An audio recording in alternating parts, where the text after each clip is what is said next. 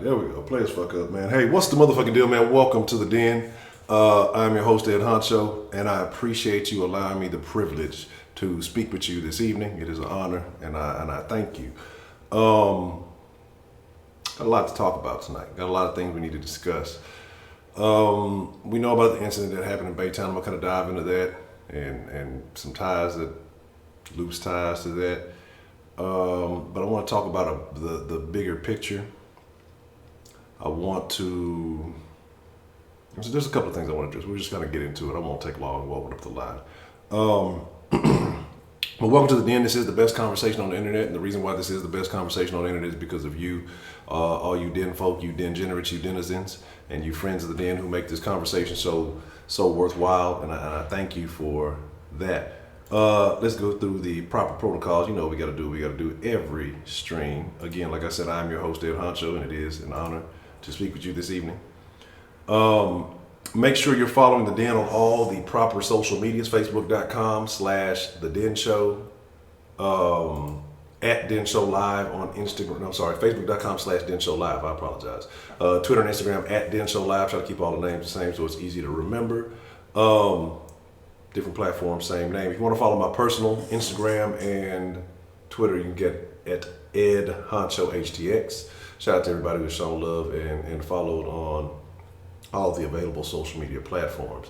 If you want to contact the Den, whether we're live or not, you can go to 833-284-3336. You can leave a voicemail, you can send a text message, you can share pictures, whatever it is. It's a fully functioning number, so you can, whatever you do with anybody else's cell phone, you can use that number the same way. You can go to at Den Show Live. You want to leave a email, something of that nature. If you want to tell a friend about the Den, tell them go to thedenshow.com. It'll take them to the channel page. If you tell them go to thedenshow.com/live, it'll bring them straight to the live stream page. So it'll be the easiest way for them to get here. And I appreciate everybody who has shared the Den with friends and brought in some new faces. I thank you all. If you want to support the Den, the super chats are cut off right now until we reach our goal. You can go to streamlabs.com/The Den Show. And support that if you want to make a one-time donation. It's the easiest way to do it. Just make sure you don't have any extra boxes checked, because sometimes it may try to add something on there as far as I think Streamlabs has like their own little thing if you want to do some VIP stuff. So just make sure you don't have that checked unless you want to have it checked, and you can do extra things with that, extra gifts, emojis, and things like that, I believe. And if you want to contribute to the Den on a monthly basis, as we try to, like I say, build this thing to something better, we try to come up out the garage, you feel me? Patreon.com/The Den Show. You can make a monthly pledge, several tiers there. So we've got the Discord chat going. As more people subscribe to that, hopefully we get that really on and jumping and kind of have like a 24/7 conversation with the Discord chat. You can share links, pictures, voice chat, text chat, whatever's most convenient for you. Offers a little bit more versatility, and I'm gonna start doing something when that kind of grows. I'm gonna start doing something with the Discord chat that'll be pretty nifty also. But now we got that out the way, man. Let's talk about it. But before we get into it, I gotta talk about something real important outside of this particular conversation, and that is the friends in the Den, and we're gonna see who we got joining us this evening. I see Culture News, I see Shannon Jones, Beyond a Funny Nigga, what's the motherfucking deal? Blue Magic, Wise, Rashida Reed, what's the motherfucking deal? Eastside Herald, Jared Key, Bell Southern Style, what's the motherfucking deal? Gloria Perez, thank you and welcome. Have a seat and stay for a while. Kyle MC, what's the motherfucking deal? Jason S, what's the motherfucking deal? All right, is it this week? This week is actually Mental Illness Awareness Week? Or was it just a walk? Because I've seen this Mental Illness Month and the Mental Illness Awareness Week. I'm not sure which is which, but those are definitely interesting things to take a look at. But let's kind of get into the conversation. If I missed you, I ain't dish you. It was not intentional. Let's kind of get into it why I wanted to talk about this tonight. Now, we all heard about the situation out in Baytown. And what it was a woman was killed by a police officer, and everybody went into an uproar. And I'm familiar with the location where that happened. Used to stomp around that area. If y'all don't know, I spent a lot of time in Baytown. I've dealt with the BPD, Baytown Police, and everything. I got folks I probably used to go to high school with that are on the force that I don't fuck with. And I'm not pointing fingers at the cops. I'm not pointing fingers at the people. I'm just saying that there's a situation that took place that I think we're overlooking, and everybody jumped to run and spread the news, and the cops killed a pregnant woman, and they blew it up. Woman was not pregnant. She was an older woman, one. But what that woman did have is a mental illness, okay?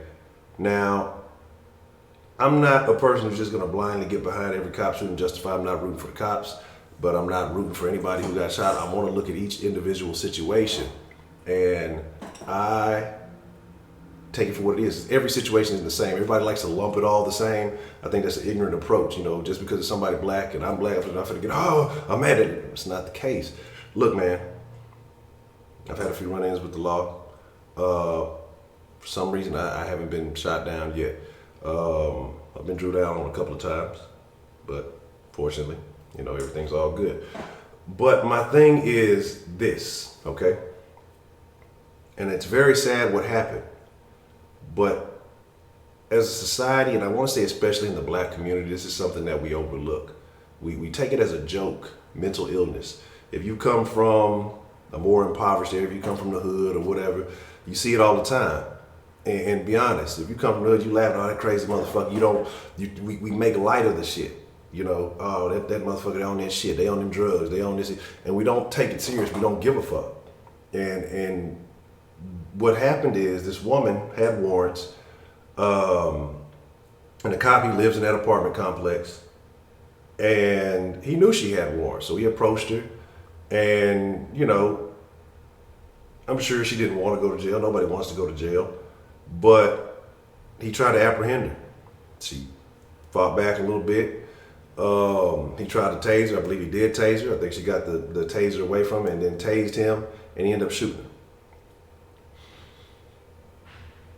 Now, my feelings are this. If a man can't handle a woman, if she's not, and again, I understand the taser and they justify that as deadly force and everything else, whatever. If a man can't handle a woman, then that's an issue. But at the same time, you got a weapon and you draw it on a cop. Let's be honest. If you have a certain belief, then what do you think is going to happen? People talk about, she was just kind of crazy. She was just a crazy lady in the neighborhood, but she would walk her dog. She would go up to people and say stuff, but we never took her serious. It's understandable. Like I said, we've all seen it. We've all been in those neighborhoods where the crazy person is, where, we know that they may be harmless or they're not gonna fuck with us. Or you see motherfuckers harass them, treat them a certain kind of way. I mean, depending on where you're from, it's gonna be a different vibe. But look, man, let's be realistic about the shit. The woman fought a police officer. The outcome was terrible, but she yelled, "I'm pregnant, I'm pregnant, I'm pregnant," before she went down, which was not true. The lady had a mental illness. Now, to quote Jamie Foxx from a stand-up a while back, I'm gonna be straight up with y'all, we're gonna keep it 100 in the den. I'm not gonna say she was a dope fiend. I'm not gonna say she was a crackhead or anything like that, but she looked crackish. And she looked like she's had a rough life. She looks like she's done some things. Not always on the up and up. I'm just gonna keep it 100. You go look at the bug shots, you go look at the pictures, you go look at whatever. That's not the most prestigious part of town. Like I said, I'm familiar. Probably one of the last times I was out that way, it was a little kickback in that area. So I'm not saying, I don't know what I'm saying, because I'm not saying that the cop was justified or wasn't justified. I mean, here's my deal. Like, I'm gonna be straight up with you. Let's put it. Let's be straight up. Say I'm a citizen, and I got a strap on.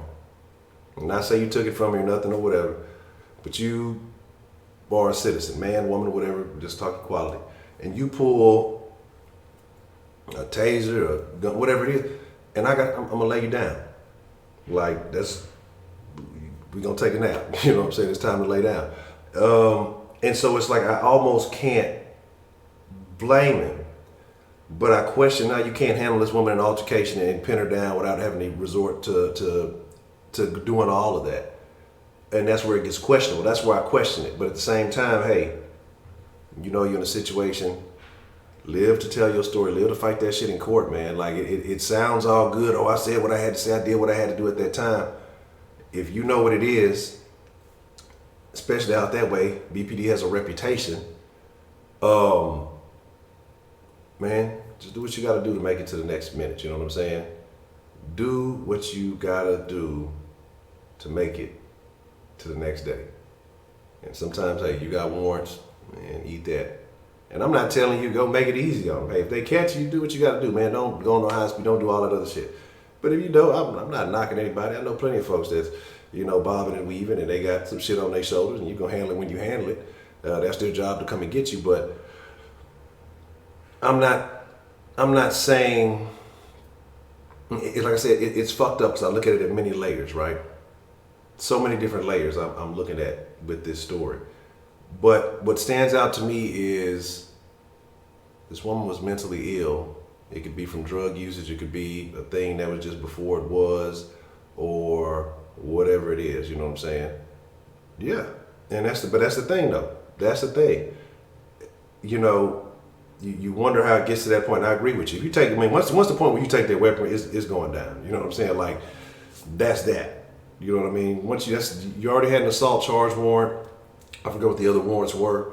It's gonna happen. My thing is, I wish, but again, I can't change it. That you just been able to handle it. Wish she wouldn't have fought back. Whatever, she just go sit your little warrants out. Go do whatever you got to do. Go handle your business, and live to talk about it. Talk your shit in the jail cell. Talk your shit with the other little people that's in there, man. But it escalated in the way that it did, and let's be reasonable. People mad, all she did was take his stun. Man, what do you mean all she did was take his stun gun? What are you saying? That you attack the fucking cop, it's gonna end bad for you. Just like you said, it's gonna be very bad for you. And it's a fucked up thing. Hey, loss of life in any form or fashion is fucked up. But let's be realistic. I'm not gonna let you beat on me. I'm not gonna let you just do and so I can't blame them. I cannot blame, that's what I say, trust me. And this is a 180-degree way from what I used to believe a lot. Like I said, a lot of times I've changed. I've had to, open up my mind and look at things from a different perspective. Being a cop is a tough job, right? It's not easy. Don't nobody want to. If it was, you'd have more people doing it. But the thing is, yeah, she really should have just ate that. Eat your charges. Go do what you got to do. Live to tell about it. Get your little, couple little hoe ass meals. When they started still at what was it, Baytown? They started that little bullshit ass. Fake ass Jimmy Dean breakfast biscuit, get your little dirty cup of water, all that good shit. But not to make light of her situation, but let's go back to it, man. But let's get back to it. Let's talk about mental illness as a whole and why there's so many people, people like that, you see it, hey, that person has an issue. But there's so many people among us that have mental illnesses that you wouldn't be aware of. They consider ADHD, which I think sometimes gets overdiagnosed, but you can talk about anxiety, you can talk about bipolar, you can talk about depression, you can talk about schizophrenia, you can talk about so many other things, you can talk about so many things. Hello, typical black eroticism. Ken Harris, what's the motherfucking deal? Only one lie, what's the motherfucking deal? Anybody else I may have missed? But you gotta be smart. Survival is the key, And I question everything. I question everybody's motives. My thing is, I'm kind of straight from her story, but this would have me thinking about it today. But you have so many people who are suffering from mental illness. Footballer 503, what's the motherfucking deal? But I know for a fact, especially in the black community, we ignore that shit. We downplay that shit a lot. Like, we don't give it the attention that it deserves. And we just play it off as crazy. Oh man, I understand. I feel you, man. I understand you. Like I say, my old lady got some issues too, and it's just things that we work on and we have to deal with, And I think a lot of women suffer from a lot of things, and that's why I say, I talk a lot of shit, but I understand women have a lot of issues, and a lot of it does come down from, like I say, my old lady that passed away. Her mom was a bullshit bitch, like a bullshit bitch, and I'm talking about even when she was sick, would treat her like shit. Like shit, man. Said she was faking the pain and all this, dying of cancer. And her mom would say that she was faking it and doing all this other shit. That's the type of mother she came from. Like who would say that? Who would say that to a child, to your own child, even grown or not? Your child is dying of cancer. You talking about they faking? They doing this and they doing that? Like that's some different shit. And then there's some situations with that shit. She tried to play me on, but I'm not gonna forget. That's a whole try to get away from that because, like I say, that's a whole different thing. Damn, that's tough, man. And you say that her husband is a vulnerable narcissistic. But again, like I say, so we all deal with this, and we all know that there's a lot of shit that goes on, man. You said you had a learning disorder when you were younger. That was the problem, the way they treated you. And here's my thing with learning disorders. You know, people try to say it's a disorder. I don't think it's a disorder. I think it's an inability to teach properly. Everybody doesn't learn the same. And that's the problem. Some people are hands-on. Some people are visual. Some people are auditory. Some people, need just different elements. You know what I'm saying? And what you have to understand is, especially in the schools, they try to lump you in this one way of learning and expect everybody to fit that mold, but that's not the case, man. That's not the case. Because we think we're just supposed to deal, and that's the problem. We deal, but do we deal in the right ways? There's a lot of motherfuckers I know that got mental issues. What do they deal with? They deal by fucking with drugs or you got people who are abused. You got to just they don't know how to take it out, and it comes out the wrong way. You know what I'm saying? It gets manifested in a fucked up way, and it's terrible. Like we have to acknowledge this shit, man. But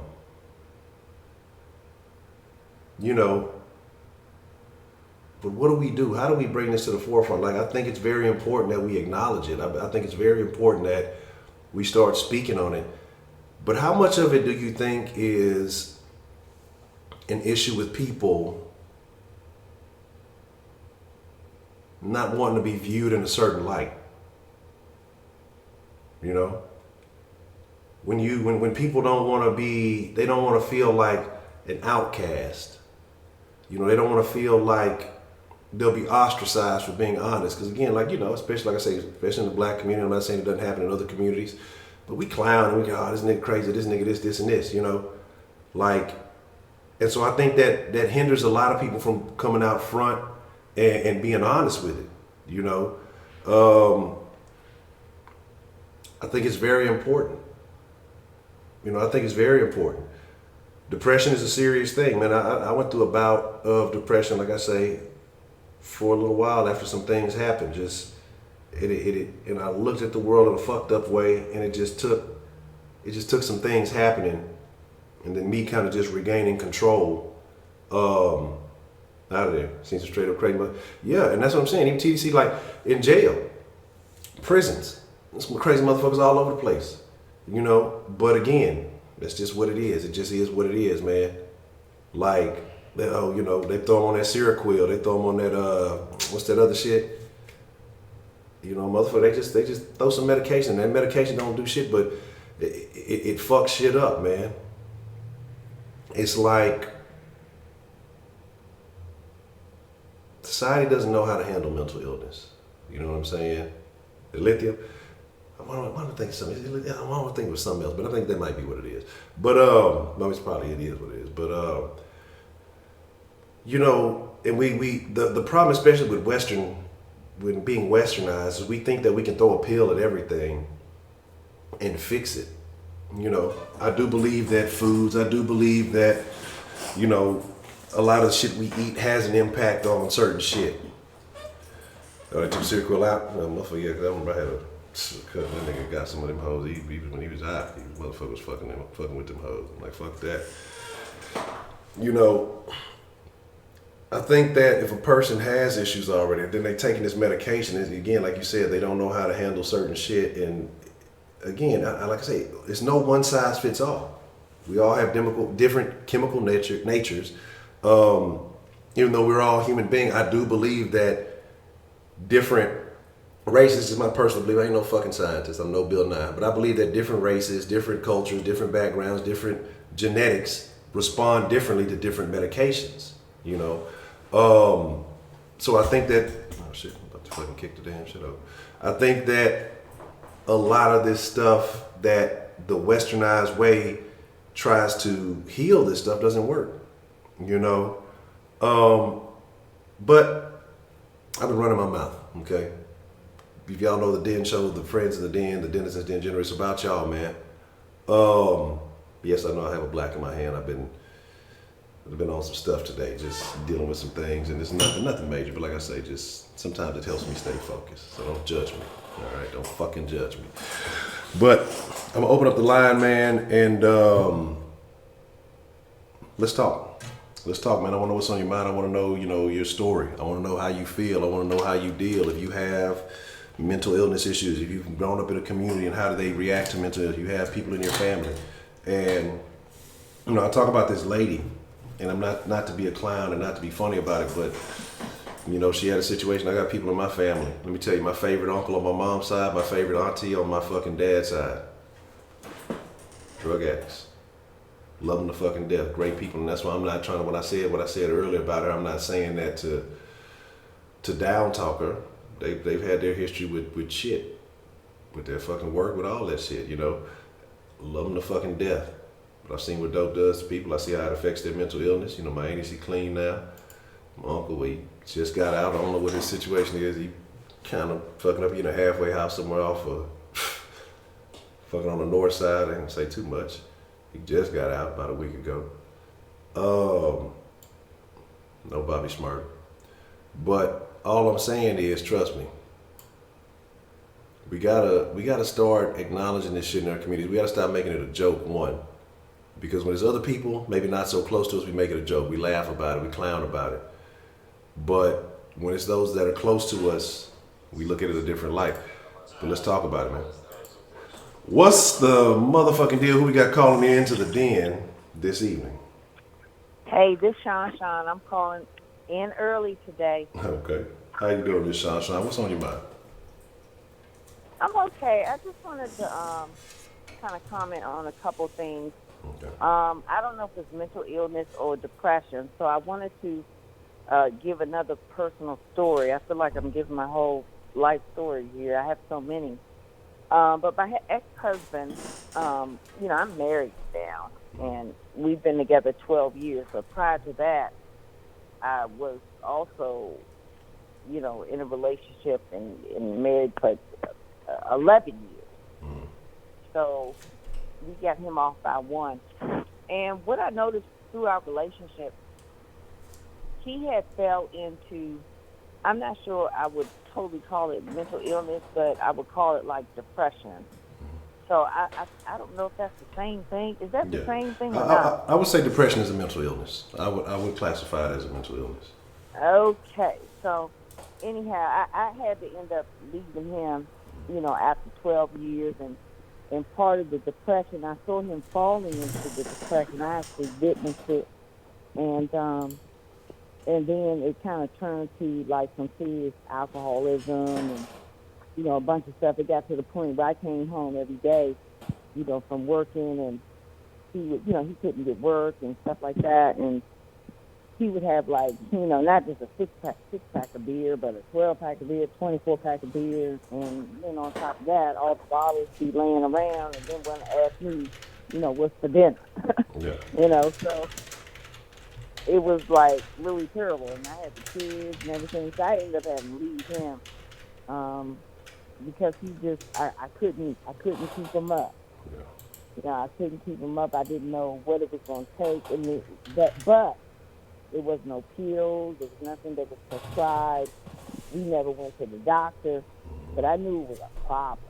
Yeah. It was a problem in my family. I ended up having to just uproot myself and totally leave him. I totally left him. But one thing that I do kind of understand and know is that I think, especially in our community, we're in denial about mental illness. We don't acknowledge it, and we chalk it up as crazy. You laugh and hoo-hoo and ha ha. But, until that crazy comes to your doorstep, it ain't gonna be no whole bunch of he being a ha ha, because the shit is real. And I think we need to take it a little bit more seriously, because it's not a laughing matter. I agree. Because as we're laughing stuff off, we're also masquerading and masking serious problems. And I equate it to almost everything that we see, everything that we see in modern day, masking and masquerading behind the denial of mental illness.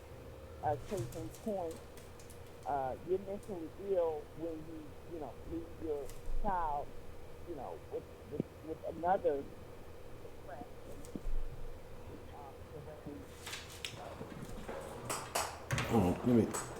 Let me see. I'm not sure if it's me on my end, Miss Sunshine, or if y'all can hear each other. But it sounds like you fading away. Can you hear me now? Oh yeah, I can hear you loud and clear now. Yes, ma'am. Okay, so all I'm saying is that there's no laughing matter. We want to kind of hoo-hoo and ha-ha, and this person is crazy and laugh the shit off until it comes to your fucking doorstep. Then it ain't motherfucking funny then. Exactly. But I think that there's a lot of stuff going on in modern day that is associated with mental illness. Case in point being what we've been dealing with the last couple of weeks with the child, the missing child, and the parent. Anytime you leave your parent, your child with a parent that is totally not equipped to parent, or you done got off of a fight and you bickering and fighting and want to give the bring back and all that. Who leaves their child in a predicament like that when that's already signs of danger? So mental illness is also not understanding the what is dangerous and what isn't. So I think a lot of times we get ourselves in danger mode, if you will. And be it in a parenting perspective or engaging with the police. I mean, know the fucking difference with engaging with the police.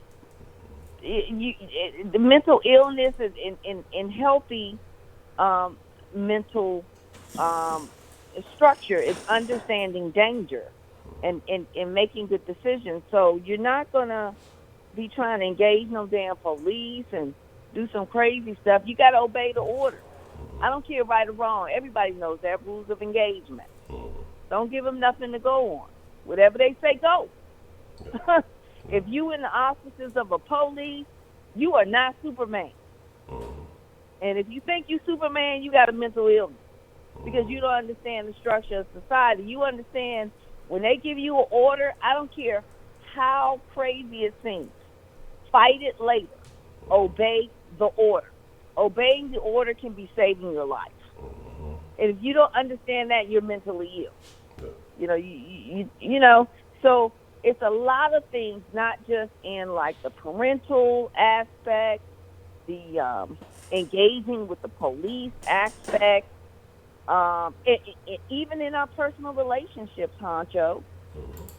You got the wild people out here wilding in relationships. You hear about the crazy women slashing the tires, and then you hear about the men coming in and they're giving a beat down to the women because the woman is dressed too sexy, and all these crazy stories I'm hearing. I'm like, well, damn, why she get a beat down for dressing sexy? That probably was part of the reason what attracted you to her. But now that you caught her, she get a beat down. So this whole mental illness, I guess my point is, it actually affects all facets of our lives and all potential, circumstances. So, but we laugh it off and we play it off. And I think that's my point, because it is not a laughing matter. And I don't know if this question was asked. If we put the question out there, okay, so what do? Do you laugh it off?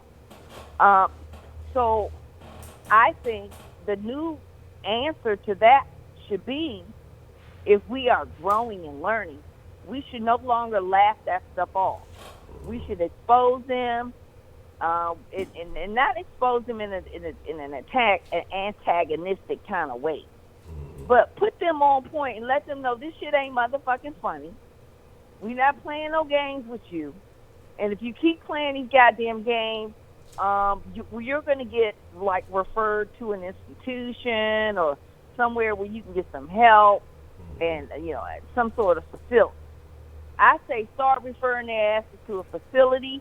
Don't laugh with them anymore, because the more that we laugh with them and be in denial that there's a problem, the more that the problem is going to exacerbate itself. So I would say don't laugh with them no more. If it makes you uncomfortable, you know they crazy. You know shit they talking out their mouth ain't right. You know something that's making you feel uncomfortable. Don't laugh that shit off. Do something about it. Bust them out. Call somebody on them. Call the paddy wagon on them. Call the paddy wagon. Call the paddy wagon on their ass. Shit. Get them out the community. Get them out of the community, because the next thing you know, they're gonna be sitting up there on the skirt, on the coattails, or on the skirts of some single parent woman who talking about they single parent and they got to take anything or accept anything that, because they got to work and hustle and grind and make the bills. And you got some mental ill man or on the flip, women. Okay, so you got these men. I told my husband, if anything happened to me today, tomorrow, if I die, I said, you better not. I said, because I don't even trust them. Because, women they don't like the child. It's a competition for them. Sometimes they want all the attention. And I made sure, and I told my husband, I said, you don't, and I'm glad that I got two girls. Right behind, he got sisters. My son got sisters. So they're older, so they're less likely to, if anything happened to me, my little one would be more affected. Yeah. But he got his sisters on any female's heels that try to come in here and regulate. Even if I'm dead or gone, I done taught my daughters. Yeah. You don't let nothing like that happen to your brother, and you don't let nobody take over your father like that. Yeah. So she got a whole lot of fighting to do in my family. I done trained them up. I'm training them up now, because guess what? Tomorrow ain't guaranteed for me. Yeah. But guess what? What's important to me, and that's why I had the conversation. My children and their future. And I don't want no woman coming up in here and dictating and over controlling my man's mind. Although I know he ain't going for it because he's strong. He ain't going for it, but just in case. Yeah, I got his sisters right there. So she got any mofo or any little wench that want to come up in my life, dead or alive. She got to fight through my girls first. And I got them on point. They woke. But anyhow, back to the mental illness. Yeah, let's call this shit out, man. It is what it is. It's time to end the fuckery and the shenanigans, like you say. We can't just keep covering up for shit, because guess what? Guess what we are actually a product of? And I know what it is. It's like some deep-rooted stuff. Don't like that don't ask, don't tell kind of stuff. Yeah. And the old folks done put all that shit up in us, but we the new generation now, okay? And it's a lot of stuff that really hurt us because we don't talk about it, discuss it, flesh it out, get it right, and get moving in a new direction. But all these deep, dark secrets and all this bullshit, this shit is not doing our families any good service. Mm-hmm. And I think maybe we're suffering because of it. So now the new generation, I think we need to just put everybody out on Front Street. Because you got to air it out. Put it out on Front Street. It'll be hurtful, painful, whatever. Put it on Front Street, but you have to have some sort of new beginning. You can't be doing the same old shit over and over again, because the definition of insanity is doing the same thing over and over again, right? Exactly. And that's all I got to say, babe. Okay. Well, Miss Sunshine, as always, I appreciate your call. We're going to speak on some of this, what you said. I agree, though. We definitely have to start acknowledging it. We have to start putting it out there. We have to start pointing it out where it's happening. Yep, front street. Don't give them no break, because we only suffer Yeah, because we're not learning. We only suffer, and then all they're doing is perpetuating the illness, and then all we're seeing is all of the symptoms of the illness. We getting our kids killed, people getting shot down, people are, oh my gosh, putting babies in ovens. They beating up their girlfriends because she's dressing too sexy. It's just, all of the stuff is so sickening to the core and to the gut, without understanding that there's an overall problem here. That shit ain't normal, man. Yeah. And then that's the crazy thing. If you don't point it out, then people will start to normalize it and think it is just what it is when it is not.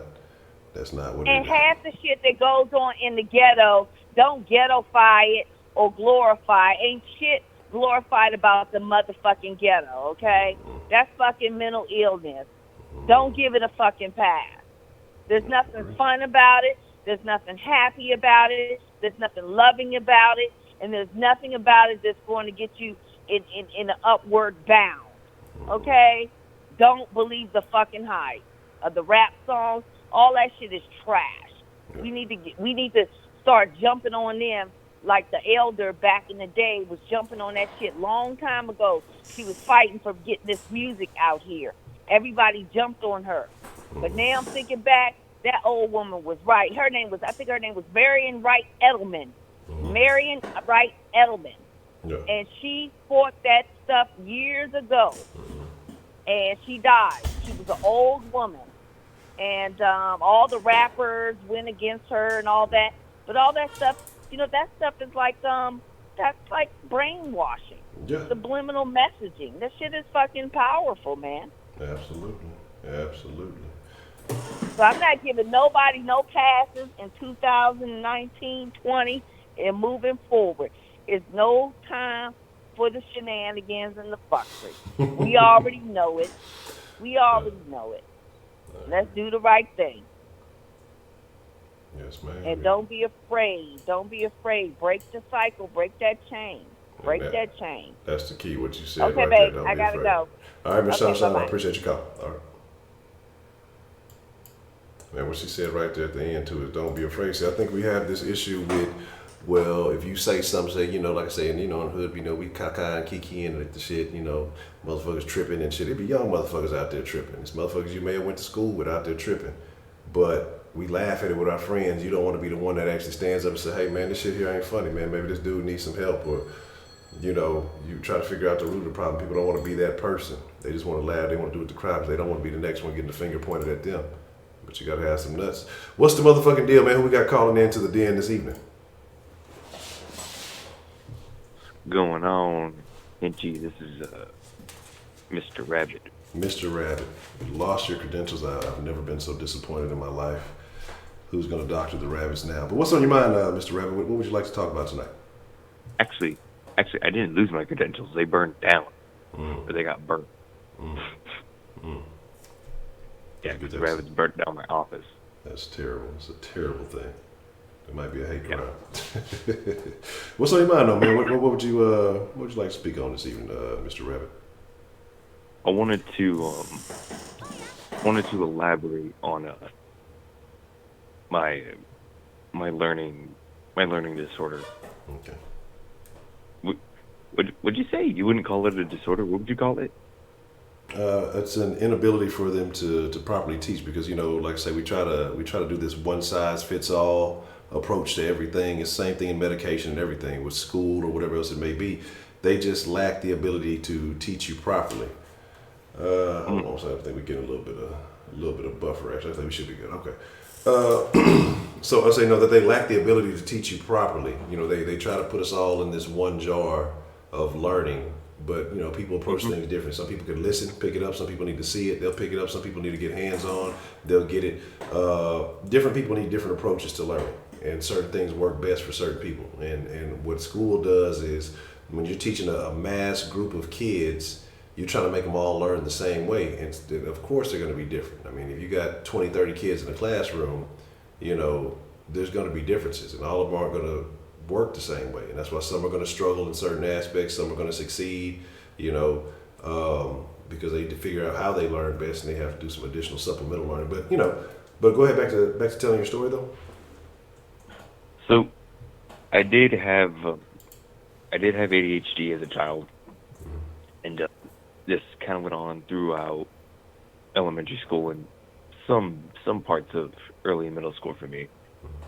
And it's gone down now, but back then it was pretty high. Take that however you want it. But anyways, the doctor, or my doctor, decided to give me a medication, and this medication did not work. It just did not work for me. It will work for some people, but it just didn't benefit me. It actually made me sick a lot of the times, and it just didn't help. It just didn't help with my ADHD, and so the only thing that they could think of was get a bigger amount and let's see what that does. And sure enough, that doesn't do anything. So they just decided, screw it, I'm a lost cause. No, I'm just playing. They didn't say that. They just decided, you know what? Let's just see how he does. And sure enough, it's actually gone down, but it wasn't the medication that fixed that. It was because I evolved. And how would you say that you evolved? I've grown older, and I've grown out of a lot of habits that I used to have when I was a kid. Okay. Would you like to share any of those particular habits with us?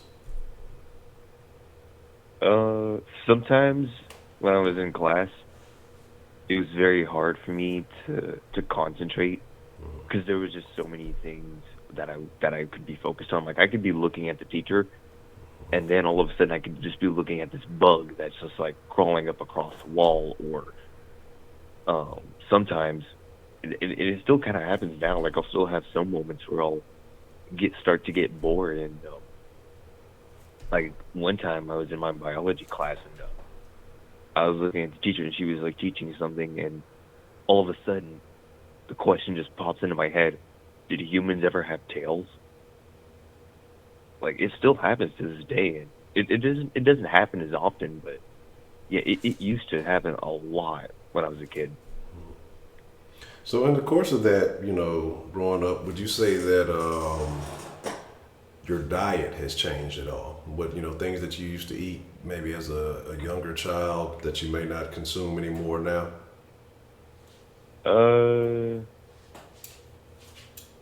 Yeah, it definitely has, because as a kid I was very picky, but now it's gotten a lot better. It's definitely gotten a lot better. Okay. Okay. Well, that's interesting, and you know, and I'm glad that you're making progress. And you know, it's good to acknowledge that, and that you realize that, you know, you got some things that you can work on, because I think that's the first step, or one of the biggest steps to, you know, coming to a resolution that you're comfortable with, and that is, you know, recognize what the problem is, and finding a goal that you would like to be in, working slowly to getting that. Again, I don't know if it's more concentration. I don't know exactly what the outcome you seek is, but I think you're on a good path. But you know, I don't know if there's anything that I could do to offer some assistance, some help, some advice, or something. Hey, you know, always feel free to reach out, man. All right, man. All right. Well, Dr. Rabbit, I appreciate you sharing that with us, man. All right, man. All right. Thank you. Have a good evening. Shout out to Mr. Rabbit. I falsely called him Dr. Rabbit. His credentials have been revoked. He is no longer a doctor. Yeah, man. A lot of stuff going on. Let's see. What y'all talking about? Oh, Fat Slow Kenneth. Kenneth with the bad footwork. Oh, I ain't got the number up there. Man, that's my fault. Look, I'm over here. I got the. Is the number not showing up? What kind of shenanigan? Oh, right there. Wow. Oh, that's a little. That's a bit of a clusterfuck there. Let me drop it down here. Maybe you can see that a little bit better. 833-284-3336 if you want to call into the Den line. Easiest way to remember it is 833, the number 2, and then the words The Den. So that's what the last 6 letters spell, The Den. So it's the easiest way to remember that if you want to call into the Den. Again, you can always text if you don't want to call in. If you got something on your mind you want me to share, you can send a text message and I'll read it. And if you want it to be anonymous, you can just, kind of put anonymous in the message somewhere and I won't, say who it came from. Again, however you want to address it, if you want it to be, spoken out, just let me know. I know everybody doesn't always. Sometimes people have ideas. Sometimes people have things they want to share, but they just kind of want to throw it out there. And I will try to respect the privacy. You know what I'm saying? As far as that. So we have too many emotions, but we cannot do whatever. Man, now Sean said something very important, and this is what I want to talk about too. Do you guys think that mental illnesses can be, I don't necessarily want to say genetic, but be handed down? So say a parent that has, I think Link mentioned a narcissistic mother and with his old lady. Narcissism can be considered a mental illness, but then there may be an adverse reaction in the way that they raise the children. I talked about, my old lady that passed away and how her mom did, and it impacted her in a certain way. She never, this woman never ever told her anything nice, never told her anything good, just treated her like shit her whole life, never told her she could be shit, never told her anything. I mean, just every turn that she had to talk down or blamed her for her mistakes in life. Well, look, you chose to do that. Nobody asked to have you. Nobody asked you to have her, but it is what it is. You chose those things, but she blamed her for everything. And I saw the impact that had on her, even though her mom treated her like shit, and I would just say, sometimes you gotta let go. Sometimes, sometimes people ain't right for you, but she still loved her mom with all her heart, because I don't think she ever truly felt that family love. And she's like, that's the only person that I have, as far as that. And so I can understand how that is, it's fucked up, because you want to have that family, the only family you got. You want to feel that. But when that family doesn't, when you've never experienced, when a mom is supposed to be your first love, and I'm saying not be in love with your mom, not be on this weird shit some of these parents be doing, especially some of these single moms dressing their kid up like they man and all that. Not that type of shit. But the mom is supposed to set the standard. Your father should too, if we're talking about everybody in the picture. But if you're in a single family, the mom should set that standard on how you should be loved, how you should be treated. You know what I'm saying? And when you've never had that, you're going to take anything. You're going to take any kind of attention. And I wonder if that's a big impact on a lot of the stuff we have now, especially, like I say, we have a big single mom epidemic in the black community. And so you have a lot of them. I'm not saying they're all bad, but you have a lot of them who aren't really embracing their children. You got like Malia's mom. She out there trying to find a new man. And there's some things I wanted to point out about that. I'm probably going to talk about tomorrow, because they showed the CPS history. And there's some interesting things that I don't think people are speaking on. So I'm going to do a video about that tomorrow. I was going to do it today. I just didn't have time. But this proves the point that what we're talking about. But again, so if your mom has issues, or she's not showing you that love, or she came from a grandma that didn't have those issues, she passed down to the mom was never really loved, so she don't really show you that love, and you're not, again, you don't know how to pass it on, and it just keeps happening. And then so you go and seek any abusive relationship. You go seek anybody who say that they halfway like you. Oh, you got a big old ass. Oh, girl, that shit look good on you. They telling you some old sexual shit, but you thinking, hey, that's a compliment to me because it's something nice, and you loving that shit. Like, how much of that is an impact on the behaviors and shit that we have in society today? I think that is a crucial aspect to check out, to think about. All right, that's a bit wink. He was 19, he was 32. Hell no. So now, look, hey, to each their own. Everybody's allowed to, if you like them older, But sometimes I think some of these women get caught in situations, especially with these older dudes, that they may not have intended, and these guys apply a certain level of pressure and then they get afraid to get out of some of these things, you know.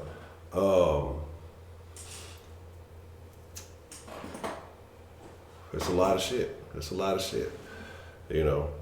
But yeah, I definitely feel that way. Like, you know, you're young in the game, and he's taking advantage of you. When you, I mean, come on, let's be honest. Yeah, 18 is legal for a lot of shit.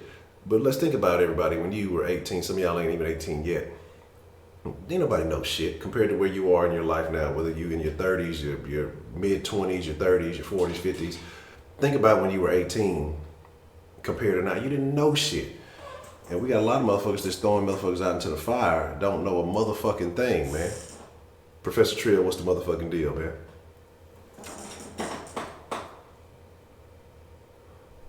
Man, I don't like that. The motherfucker, like, I was talking about that yesterday or the other day. Like, I just the younger thing. Like, I'll tell you, like, I think the furthest that I've ever went was like 2 years younger than me, and I feel bad about that shit. Like, the younger thing is odd to me. Give me just 1 second, like I'm like 15 seconds. I'm finna do something real quick.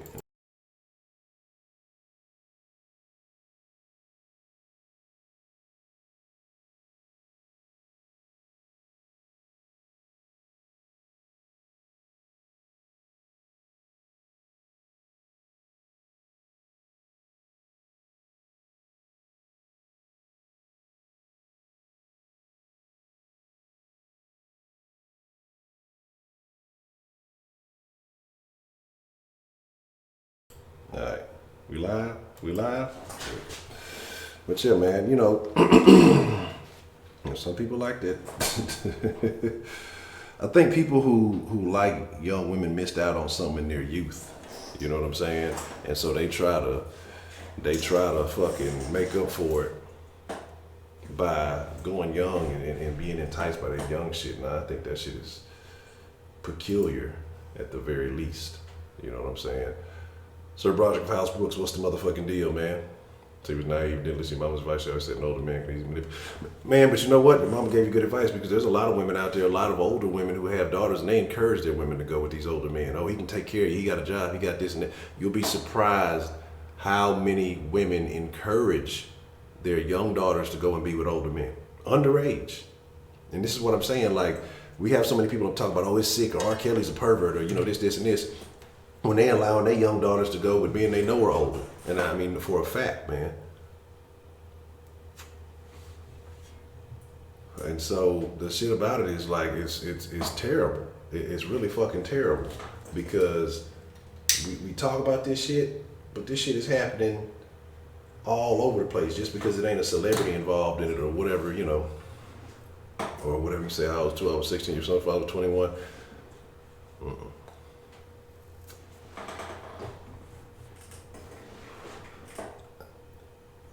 Can't judge you because your story is your story, and it's not to be judgmental. But shame on him. My thing is, now if you're old and you're an adult, it is what it is, right? But at that age, if you're not in high school at the same time they are, or wouldn't be, you know, so if you're saying within that little 4-year span, that's way too fucking. I still think that's too old. Like, I mean, again, that's my personal thought. But again, your story is your story. And I can't judge you.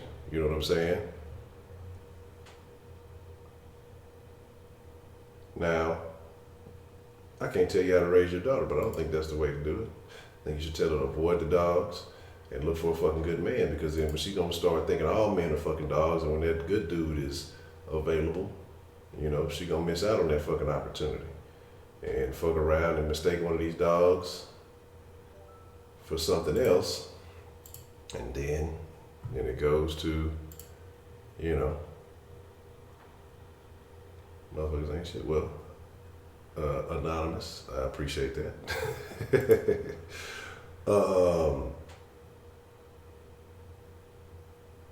Okay, he got an anonymous question. Says, how do you combat loneliness? For some reason, every time the semester ends, I feel sadness for no reason. Is the best solution to make as many friends as possible, or use drugs? By drugs, I mean weed.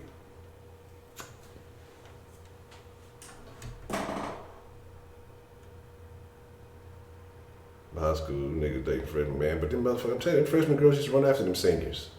Get used up by the seniors. Once them niggas graduated, they sophomores be running up to the next set of seniors, get used up by them. By the time they juniors, they become seniors.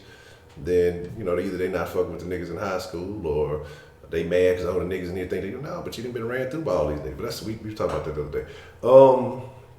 Combating loneliness. Loneliness, man, my best suggestion for that is to find a hobby or join a club of like-minded people. That's the beautiful thing about the internet, is that it can bring you, and I'm not saying that, you know, just in chat rooms and forums and stuff, but you can bring things to the physical. Something that I've really been thinking about that I want to do. And I want to shout out to Brooks if he's still in there, man. I wanted to find out about that cigar lounge you were telling me about. I've really been thinking about doing something, you know, for the folks who are here in the Houston area. I want to say maybe mainly the men first, maybe like a men of the den type meetup. And, you know, maybe like I say, maybe fade by that cigar lounge we were talking about, maybe rent out that spot that you were saying, and just, you know, from time to time have some meetings, because I think we got to start getting on some shit where men have to start holding other men accountable. Like we don't do that anymore, and I think it would be good to have some face-to-face conversations. I think it's a very quality gentleman here in the den, and I think being able to have that conversation, men need to have a place where they can have conversations. You know what I'm saying? Like sometimes you can be cool with your partners, but you can't always chop it up with them like that, you know? And sometimes there's things that need to be said, things that need to be addressed, and I think that would be a pretty good deal. You know what I mean? But again, I mean, like I said, I can't tell you how to, you got to figure it out. You do what you do. But you may fall in love with a dummy, but then you may miss out on something good. You know, she might be able to get her Aisha Curry on, lock on to something good and be Gucci for life. You know, Aisha Curry got a bad boob job. That's why she insecure. Goofy ass went and got some old shitty titties. She was talking about that. No, it's not okay for a woman older either. Fuck all that. Too old is too old. And I'm talking shit, but shit, when I was 16, I told y'all about, I was working at Kroger, you feel me? And it was a chick that would come in there every night. I don't know where she was working, but every night, 'cause I was working at Kroger until midnight. And she come in there flirting and shit. You know, she was older. I just, you know, whatever, whoop-de-whoop. I ain't make a big deal about it. You know, I would get home so late, I didn't realize. So one night I get home after work and realize, shit, this motherfucker is a new neighbor that's moved into the apartment, like, directly below me.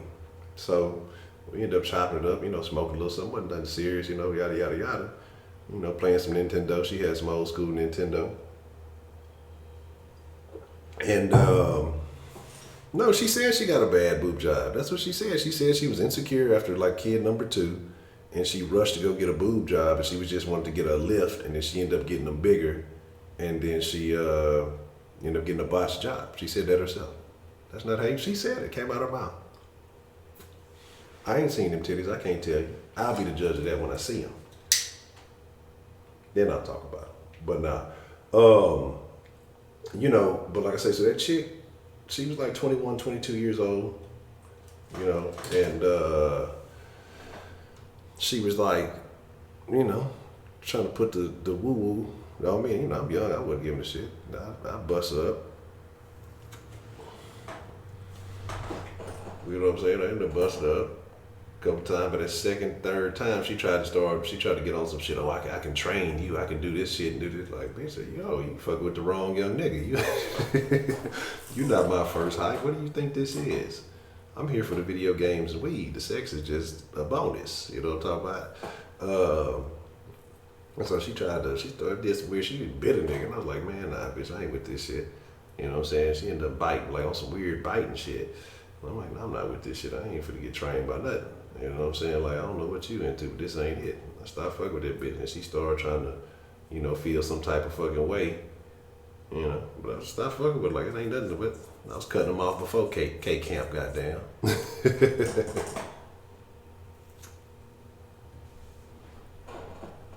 Yeah, I'm not saying, like I said, your story is your story. And I can't tell anybody how to live their life, because we have like I say, everything is a case by case basis. If he was a good dude and he did what he was supposed to, then you made the right decision. Because you could get with somebody the same age or in the same area or whatever else it may be, and the motherfucker's a dog. He's a piece of shit. It's a thousand motherfuckers, a billion motherfuckers who fuck around with a dude. He ain't shit. They have a kid. They feel like they need to bring somebody else in their life. And how does that impact children? How does that impact children? You know, I don't know if you want to call that a mental illness, but it has a mental impact on children.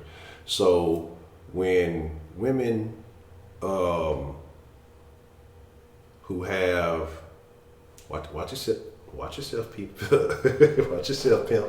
Watch yourself. We ain't gonna have too much shit talking on the Virgo now. But what I'm saying is, how does that have an impact on children, young boys, young girls, whatever it may be? If a woman, say she gets with a bad man, he doesn't do his job, and she tries to replace it with another father figure, he's not there, and you know, some of this constant in and out, all these uncles and shit like that, you know, it's a lot of stuff, you know, and so I wonder, like, what kind of impact do you guys think that has on a child?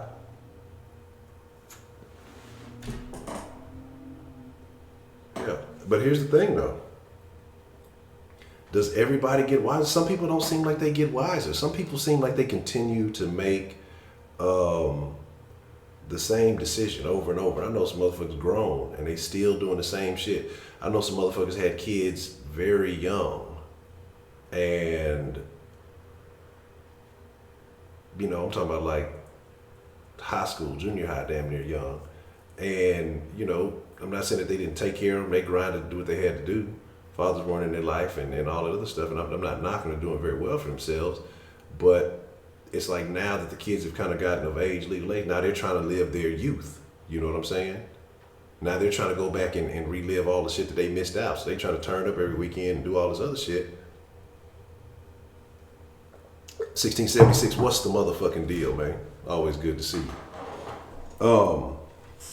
And so, like I say, that to me, all of these things, these decisions, all these things that we do, and they have an impact. Marie Lovely, what's the motherfucking deal? Sweetberry, what's the motherfucking deal? Did I shout you out, Cartier? If I didn't, Cartier, what's the motherfucking deal?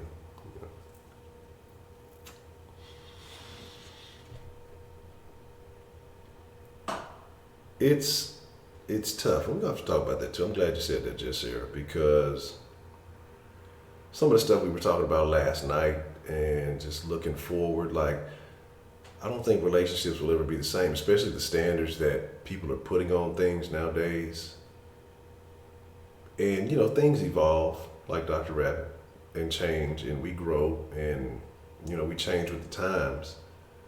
But I don't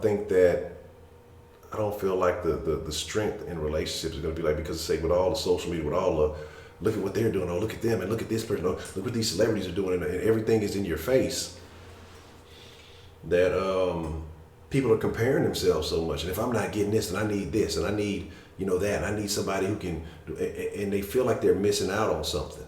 You know what I mean? And that's the problem. But the lack of standards is too. Yeah. Lack of standards is the biggest issue. The biggest issue across the board, and standards are declining daily, you know. And so I find that a problem. I find that to be a huge problem. And I don't know what we do to fix that. Like, what do we, you know, there's nothing wrong with the occasional having fun. There's nothing wrong with the occasionally cutting loose. You work hard, you play hard. But you have people now who all they want to do is play. And all they want to do is, you know, fuck off. And all they want to do is, you know, I'm doing me. I'm just doing this. I'm just doing that. And it's, okay, that's cool. But when are you building? Where are you growing? When are you taking that time to establish family? When are you taking that time to build something for the next generation? You know what I'm saying? Like, and you say getting in a relationship like for life, proposal on camera for like, yeah, exactly, man. Exactly. And my deal is, I was talking to a chick the other day, and she was just talking about, and it was unfortunate because she had a bunch of kids. She has a few kids, young man. She's early 20s, and the dude she was with, he was fucking around on her and doing a bunch of other shit. He ended up getting in a car wreck and dying. And she was just talking about how she's having a tough time, and everything that's going on with that.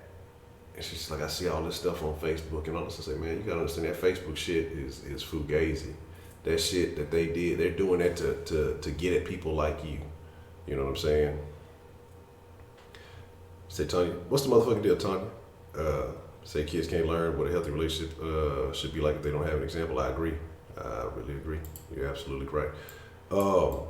And she was just talking about how it's impacting. I say, well, it's doing exactly what they want to do, because they want other people to be envious. Because I'm telling you, as soon as them people get off that camera, taking them pictures or doing whatever else, that nigga go to beating on her motherfucking ass, or she go to cussing him out and everything else. And it's not all peaches and cream.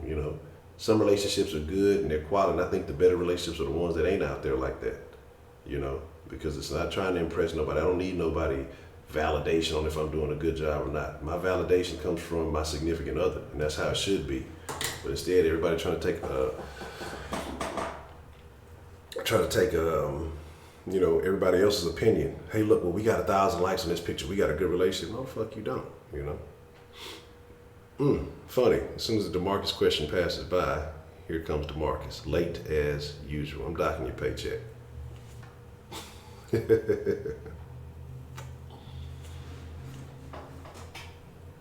But I kind of want to go back to what Sean was saying about calling out the mental illnesses, and I talked about, if you come from the hood, whatever you want to call it, because I think other places they take it a little bit more serious. They send their kids to therapists. They send the wife and their spouse. They go have psychiatrists and all that other stuff. But in the hood, we clown and we laugh and we joke about that shit. Holler at that crazy ass nigga, that nigga out of there. Motherfuckers be going through shit and we don't even realize it. I talked about, and she talked about masks and masquerades, and that shit hit me personally, because I talked about how, I went through a bout of depression, as some things were going on in my life. I told you I took some big L's, because of poor decisions I made, and then things that were just unexpected that happened, and just, it is what it is. But the thing about me being prideful, I ain't tell nobody shit, I ain't say shit about it. Some of the folks that were close to me knew that I was going through some things, but they didn't realize how bad it really was, so I didn't say shit. I wore that mask, that masquerade, you know what I'm saying? I kept that smile on my face and whatever, while everything was deteriorating and nobody knew. What's the motherfucking deal, man? Who we got calling in to the den this evening? What's good, Honcho? What's Wink, bro? Wink, what's the motherfucking deal, man? What's on your mind? Man, it's a nice topic, man. It's a doozy, bro.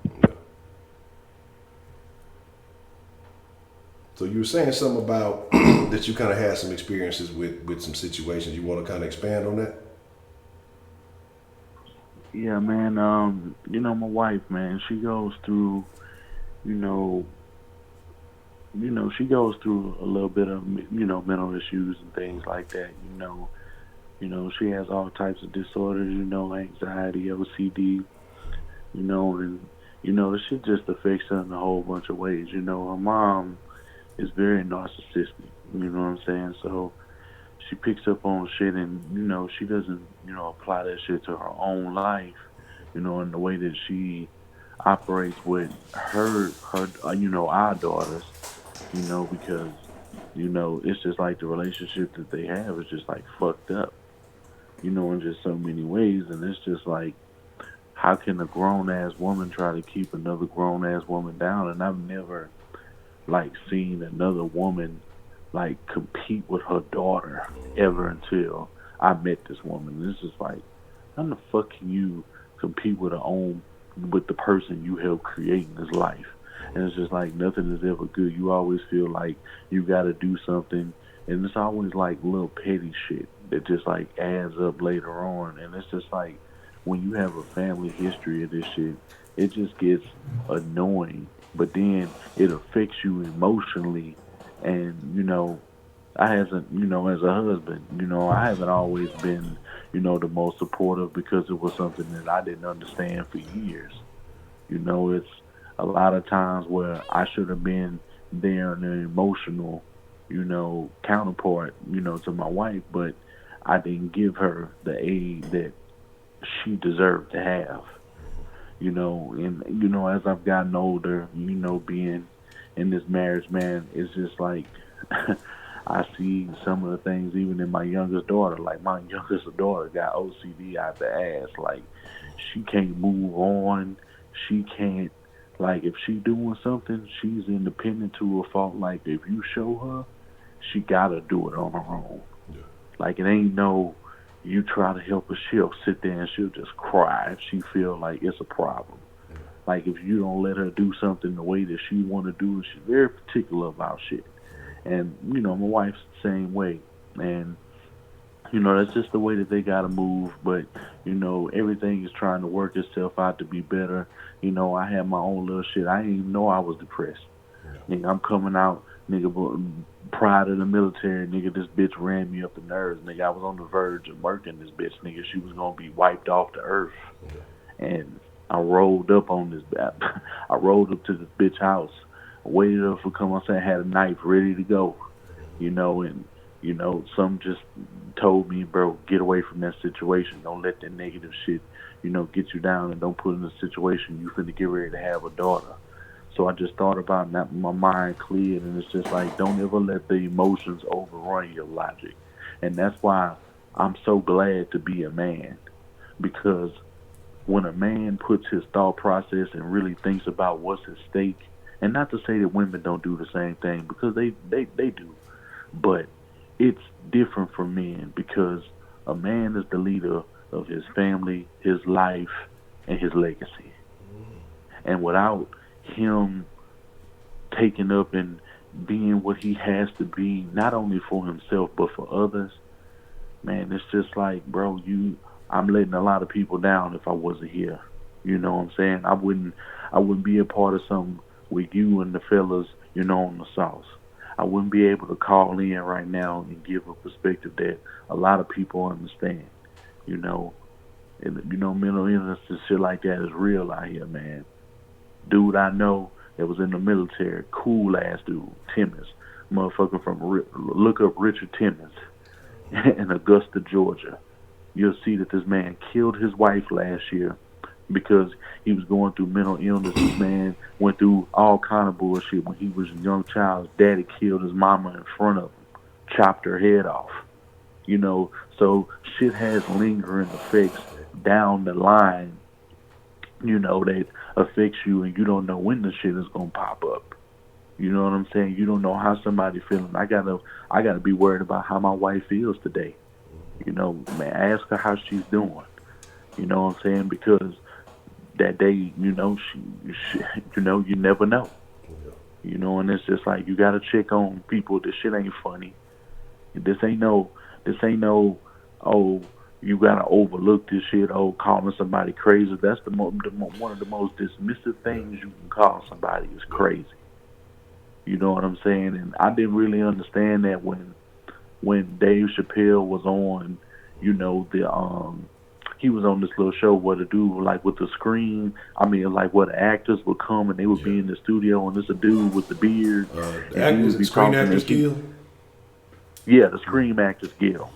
He was there, and he was talking about, he said that. He was like, one of the most dismissive things, because that's what people were saying about him when he went to Africa and he turned down that fucking money.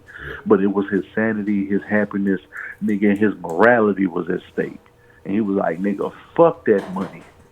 Nigga, I'm going to be who I am, and it's going to be on my terms, nigga, if I got to do this, nigga. And at the end of the day, niggas are still going to pay me. You know why? Because I'm loved and I got something to say.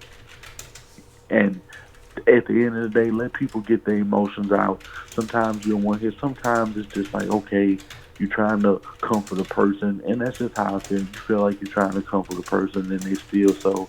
Everybody has to learn and not judge every single situation because somebody else is going through something that you don't understand.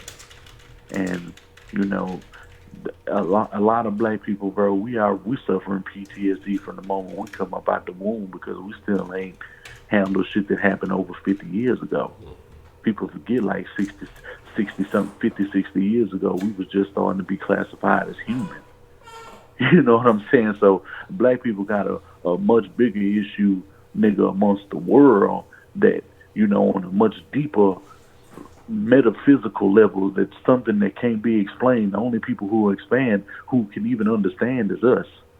There's always people who outside the box who always have the most to say when they don't live and go through the strife that we go through. And not to say that some of us don't put ourselves in a lot of situations and a lot of other people don't realize the hate that they bring to the situations. But at the end of the day, it shouldn't be nothing but positivity and love. Don't misconstrue nothing I say about how I feel something should be because I have standards as hate, because at the end of the day, you're afraid to speak up because you think what you love is going to turn its back on you. You know what I'm saying? Like, don't be afraid, nigga, to tell the people you love or what you love, nigga, the truth, because, oh, when it's time, they going to feel like, oh, you had all that negative shit to say, don't come fuck with me now. No, nigga, that's just what got you where you needed to be right now, because if you didn't hear it, you wouldn't know what to correct. So, you know, shout out to everybody out there that's going through something. You know, you got people, you know, do whatever you got to do. If you got to see a counselor, you got to pray, you got to, whatever it takes for you to get to soothe your soul. Do what you got to do. Be around people who you know you have to be around, and just do everything you can to be happy. You know what I'm saying? Because this shit is deep. You know, people go through shit on a daily basis. You wouldn't know the happiest person you know could be the saddest person on the inside. You know what I'm saying? And that shit just cuts deep. It cuts deep. Nigga, don't think that motherfuckers don't know how to hide they cries with smiles, because it happens every day. You just don't know it. But shit, man, that's the call, man. I'm going to allow somebody else to get on up in there. Do your thing, bro. I'm going to go ahead and get back, sit back, see what everybody else got to say. Shout out to you and the show, bro. The moment I saw this notification call, I knew I wanted to call in, because it's been, damn near a month since I called in. So, you know, I had to go ahead and spill my little sauce. You know how I go. Man, Wink, I appreciate you calling in and just opening up and sharing that with us, man. You know, like I said, it take a man to really be honest about that type of stuff and, you know, let folks know those kind of things. So I'm glad you called in. I'm glad you shared that with us, man. No problem, man. And hey, y'all like family to me, too. You know what I'm saying? It's an extended family on top of family that you can't even vibe with at all times. You know, it's my getaway, too. Yeah. You know what I'm saying? So, you know, I don't take friendships for granted. I don't take love for granted. Exactly. You know what I'm saying? I get it however I can. You know what I'm saying? And whoever fuck with me, you fuck with me the long way. Yeah. You my friend for life. Straight up. Point blank. That's just how I work. That's all right. Man, that's a BET, man. Wink, we're going to chop it up about some sauce and some stuff, man. I was laughing about that comment about your boy earlier. Cause I forgot I said the shit until I read it again. I died laughing, nigga. That shit there. But yeah, babe. Yeah. Man, you know that boy needs some help, man. But it is what it is, man. You know he tested out that new film. You already know. He did. You know he did. Probably doing it right now. I'm talking to his partner was like, girl. Take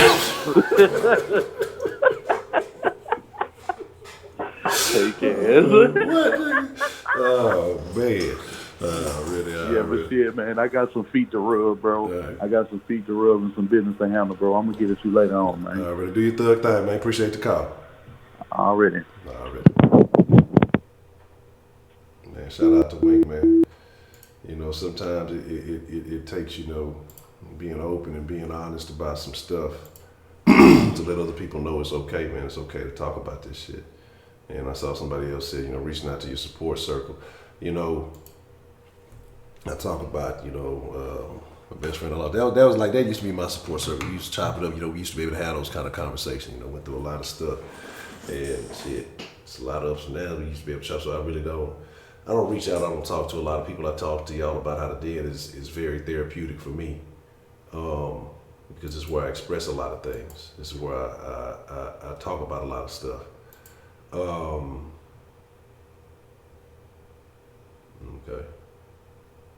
Okay. That's a BET. Like I was saying, man, appreciate that, Brooks. I appreciate that, man. We're gonna have to do someday. We're gonna in Den folk prepaid. What's the motherfucking deal? Men in the Den, and I guess I don't know if it should be maybe the first one, maybe just for the men in the Den, but if there's some ladies in the Houston area who may want to be in attendance, and I think we just need to have a session where we can chop it up in real life, and I think that would be ideal because, like I say, you got to have situations where men hold each other accountable, where we talk and have these conversations because things are changing so much. But I'm sitting there, I'm thinking primarily of the men, but sometimes it may be a lady too want to listen in, and maybe it's something you can pick up that can help you understand your man better or whatever else it may be, But I definitely want to check that spot out and maybe set up something where we can, maybe one of these evenings sometime during the summer we can just, all sit down, chop it up, all the fellas from the Den, let's go smoke a stogie or two and just discuss some things, man. I think things like that are ideal. I think you got to have something like that. So I appreciate you sharing that with me, Brooks. Let me see. Let me fix that. But let me fix that. Okay, cool. There we go. But man, but yeah, it is real. And what Wink said, he said something like I was saying before the call is that.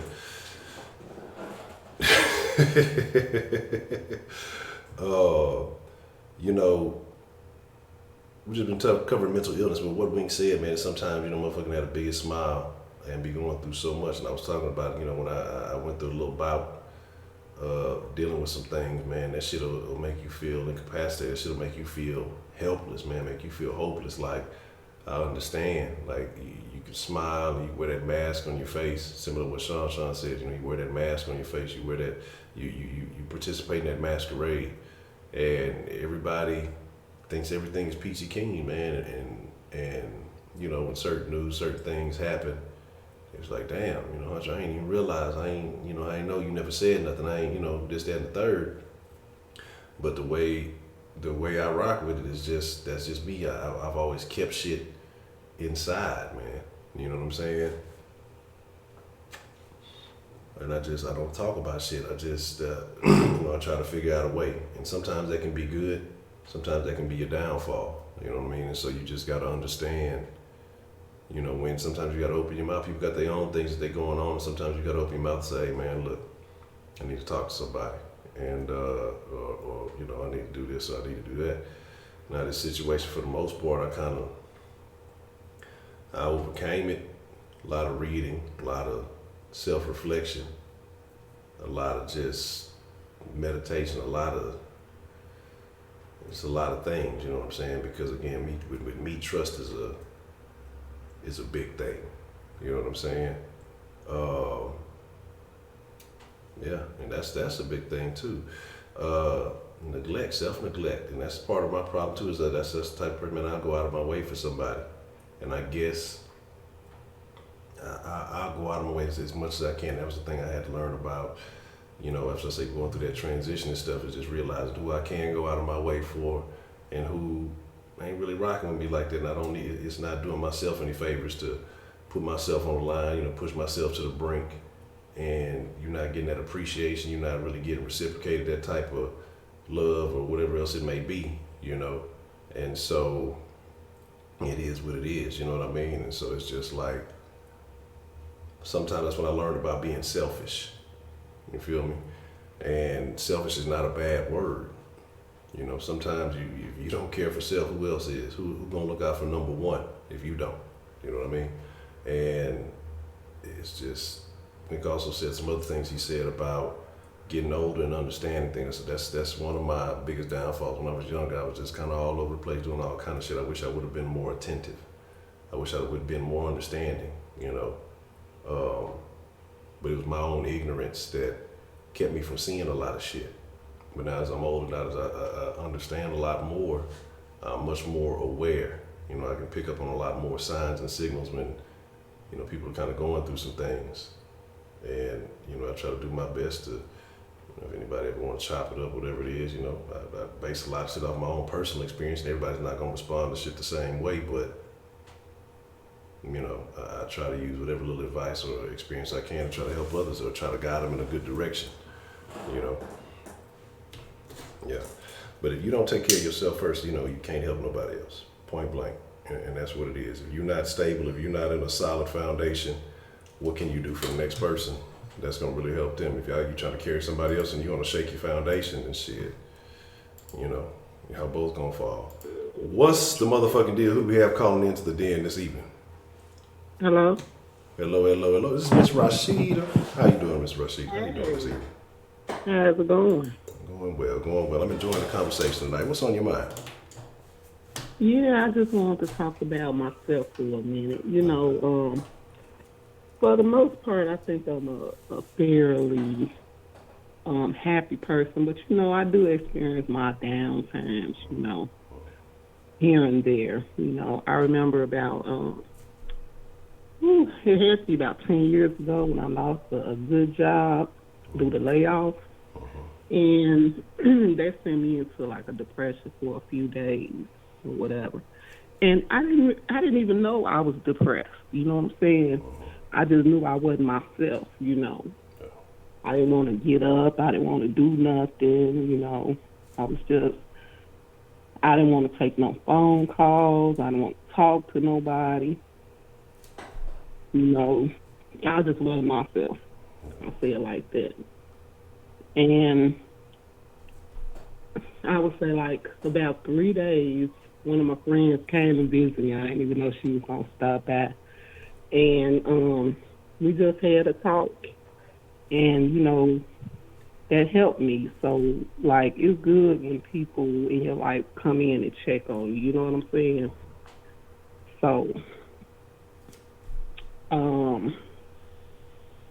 I just got back on track. You know what I'm saying? So, and I don't think I've experienced that level since then. I mean, I know I haven't. So was it anything in particular that your friend told you that just kind of helped you snap out of it or kind of redirect you, you know, back on track, you know? Well, we worked at the same place, but she was also like part of the layoff. And, you know, we just talked about life in general and plans that we need to do and things we need to do. You know, it was just like real helpful. You know what I'm saying? Yeah. Just kind of get your And mind like, back. what do we want to do? I ended up deciding I want to go to school for a little while. Still looking for another job, and you know, so things worked out okay, you know. But I found a lot of times when you that person, like in a family that's a strong person, you don't really want to talk about what you're going through with other people because you don't want them to look at you in a different light. Yeah. Yeah. It's like you the person that help people. You don't want to be that person that needs help. So it's difficult to talk about things. I agree. I absolutely agree. You know, you always want to be the image of that pillar of strength. You know, you want to be that. Exactly. Yeah, and it can And be. while I'm out here checking on everybody, making sure everybody's straight, you checking on me. You know what I'm saying? Exactly. And then people can't check on you if they don't know what's going on. Exactly. Yeah, so do you think it's easier for people who go to like therapists or psychiatrists, do you think it's easier for those type of people to open up to them because they don't have that same level of expectation maybe from family members or you know, that maybe with it being a stranger, that it's easier to open up to them because they don't feel like maybe as much judgment?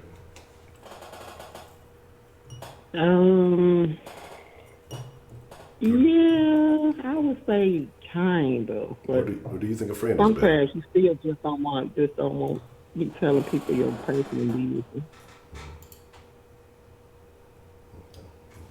I mean, I think like psychiatrists, like in our community, get a negative rap. You know what I'm saying? Like you going to see a psychiatrist, you must be crazy, crazy. Yeah. You know what I'm saying? Instead of actually seeing that that can be beneficial to you. Yeah. Okay.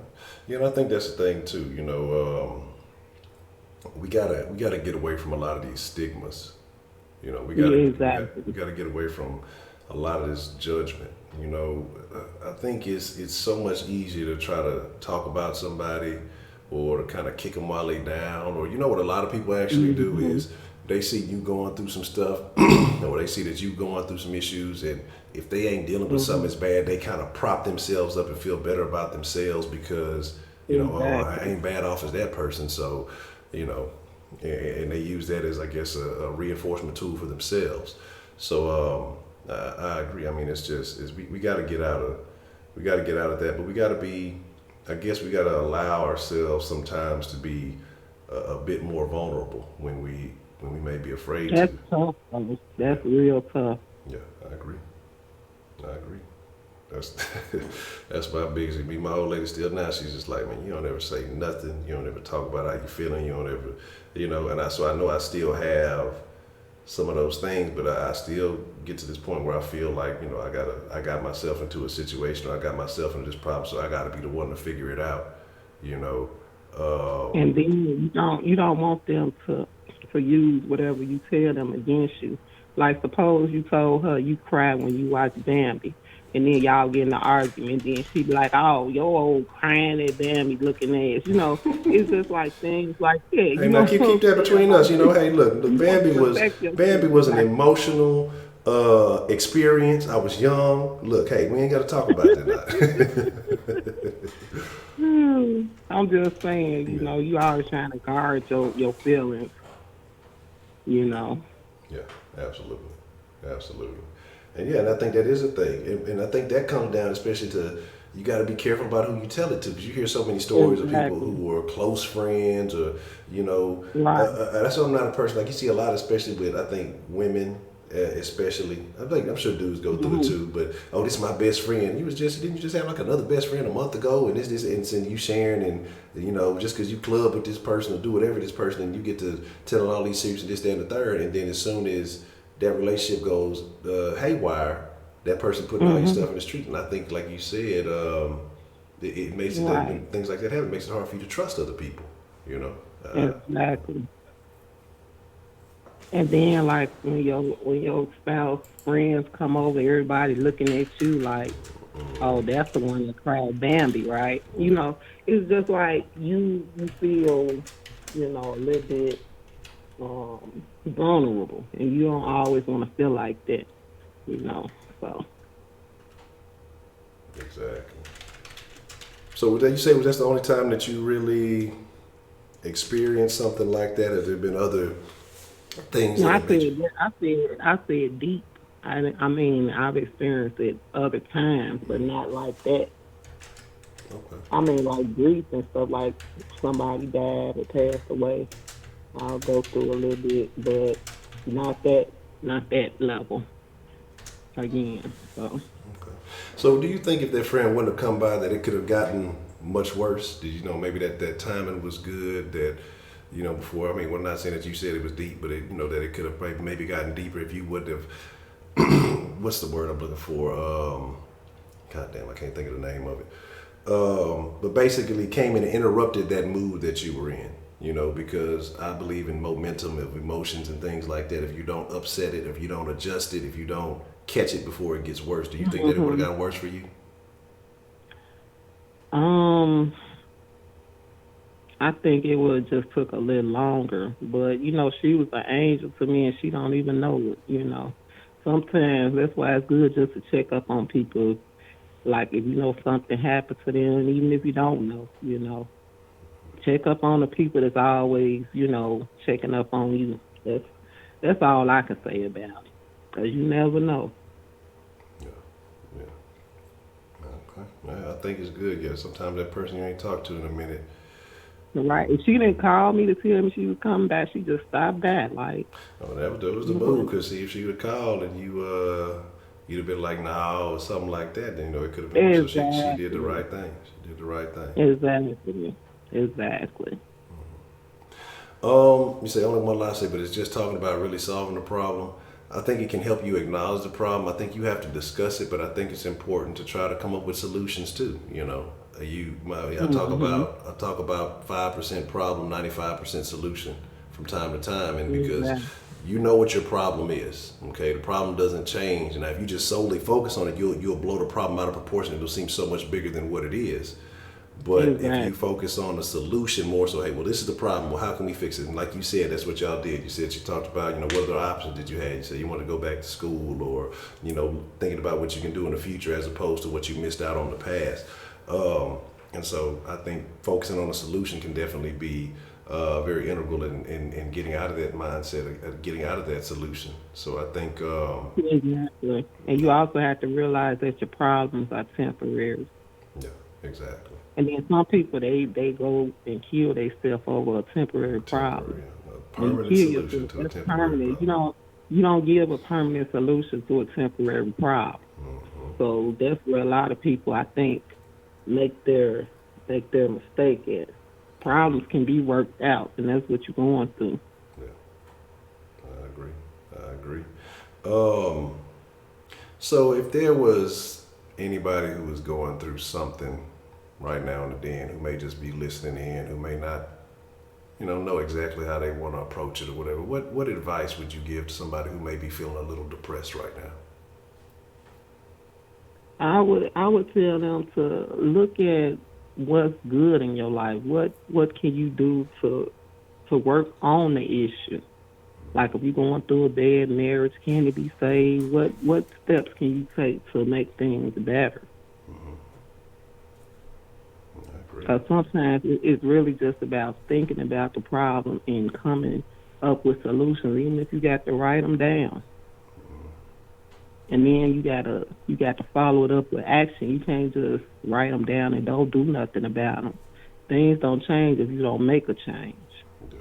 Action is the key word. Yeah, you're not lying. Action, right? Exactly. That's the key word. Action.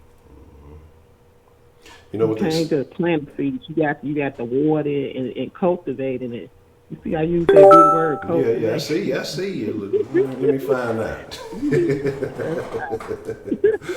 Those are some big words. But anyway, yeah, you have to take care of things. Yeah. So my thing is this. You said action, and I think that what I was gonna say. It was that they said that if you're going through depression and you talk about action, they said there's certain things that you can do. Your physiology. If you change your physiology, that there's certain feelings and emotions that you can't necessarily experience in that moment. Now, I'm sure they can come back. They talked about studies they did where they were giving people depression medication. Then they gave another group of people placebos, and then with another group of people, they didn't give them any medication, but what they did was tell them to go in a mirror and smile for an allotted amount of time. And they said the people that felt like they had the best results in the quickest amount of time were the people who just went, stared in that mirror, looked at themselves and smiled, because it made them start thinking about good stuff, made them start thinking about the happier thoughts, and just kind of like you said about focusing on the good, Exactly. focusing on what's positive in your life. So I definitely, Exactly. I agree. And I like believe in God, but I think that even when you have that faith, you still have to put action behind the faith. Yeah. Yeah. Because just saying God this and God that is not going to solve your problem. He's not going to come down here and do the work for you. You still have to do the work. Okay. That's all I'm saying. I find that interesting, and that might be, that's a thing that I'm still working on, because like I said, I went through those things, and I kind of I looked at the whole God situation differently, and like I say, it's on me, and that's some things I'm still dealing with.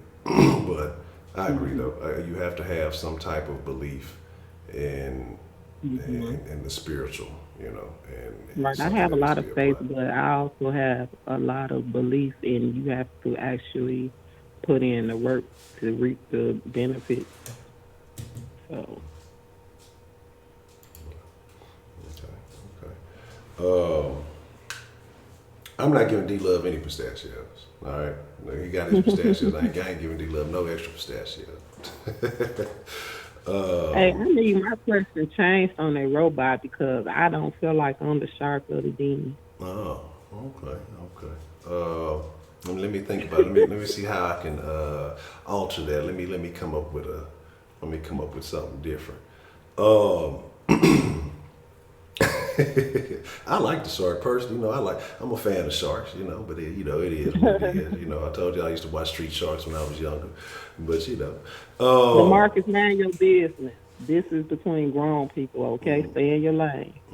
But see, DeMarcus, but you like the bad crow. It's like crow. There's that kind of crow that you eat crow whenever you say something wrong. But you the antagonizing crow. You the crow that be starting shit. Like I told that crow that was fucking with them cats. That's the DeMarcus crow, the cat crow. That's always you But like I agree though, and I definitely agree that you got to put action behind your feelings. You got to put action behind, the things that you do, and you're not going. I wish I could remember how that saying goes. It's a guy I was paying a little bit of attention to called Dr. Joe Dispenza, and he talks about emotions and moods, and he was basically saying a prolonged emotion is a mood. That a prolonged mood becomes like a habit, and then I forgot the third thing, but it becomes a prolonged habit, becomes a personality, And so if you continue to wallow in these feelings and these emotions, so like say you get depressed, and then you stay in that depression for a while, it goes from that emotion to that mood, and then you're in a depressed mood for a while. It becomes a habit. You kind of keep going back to that depression. You may be happy on this little thing, but then you go back to that depression, and then when you stay in that for so long, it becomes your personality. You become that type of person, and so you gotta catch that shit early, and you can't let it sustain for a long time, But I agree. Well, Ms. Rashid, anything else that you would like to add to this? I wanted to talk about the police officer that shot that woman. Yeah. Okay. My thought on it is that they should not be using deadly force unless their life is in imminent danger. Okay. So do you think now, I don't know all the details of the case because I just kind of caught it late, so I don't know everything. But I have heard that he lived in the same apartment building, so how he didn't know the woman was crazy. Oh, he knew because he knew she had warrants and stuff like that. But I look at it like this: what he did was, he was trying to kind of arrest her and put her in, and she wasn't really having it, and so they got into a little scuffle. But what she ended up doing was, I think he hit her with the taser. Then that didn't work on her. And I think she got a hold of the taser and ended up hitting him with it, or aiming it at him, or whatever else it is. I don't know if she actually made contact with him and hit him with the taser or not. And then he unloaded 5 shots. They said only one hit her. Now, that's why I say, there's a couple of things with that. Now, not being able to handle a woman, no matter how cuckoo she is, and then you got to be law enforcement. I question that. But even if it extends past that, once she gets that weapon, I think that escalates and really changes the situation. You knowing how law enforcement tends to react in situations like that.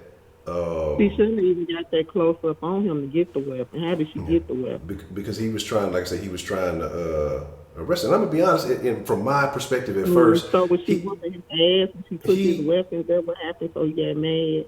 But it's like he wasn't overly aggressively trying to, because I'm sure he could have got her and slammed her initially, but then she was pulling away and kind of doing some other stuff.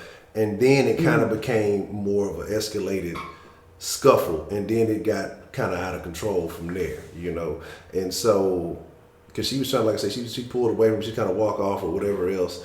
And I just think, my deal is it's unfortunate.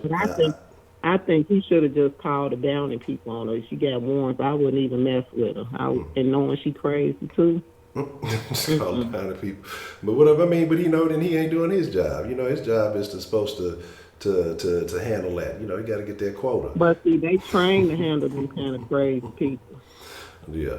Like I say, though, it's very unfortunate, though. But I think that what happens, like I said, when I look at it, though, is just, and what made me start thinking about mental illness tonight is because of the way we normalize those actions. And she was crazy because people were talking about, oh yeah, sometimes she just be walking her dogs and smoking her cigarettes, and you know, sometimes she say They crazy need stuff to to check people. some of these.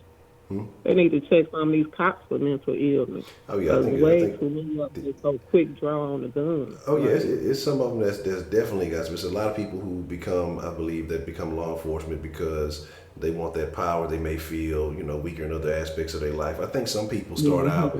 I think there are some who actually start out with good intentions, and some of those people, you know, they try to do right, but I think there's a lot that end up getting corrupted. I think there's a whole lot of levels to it. I've had conversations with various police officers. Like I said, I used to have my AAU guy. He was a cop. You know, he taught me how to work that drop step. He could hoop a little bit. You know what I'm saying? So you know, he got my basketball game right. I couldn't beat that nigga. It was cold though. But you know, and just sometimes we chop it up and just shoot some real shit. I know Montero's called in here a couple of times. You know, he points out some things, and again, like I said, there's a disconnect between the community. I don't know how you fix it, you know. And like I say, to me, and that's why I talk about, I think that more black folks need to really consider, you know, becoming law enforcement, patrolling your own neighborhoods. And I think you minimize these kind of situations when you do, because if you are more familiar with it, then you understand how to handle that type of thing. And like, I'm gonna be honest, that little complex, like I said, I'm familiar with it. Ain't the, it's been some instances of a lot of things happening there. You know what I'm saying? I'm sure it ain't been no better since the last time I was around that area. But you know, she's a crazy lady, and it's unfortunate the way that it went down. I mean, and a lot of people ran with that. Oh, I'm pregnant. She wasn't pregnant. She 40-something years old and just out of there, you know. And a lot of people took that pregnancy. Oh, he killed a pregnant woman, and you know, this and this. Well, my thing initially was, if you pregnant, then why are you fighting? If you pregnant, you know, your first priority should have been, you know, sustaining and protecting that child. You shouldn't be out here fighting with cops. You just, you know, handle your business. But then it turned out, like I say, that wasn't true, and you know. But like I say, either way, any loss of life is unfortunate. I hate the way people feel like because she resisted arrest, that means she deserved to die. I don't understand that connection. Yeah, no, I don't think she There deserved. was I think quite a few people in the comments that were saying, not in the den, you know, I saw it somewhere else, and they were saying that she tased him or something, so she got what she got. Like, y'all just really doing the most for saying all that, you know. But I mean, like I said, I don't think that's, you know, the lick either. But I mean, you got to understand how this law enforcement is going to respond, and we've seen this story time and time again. You know, if they feel like that's justification for, what is it? You know, that they in danger. They feel like their lives are being threatened. You know, you hitting them with a weapon. If you come at a cop with a knife, they're gonna shoot you down. You come at them with any kind. You come up with a butter knife. You know, but like I said, they might be in imminent danger. Where was the imminent danger? I could see if she was running at him with a knife, or she was charging at him, or she pulled a gun on him. You know, that's imminent. Well, like I say, you know, look, tasers ain't the best feeling stuff. So if you got hit with that motherfucker while he's thinking, he's like, shit, I'm trying to get this up off me. I'm not justifying. Like I said, I'm not shots. And if he shot at her 5 times, I mean, come on now. Yeah, and that's where after you did the first shot, you can see that you became the aggressor, not her. Yeah, and I think that's my thing. You know, I don't think it required 5. They said only 1 supposedly hit her, but I'm like, damn, if that's the case, you got a 20% hit rate. That don't look too good. Right, he was agitated at the situation, and that's what it was. Yeah. So I definitely agree. Like I said, Marcus, what are you talking about? What did I do? Mark's always trying to blame stuff on you. You know what I'm saying? That's the crow. Don't let the crow get you, man. Don't let the crow get you. You know, he's gonna try to agitate you. But my deal is this: either way, no matter what would have happened in that outcome, let's be honest, he'd have been in the wrong. You know, wish that she wouldn't have lost her life, because even if he would have started hitting her with some of them Street Fighter Tiger uppercuts and knocked her ass out or anything like that, they'd be talking about, oh, it was excessive force, or it would be this or that. There's no win-win in that situation. I just hate the fact that it came to somebody losing their life when, you know, they could have cooperated and just, you know, hey, go do your little time, go do whatever you got to do, and I don't even think the tickets was that major. I think she had like a little $100 bail. Like I said, it was an assault. Then there was some other little stuff. So, you know, I'm wondering, why did she yell out that she was pregnant? Was she in fear for her life? She was crazy. She was a crazy lady. Have you seen her picture? No, I didn't get to see her picture or nothing like that. I'm gonna say this, and I'm gonna say it again, and I'm not being funny, because like I said, I got, you know, people in my family. That's some of my favorite people in the family. I'm not saying she was on crack, but she looked crack-ish, and you can tell she didn't have a hard life. And like I say, that picture, you know, when you get to dealing with certain folks, again, you know, I don't know. It was kind of tough, man. You know what I'm saying? And you know, look. I can't do any drug tests. I don't know what happened with her situation, but she definitely exactly. He should have did a round off top kick to her throat or something rather than shoot her. I mean, you know, people like that. That's how you deal with them. Yeah, but like I say, either way it would have happened. He was going to end up being in the wrong, and I find it funny though, because they said he's an 11-year veteran. No, I don't think he would have been wrong if she tased him and he karate chopped her ass. I don't think he would have been wrong. Yeah, like I say, for going to that extreme and killing her, that to me was excessive. Yeah. But this is just my preliminary assessment. I have to actually do a little more research before I come to my final conclusion. Okay. Look, this is just a rough draft, okay? Yeah, exactly. My opinion might change as more evidence comes in. Yeah. But like I say, it's a tough position for him to be in, and I'm gonna say, you know, and like I say, I'm not co-signing on the cop side. I'm not co-signing on her side. It's just an unfortunate situation overall, because you don't know when a person has mental illness, when a person has a situation, like, you don't know what you're getting into.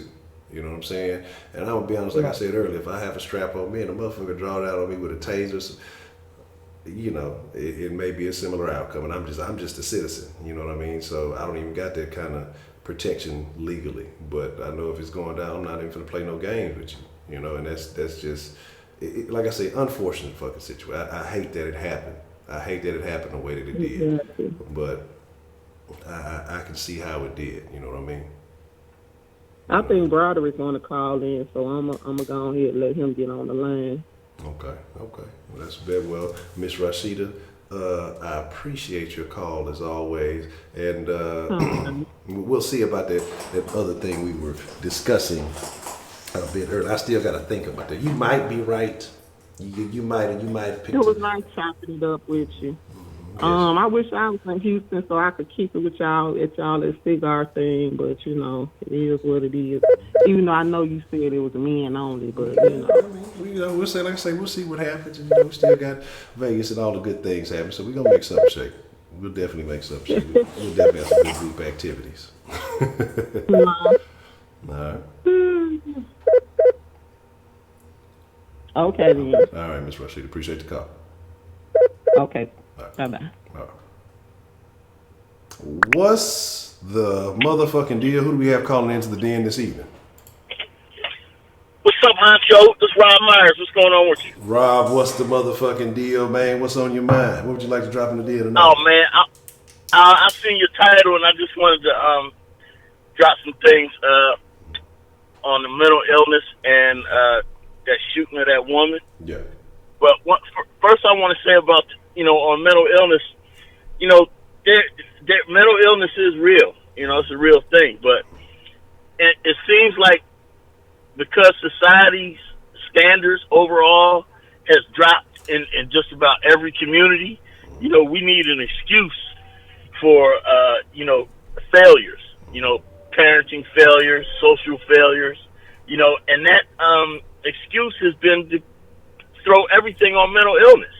You know, we even given children, you know, who haven't lived as long as 5 years old, Ritalin and all types of crap, man.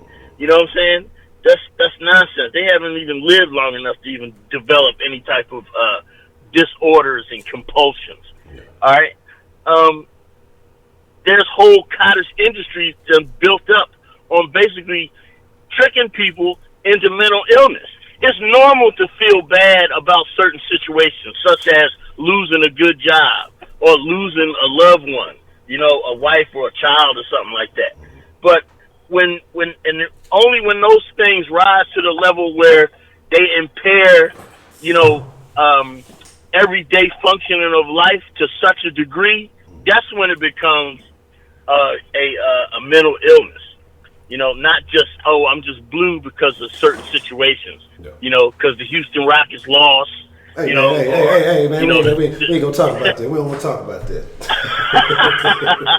You know what I'm saying? Yeah. Because, but I'm saying people get mad and they just think that in society everything is supposed to be fair. You know, Democrats are even teaching this failure in our schools, teaching our kids that you know, we're all winners. No, the hell we ain't. You know, kids, contrary to popular belief, they keep score. You know, it was 63-5, and we kicked your ass. You know what I'm saying?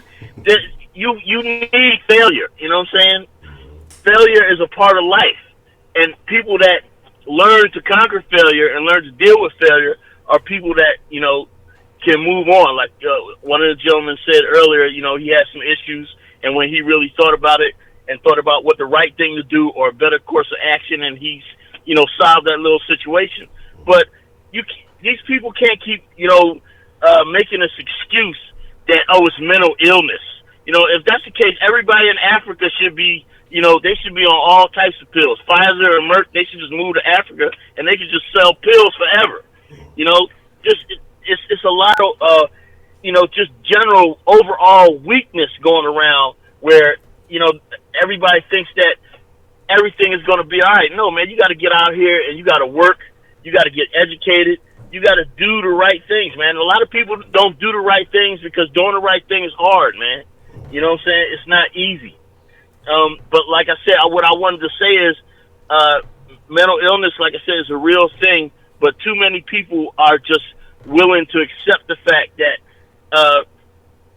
some doctor or some psychiatrist will tell you because you feel bad, you're suffering from mental illness and wants to give you medication.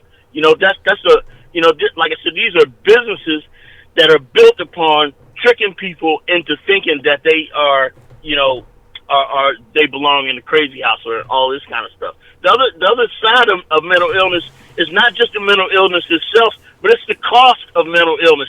You know, people talking about, oh, they should lock these people up. Well, if a person is not deemed as a threat to themselves or society, you know, immediately, they're not going to be hospitalized or put on some crazy ward, right? Only the people who are not functioning in reality, like in, you know, I stated that earlier, people who are delusional, you know, those are the type of people who get like first priority of, you know, removal from society for the protection of themselves and society.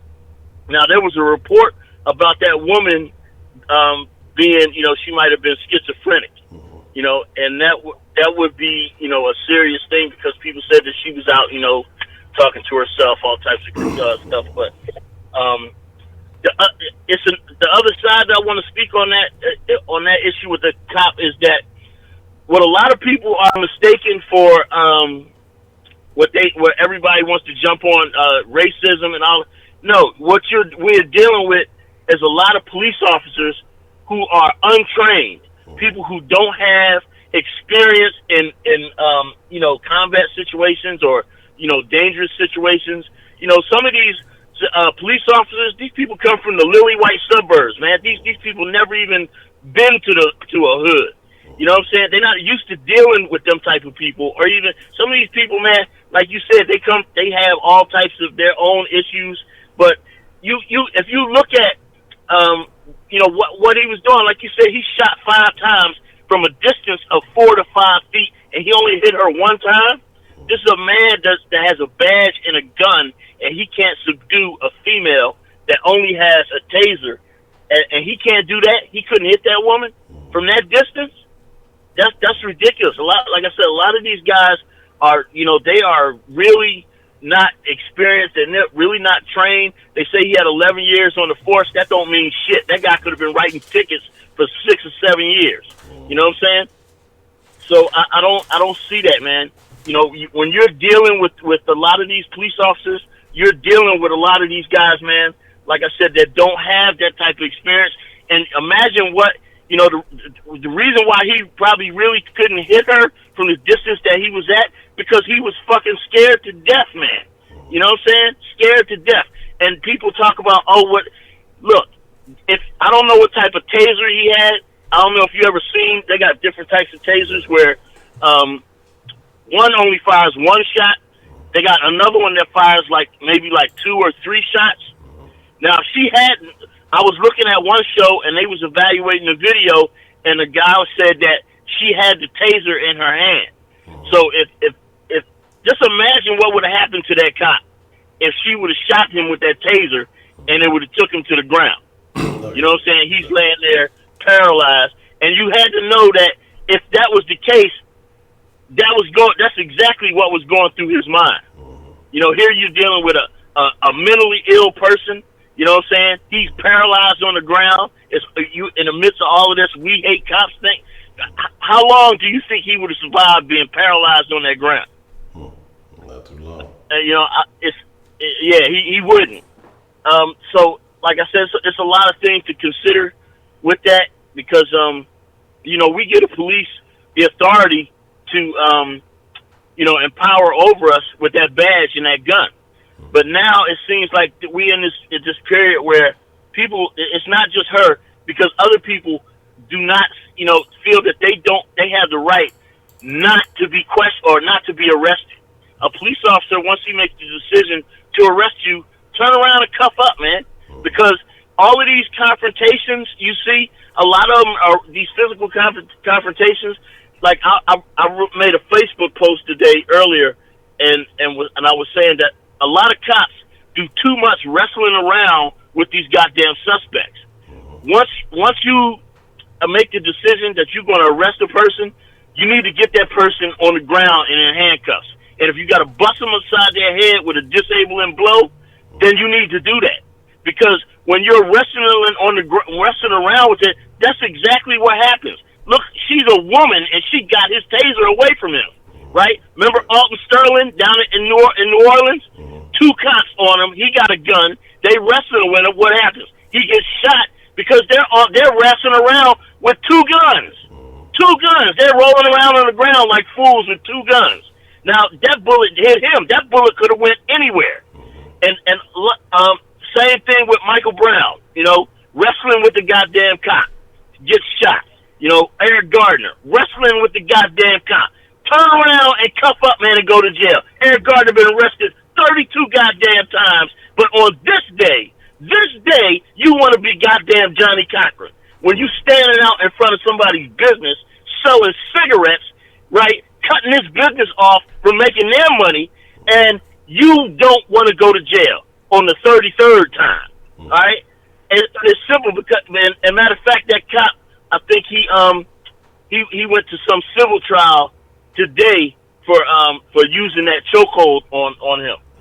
But all these people, man, they got to stop this ghetto nonsense, man. We gave the police the authority to arrest us, and we have to comply with that authority. And if you choose not to comply with that authority, don't be surprised if that refusal ends up in your death from rolling around on the ground with a guy that got a gun in his hand. That is the dumbest goddamn thing that you can do.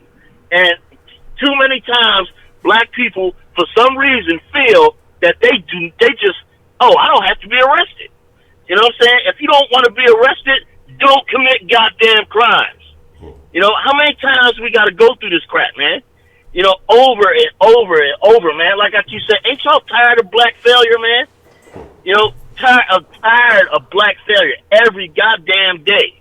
It's just going on and on, man. And it's like I said, we need to change the standards. If we change our standards, if women change their standards, change the standard of men that they start giving pussy to, all right, a lot of this crap would change. All right, we just cannot go through this no more, man. You know, I'm tired of going through the same old stuff. You know, it's really getting on my nerves. You know, but like I said, dealing with these untrained police officers, because a lot of these people on these police forces, I don't know how it's going on in your city, but in my city, you're seeing a constant influx of new police officers, young men, young women, and a lot of these people, like I said, they don't have any life experience. How the hell do you expect them to deal with you in life-threatening situations? You know what I'm saying? So be mindful of that when you're dealing with a police officer, because he might not be as smart or professional as you think or assume that he may be. Yeah, all you gotta do is meet a few little simple criteria, and you can become a cop. And that's what people got to realize, especially when they're doing these big hiring pushes. They're pushing people through the academies. They're pushing people through just so they can meet these numbers. You know what I mean? Well, that's not working. That is not working. They're bringing in too many people. Like I said, they need to be on some T.J. Hooker shit. You know what I'm saying? You remember that? I don't know if you remember that show where William Shatner was the seasoned cop, and he had the young rookie dude with him, and he's trying to show the guy the ropes. Yeah. You know what I'm saying? And when you look in these cop cars, you don't see that. You see two guys with crew cuts that look like they're 22 years old. And truth be told, they're more afraid of you than you are of them.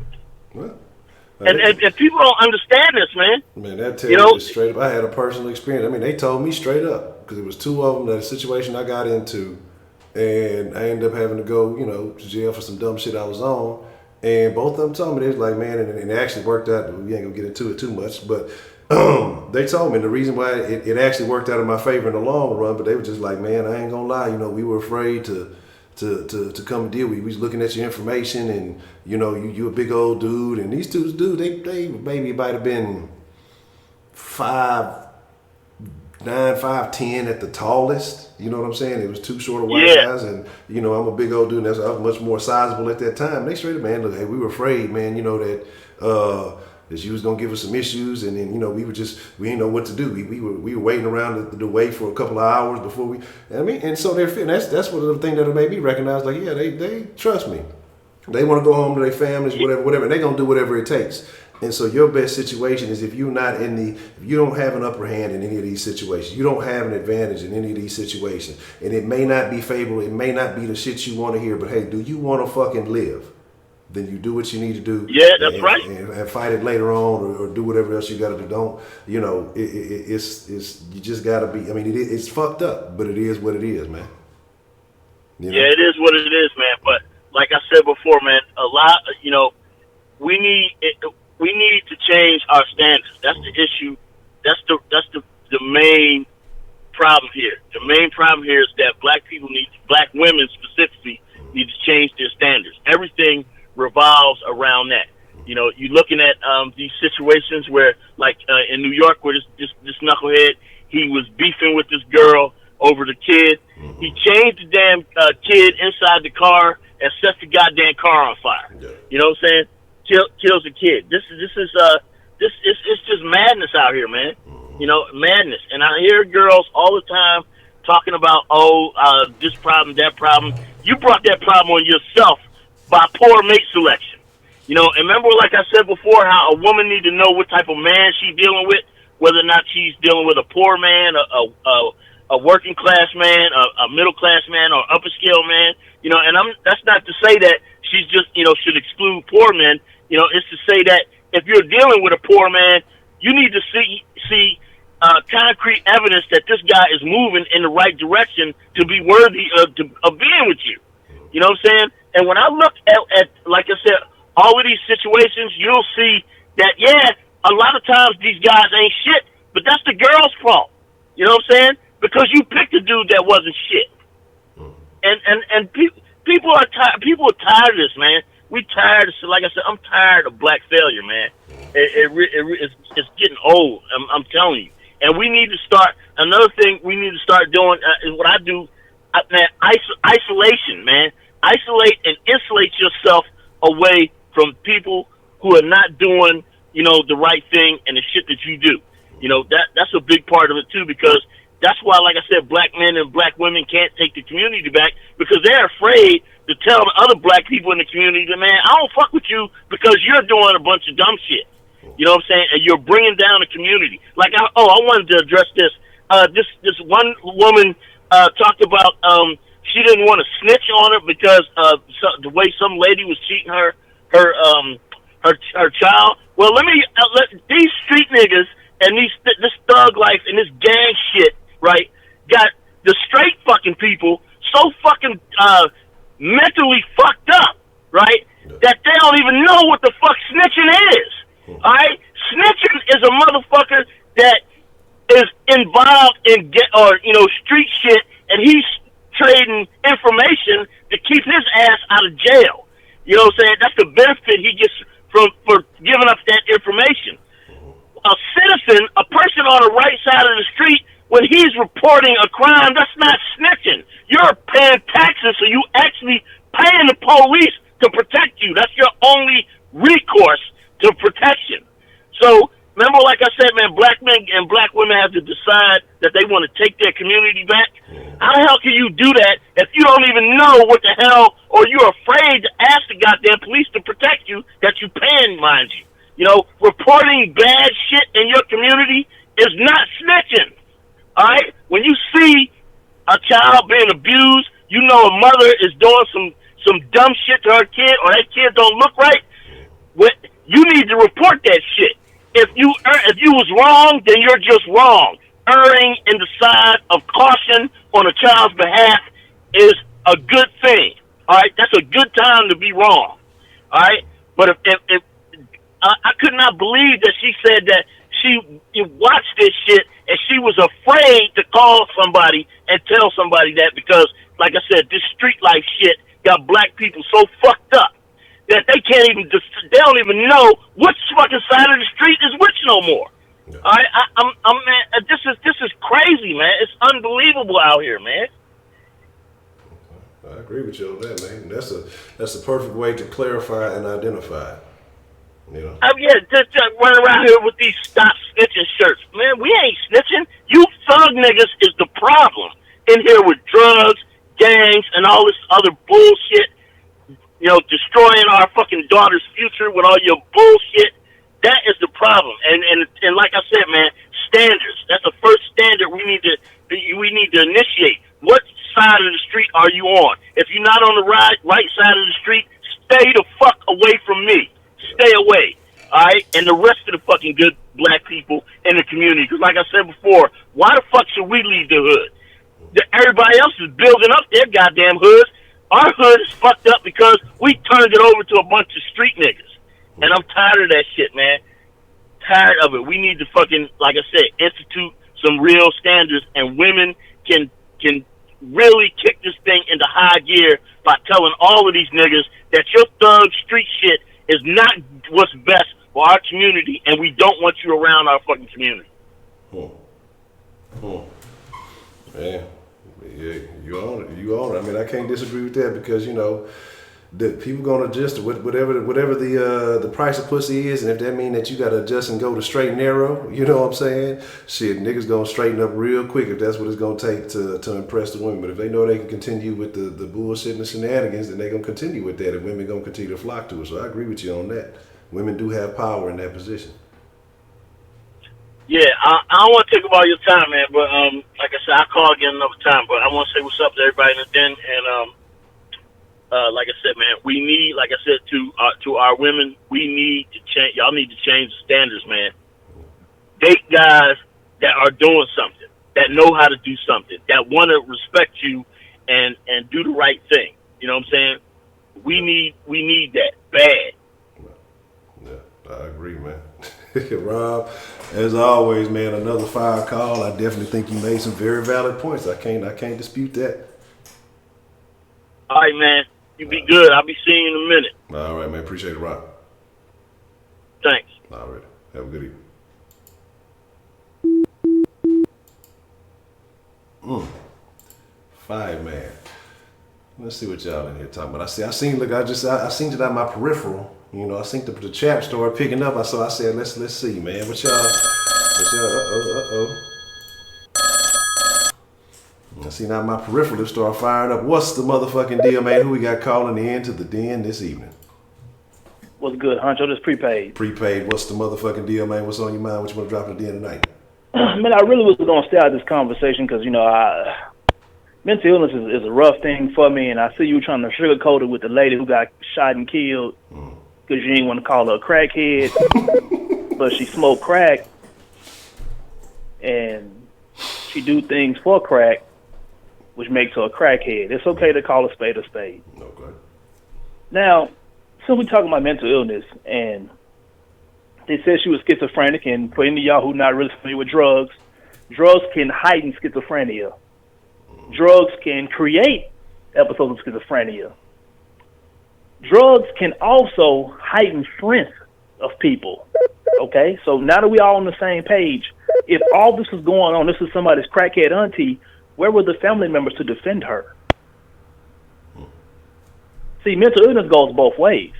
Because everybody's yelling that she wasn't all there. Something was wrong with her. Then why the fuck was she going through all the stuff she was going through? Where were the family members? Where were the people who were looking out for her? Because you and I both know if she's schizophrenic, it was proven, she was drawing a check. So who's the person who was taking her money every month? So that's what we're going to talk about. Let's dig into the shit. Now, she out here with warrants and all this other bullshit, and she's sitting here fighting the cops. Y'all didn't even question where the family members were, where her kids were, where her brothers and sisters, where her family members were, but y'all all want to throw all the heat at the cops' feet. It's the cops. They should walk up to her and hit her with a karate chop. What does a karate chop gonna do to a crackhead? I watched a crackhead put a fucking refrigerator on her back and ride a bicycle. Man, Jack. So he was gonna do what now? Come on, man, stop that. Listen, y'all create this. Y'all take a cop. First and foremost, y'all put out this whole. Y'all have this fake delusion where cops is riding around smoking niggas all day. They just ride around the hood and just shoot and kill people. That's not what's happening. Because if that was the case, why the fuck every time somebody break into y'all shit or some shit happen, y'all calling the cops? That's a false narrative. Stop that shit. Second of all, stop creating these fake ass scenarios you want cops to go in there and do. The cop got a gun. He got a taser on his hip. He don't know if you grab it for the taser or for the gun. That's imminent danger, fool. You know you can die from a taser, right? Word. What if the lady would have hit him with the taser? He on the ground, he's shaking. She walk and get the gun and blast his ass. Then what? Let me guess. Y'all gonna say it was because of her mental health also? That's somebody's father. That's somebody's husband who can't go home that day. The point Rob was making was he's not justifying her getting killed. He never said she deserved to die. But you got to stop trying to create these fake-ass scenarios where you want cops to go in here and do a leg sweep to a woman instead of and somehow magically fight her off. Stop that shit. And y'all have got to stop this whole bullshit ass about how the cops is just killing us. They want to kill them and just smoke and kill us. Do you know that more doctors kill people a year than actual cops? More doctors have medical malpractice where they do shit and fucking kills people than actual cops are killing unarmed black men. Look it up for yourself. The reason why I'm telling you to be a fact is because you can literally name the unarmed black men who've been killed. Now, how many black men have been killed at our own hands? Stop that shit. Man, last I think I just seen a thing that says since 1980 of us killing us was 260 plus thousand. So that's more than every war I think after World War II combined. 260,000, but you want me to get mad and go protest because Eric Gardner died? Come on, man, stop that shit. Man, Eric Gardner, rest in peace. I'm not saying that the man deserved to lose his life, but y'all sit and take one person and y'all go all in on the cops. These people make on average $35,000. We're paying cops the same amount of money we're paying a nigga who's a manager at McDonald's. You want a cop to defend the whole world, put up with all this bullshit, and somehow go on here and do leg sweeps and shit when when crackheads are grabbing his taser. Yet you can't even confront the McDonald's manager with an ice cream machine down? Ice cream machine. Come on, man, stop that shit. These people don't have adequate training. It's no way around it. A person who makes $35,000 does not have adequate training. You're going to argue with me and tell me it's not true? These cops leave their job and go to another job. How many cops y'all see working security at the club? All the time. How many cops y'all see working security at motherfucking HEB? Mm-hmm. You think they doing it because you love being a cop? It's how they pay their bills. Yeah, shit. I used to throw parties in high school, and I had to that's part of the thing. You got to hire them. You got to pay them. They ain't even like that shit. No, I'm telling you. And then the crazy part about it, Honcho, is people keep saying, but they signed up for the job. Nigga, half of you niggas signed up for the job you got. Let a motherfucker go ahead and say something crazy to you. You ain't coming back to that motherfucker. But you want the cops to go out here and defend you through hell and high water and just put up with all kind of old bullshit. Bruh, the next time y'all see a cop, you know what, don't even talk to a white cop. The next time y'all see a black cop, man, just pick his brain. Be like, man, let me ask you a question or whatever. Because I did one day. I was like, man, when cops, shit be happening, man, why cops don't come out and be like, why y'all don't come out and be like, man, you know what I'm saying, shit was fucked up. The cop was wrong. He said, bro, because at 8 o'clock in the morning, you go to somebody's apartment for a regular ass warrant, nothing major, and you have a whole fucking shootout. You go to the school to go break up a fight, and the kids are so fucking doped up, you can't even physically break these people up. He said, we live in war zones every day. Y'all don't hear about the shit. We live through this shit every day. So even when a cop is in the wrong, he got to take the cop's side because he know what the cops are going through every day. Change the way we fucking live our life, but we ain't gonna do that because it's too easy to blame it on a nigga who makes $36,000 a year. That woman was a crackhead. When the cops came, you put your hands behind your back. You knew you had a warrant. That's just simple. That's just the way it is. That's the law. That's the law. If you don't like what's going on with the cops, take your ass down to the city hall. Go talk to the police captain or whoever the fuck, the police lieutenant, whatever the case may be, and you go in and have a sit down with these people. If you're not willing to go do that, shut the fuck up. These are the same judges been sitting on these same bitches for 20 years. These cops shoot somebody, kill them. They're not going to prison because guess what? These judges are not going to convict these cops. This is a job nobody wants to do. Period. So until you start being realistic with yourself and being honest about what the position they're in, nothing's going to change. We had a very similar situation, Honcho, and you recall this shit because when we were kids, we had this problem. We used to have a very big problem in Houston with teachers. Our teachers used to be horrible. You remember that shit? What they did was they told every teacher, if you're not certified, you get the fuck out. You remember that shit? Yeah. We lost a lot of teachers. Teachers from other states start coming to Texas so they can teach different courses and stuff for us. What they did was said the standard was these teachers can no longer make $36,000. We make them make $50,000. We make them they have to be certified. All of a sudden, what happened to Texas education, Honcho? Everything went up. Everything went up. Houston ISD, Spring ISD, Fort Bend ISD, all these things went up because why? Because the standard went up. You have got to change the standard. The pay had to go up. I used to have teachers who I would see in the summertime working at Walmart. Yeah. How in the fuck is my fucking 11th grade teacher working at Walmart? Trying to make ends meet.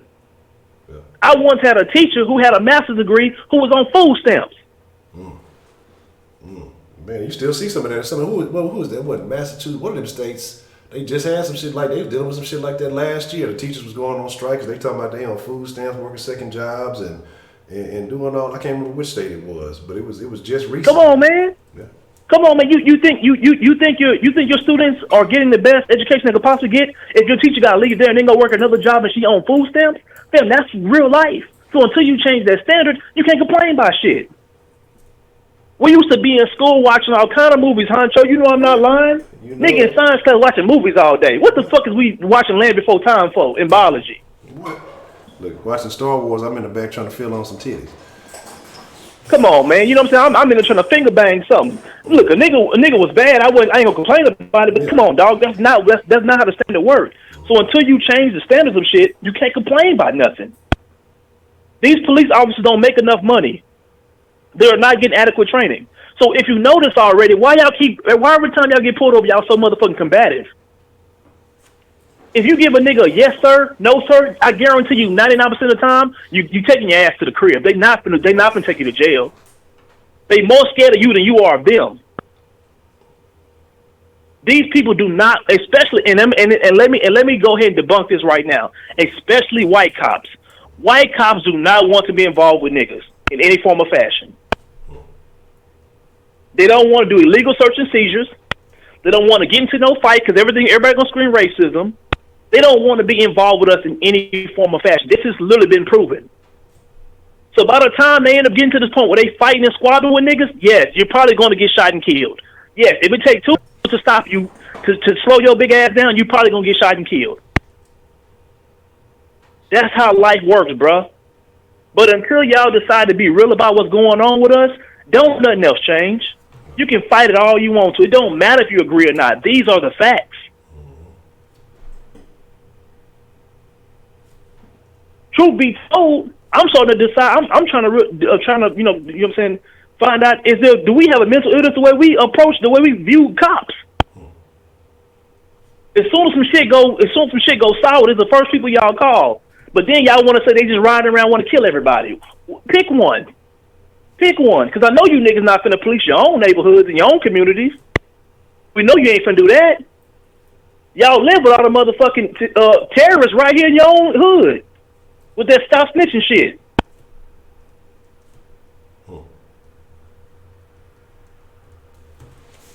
Look, Toretta knocked out 6 niggas. Y'all know he a known killer. Y'all won't call the police on him. Let a cop kill somebody. All of a sudden, y'all all want to burn the city down. Set motherfucking Walgreens on fire and get the looting and polluting and shit. Y'all got domestic terrorism right in your own hood. It don't matter if you don't agree with Rob. What Rob was saying was the facts. Y'all don't like what Rob was saying because Rob ain't sugarcoating this shit. Niggas want to be sugarcoated and coddled.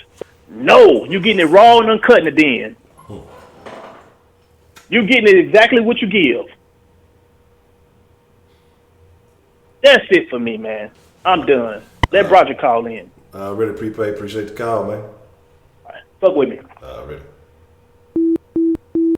Well, like I said, I'm telling y'all from personal experience. Look, I'm not even a yes sir, no sir guy, man. I'm telling y'all, look, I have an issue with authority. I'm not gonna deny it, but yeah, officer, no officer, you know, that'll get you where you gotta get.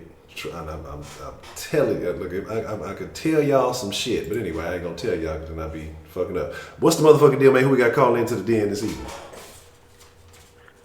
It's your boy, Broderick.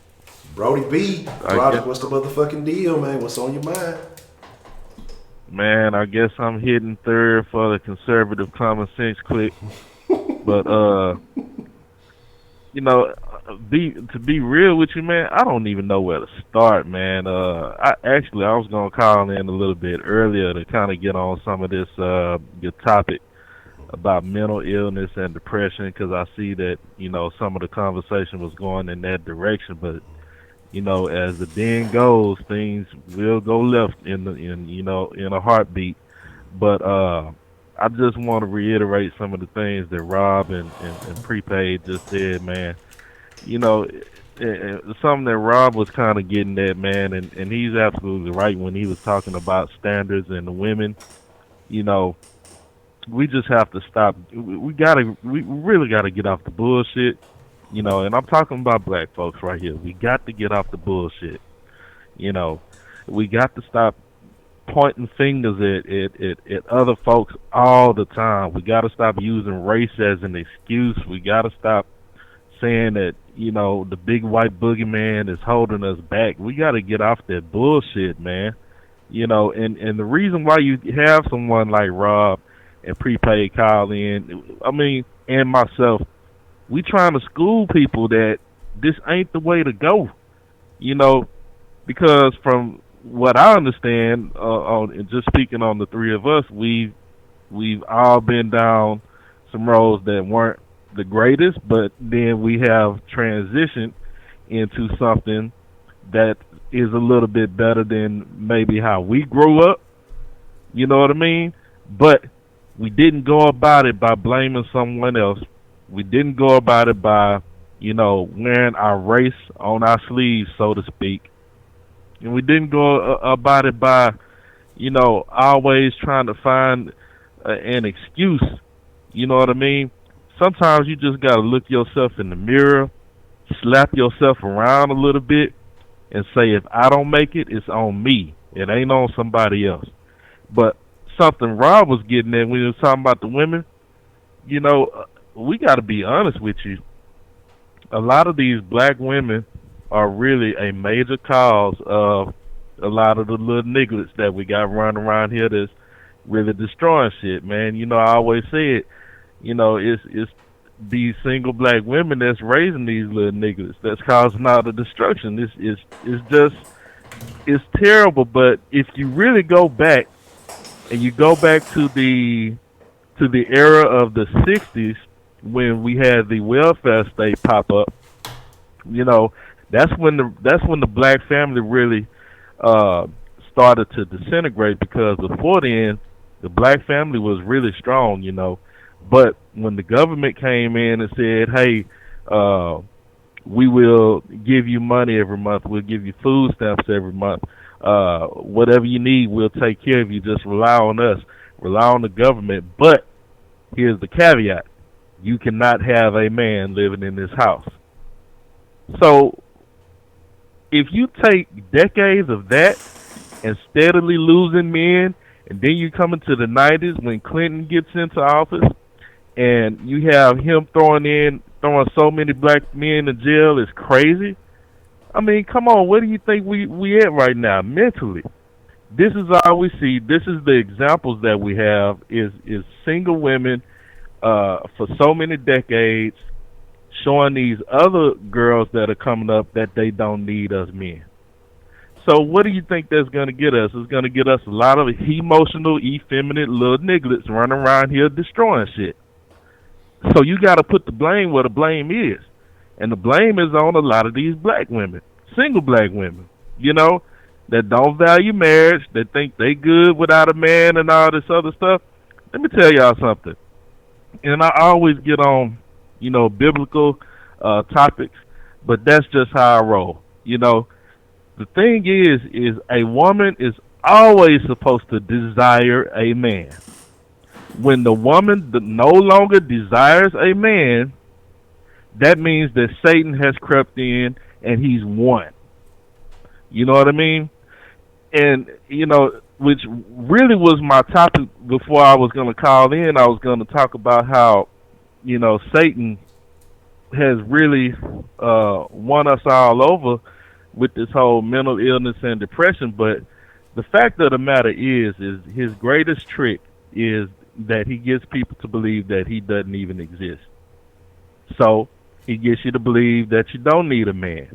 He gets you to believe that it's mental illness that's got you. And he gets you to believe that it's depression, that you just sit away and you know, be away from everybody, and all you need to do is pop these pills, and which is basically going to send you spiraling down the road of drug addiction. You know, things like that. You know, he gets you to believe everything that's on the TV. That, you know, the white man is against all the blacks. You know, the white cops out here shooting down blacks and all this other stuff. Every topic that we've discussed, whether on calls or in the chat, Satan is afoot. People don't realize it. And it's just as simple as that. And I know I'm probably oversimplifying it, but it's just that simple.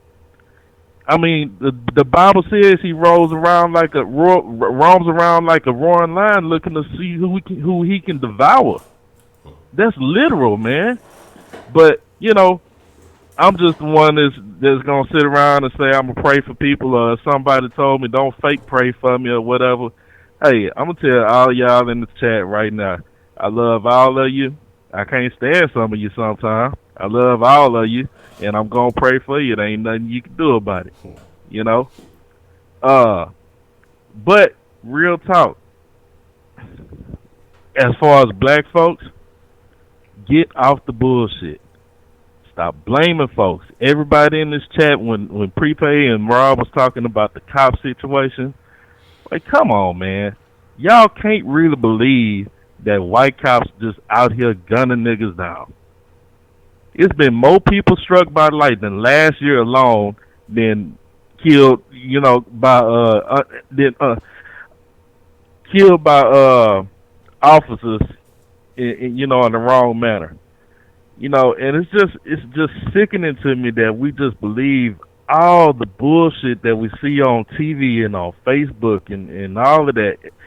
Anybody could tell us anything. We the most gullible race on the face of earth, because anybody could tell us anything because they know that we're gonna get emotional and we're gonna lash out.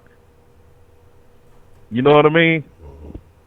Yeah, definitely will get emotional. Yeah, man.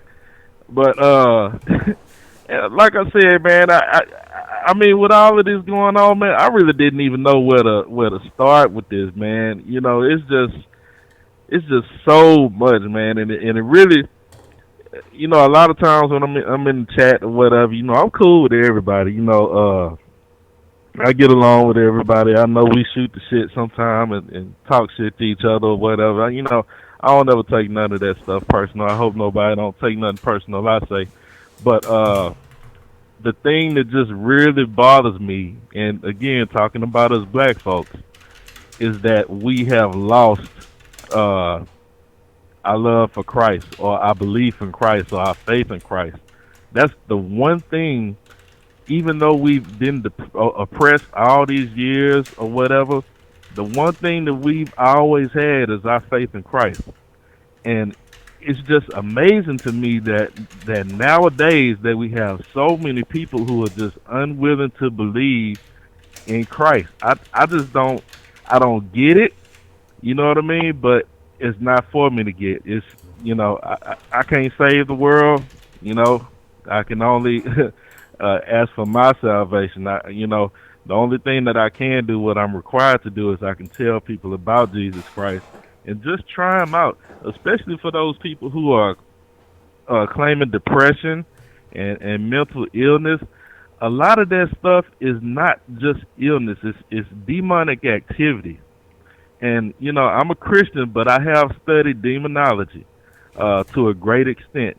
I've read countless articles by former witches, warlocks, and things of this nature, where they actually talk about the their actual daily works that they go about to try to cast spells on people, and just get into people's lives and cause destruction. How they affect the weather, the accidents that happen.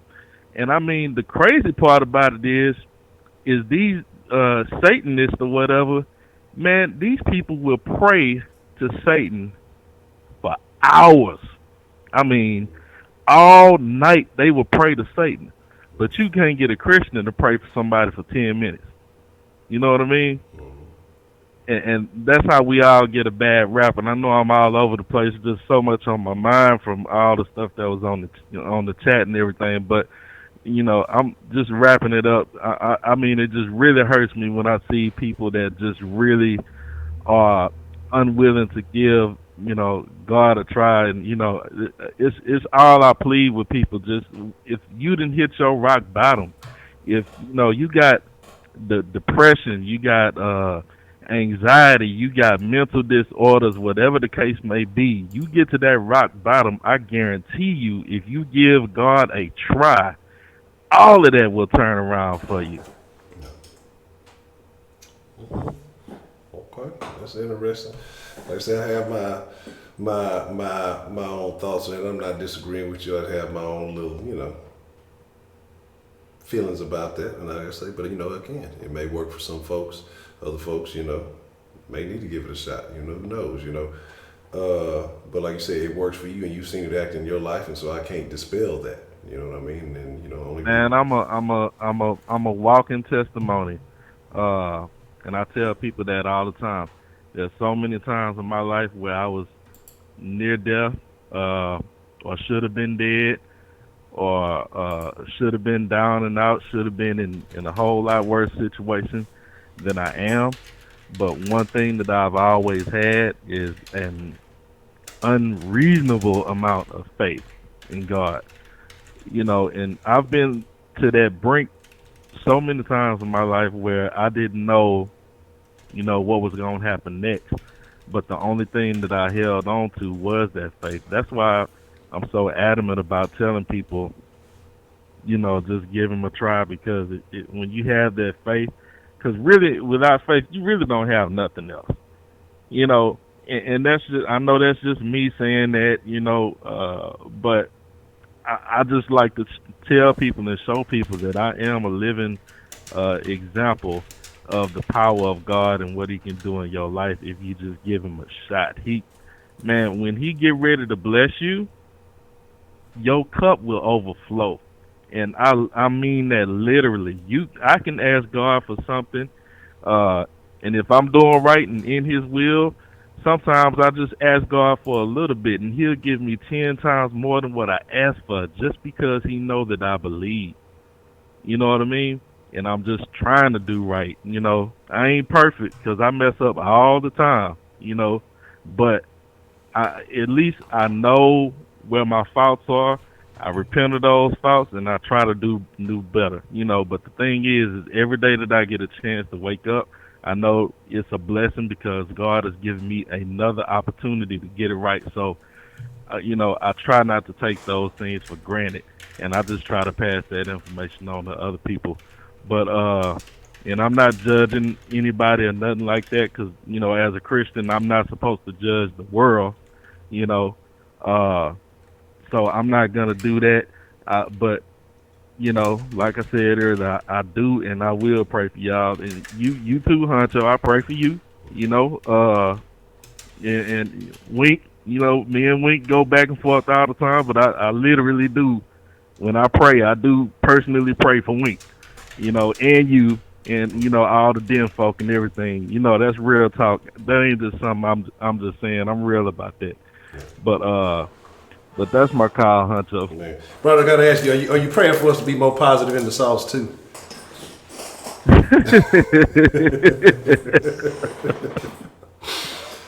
Man, look here. We can go back and forth about the positivity and the sauce, but I don't think that's gonna change, bro. Yeah. Y'all do what y'all do there.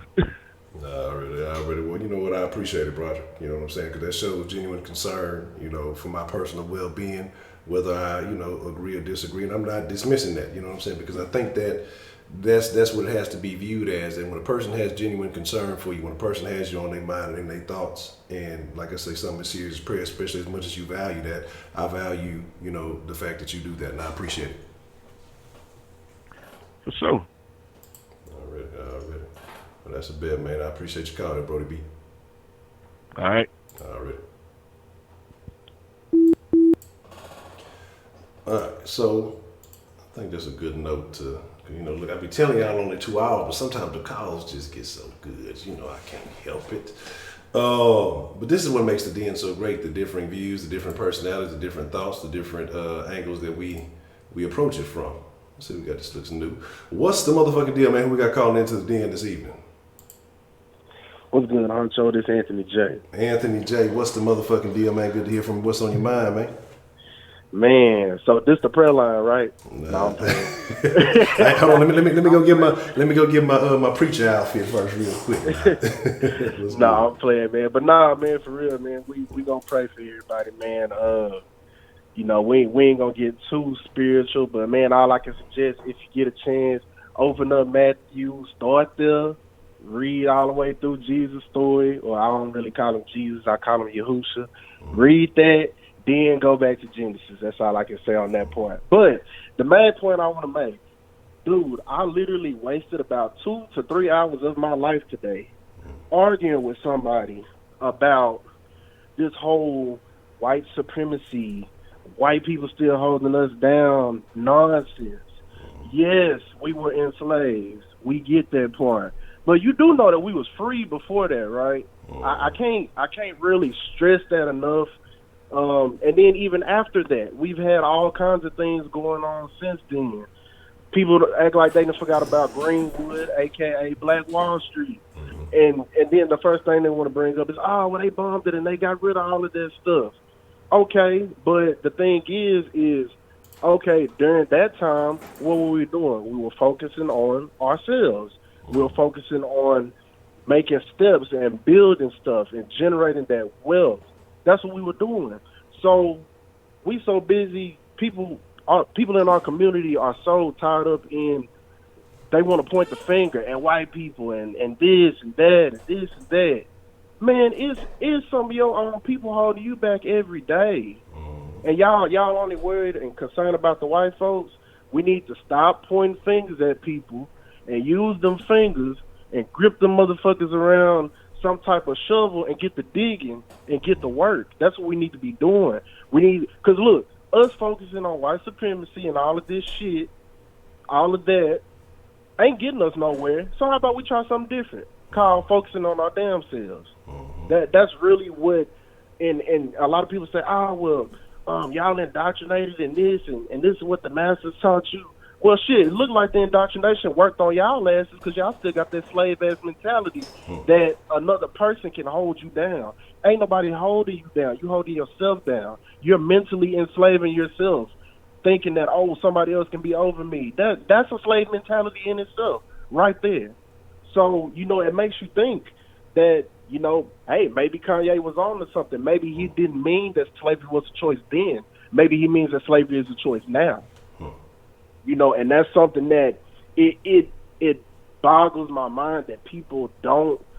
It's either, I don't know if it's they don't understand or they don't want to understand what's going on, and that is so frustrating. I live in Houston now, but I grew up in kind of like a smaller area. I grew up like in the College Station area, but it was a very, very small town. So I went to school with a whole bunch of white people, all kinds of people.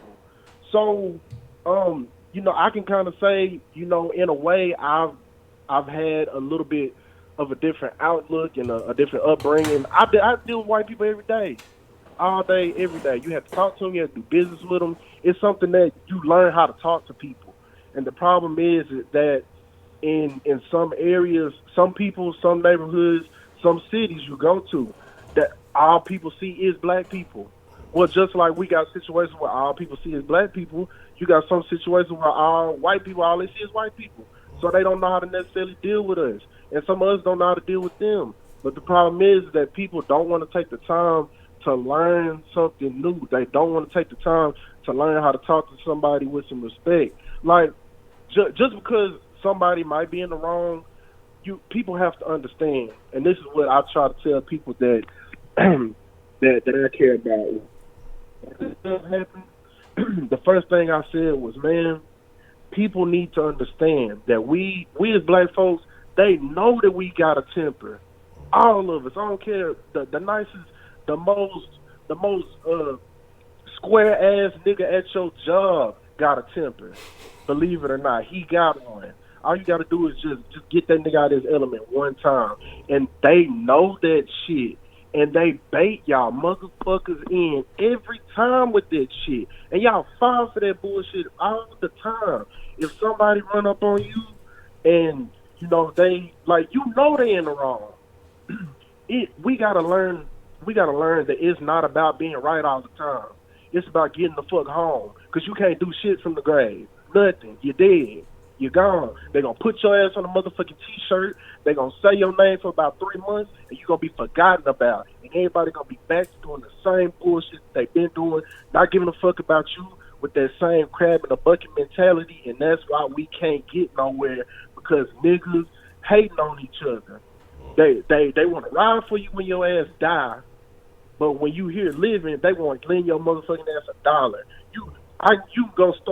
You gonna start a GoFundMe to bury somebody, but you can't start a GoFundMe to start a motherfucking business. Like that's a problem. That's a problem. And just because somebody doesn't support you monetarily doesn't mean that they don't support you. Because sometimes time is support. Sharing a post is support. I like is support. Yeah. It's not always monetary. And that's one of our main problems. We feel like somebody don't fool with us just because they don't subscribe to what we're doing. Like, I got one cousin, he has a food business. He swear up and down, don't nobody fuck with him just because they might not come eat there. You might not be cooking what they want. That don't mean that they don't support you. They might have passed your flyer on to somebody else. They might have went and passed all the flyers out at their job, and they got people from their job coming down there to eat your food. Just because they not eating it don't mean that they don't support you. So we got to get out of that mentality of it's always the white people, because it's not always the white people. A lot of the shit is us. A lot of it is. I ain't saying that the shit don't exist, because for some weird reason that goes in one ear and out the other one, that because I'm saying that that's not the only reason, that it's not a reason at all. That's not what the fuck I'm saying. And we can't get people to understand that shit. So, shit, I just start deleting motherfuckers. Whenever they start with that nonsense, I'm not going to argue with you. I'm going to tell you one time. You can believe it or not believe it. The facts remain that it ain't all about these white folks. We need to grip the motherfucking shovel, dig in, and do what the fuck we got to do, because worrying about them ain't getting us nowhere.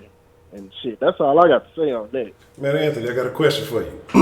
Yeah. How would you identify yourself as, I don't want to say political allegiance, but would you say you right-leaning, left-leaning? How would you identify? I don't identify with none of that shit. I can tell you that right now. Right. Because all this shit bogus. No. Like, okay, I'm pretty sure everybody in the state of Texas has taken a government class at some point. Last time I checked, it's something called the Electoral College. And the motherfucking president is not elected, he's selected. Last time I checked. Now, I would say the most of anything that you have a say-so in is your local elections. Because based on your local elections, that's who you're going to get to be your senators and those sorts of things. And that makes up the Electoral College. It's common fucking sense. It's in black and white. They don't skip over that shit. There's one of the few things they don't skip over in government class. And I did pretty good in government class, and I never paid attention to anything, really. It's not hard. It's a very simple concept. I mean, it's very simple. Think about it. Hell, if popular vote actually mattered, which is us, the people, the regular folk, Al Gore won the motherfucking election a long time ago. That's popular vote. No. Well, why he ain't the president? Why was Bush? Why he had Jeb down there recounting the fuck out of them votes? The Electoral College. So I don't understand why people they can't get that through their fucking head. It's a lot of this shit, they putting it right in your face. And they telling you that you stupid as hell, and you not seeing it. People refuse to believe it. Even with like the media, a lot of this bullshit, they always want to push the race shit. Race. Man, don't you know you can fake some shit? You can fake something easy. You can hype some shit up. Hell, when you go to a damn a set, they got motherfucking fake applause. Shit, man, ain't nothing real no more. But people act like they can't understand that. Hell, y'all know what filters is? Shit, they be filtering motherfucking media. It's the same thing. It's the same fucking concept. But people so damn dumb.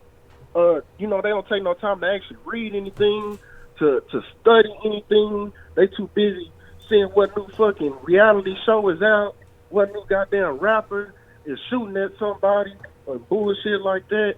Like, man, people dumb, man. People dumb. I hate to say it like that. People are stupid. And, it's one of them things in 2019 I've had to accept it. And it's like, man, if people are this stupid now, they only gonna get dumber. All you can do is hope that you don't become one of them. That's all you can really do. But that politics bullshit, it don't matter. Whoever win, whoever lose, I still gotta get up and go to work tomorrow. My thing is to not let any of that shit dictate me. Like, yeah, it's gonna be little bullshit rules here and there, but you can't allow that to control you, man. You gotta do what you gotta do, because we all trapped in this motherfucking matrix together. Whether anybody wants to admit it. Yeah. We all in this bitch. Yeah. So all you can do is make the best of it. Shit, if you got kids, take care of them little bad motherfuckers. And, do the best you can, man. Hopefully raise them up to be good, outstanding citizens. That's what you want. But this whole narrative of basically white supremacy and blaming them, and we'll blame them, but we won't blame other niggas. Like, we gotta stop all this shit, man. It's time out for all that. And stop making all your kids be goddamn rappers and athletes. There's other shit that they can do. Not everybody gonna make it. Word. We need to focus on other stuff. Hell, white people, they push their kids to do all kinds of shit. Half y'all kids can't rap, goddammit. That shit sound good, y'all niggas can't rap. Man, at all. man. But yeah, man, that's my take on it, man. Really. Hey, man, look, Anthony J, man, I know you called in when you get the chance, man. Hey, but look, we got to hear more from you, man. I think you definitely dropped some good shit, man. I appreciate you calling in, man. Already, bro. I really appreciate the call. All right. We are on fire tonight. We didn't hit a hot streak, man, and this is what I'm talking about. Different views. It's good. It's great to have different perspectives. You know what I'm saying? It is great to have different perspectives. I love it. Man, I absolutely too agree with that, Shannon. The teaching start, and that's the problem. This is what I don't get, okay? And this is, like I say, this is how I feel. I agree with a lot of this. Man, every bad decision I made has been on my own accord. You feel me? Oh, we're gonna take this call. Look, we gotta keep this rolling. What's the motherfucking deal, man? Who we got calling into the den this evening? Already right? Okay.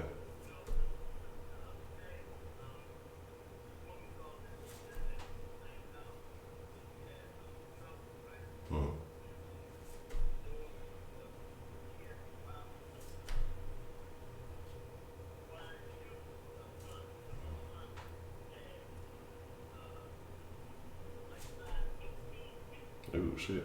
Yeah.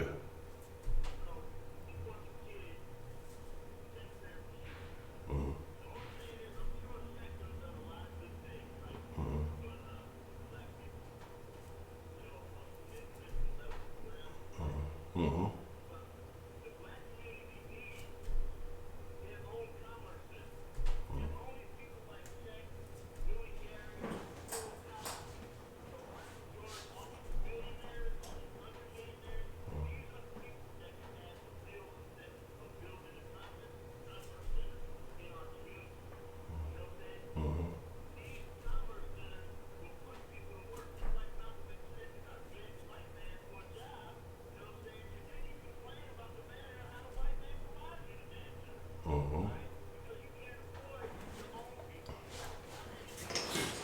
Oh man. Hold on 1 second, Rob. Man, y'all know you've been specified. I had you on mute. I ain't unmute the call, man. And if you don't mind, kind of restating what you said. Yeah, okay. Well, the other day, like I said, Shaq, this woman called into the internet and was searching for help because she said she was struggling. She couldn't buy her son shoes because he got 18 size 18 feet, right? So Shaq swooped in, bought the kid 10 pairs of shoes, right?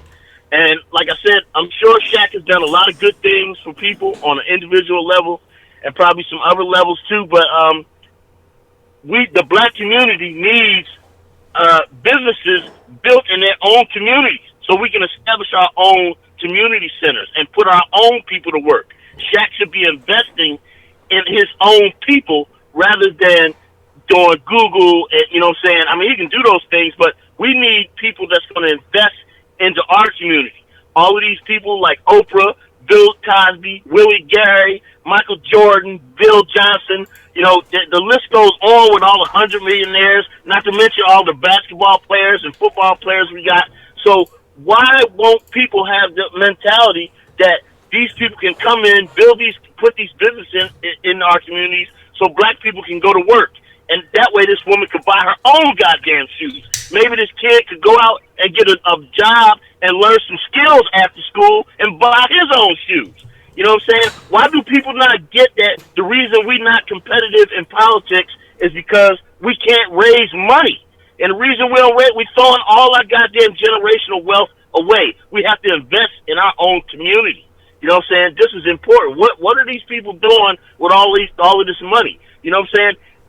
Buying shoes and shit like that and all this other little crap, that's symbolic stuff, man. You know what I'm saying? When them 10 pairs of shoes wear out, that black kid gonna be right back in the same position he was, and he gonna be worse off for it because instead of going and looking for a solution, he gonna be looking for a goddamn handout, and she is too.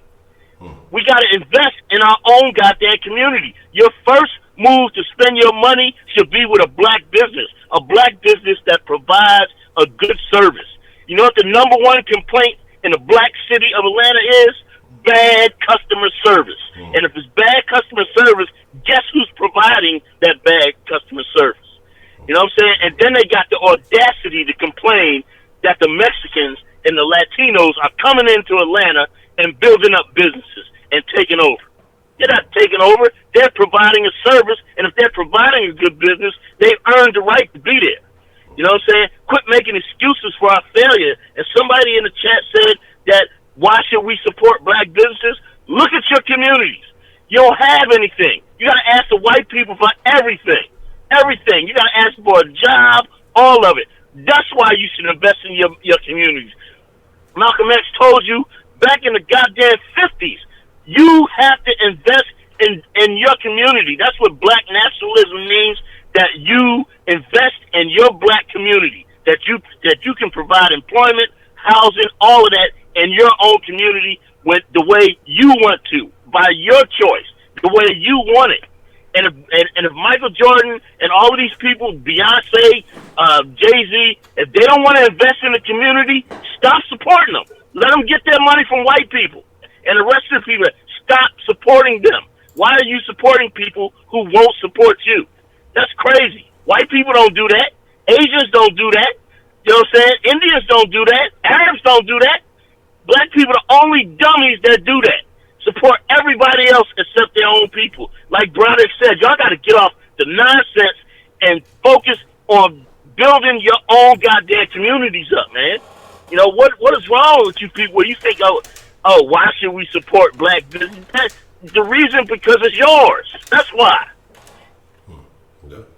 I mean, Telling you, man, I just don't understand it. It's just, like I said, especially with this politics thing. The reason you don't get anything in politics, the reason y'all been voting Democrat and they've been shitting on y'all for 50 years is because politics is the exchange of resources. Politics is the exchange of votes and money for resources and ideas. You give me some votes, I'm going to give you some ideas. You give me some money, I'm going to get you some goddamn resources and projects in your community. Look around. How has all of this resistance against Donald Trump worked for you? How's it worked? Everywhere else is getting businesses, projects, power plants, all kinds of shit. All my city got was a fucking safe injection site in a sanctuary city. Build your own goddamn communities and quit fucking complaining. You should be looking to establish and build fucking black businesses everywhere in your community. All right? Quit with the goddamn excuses.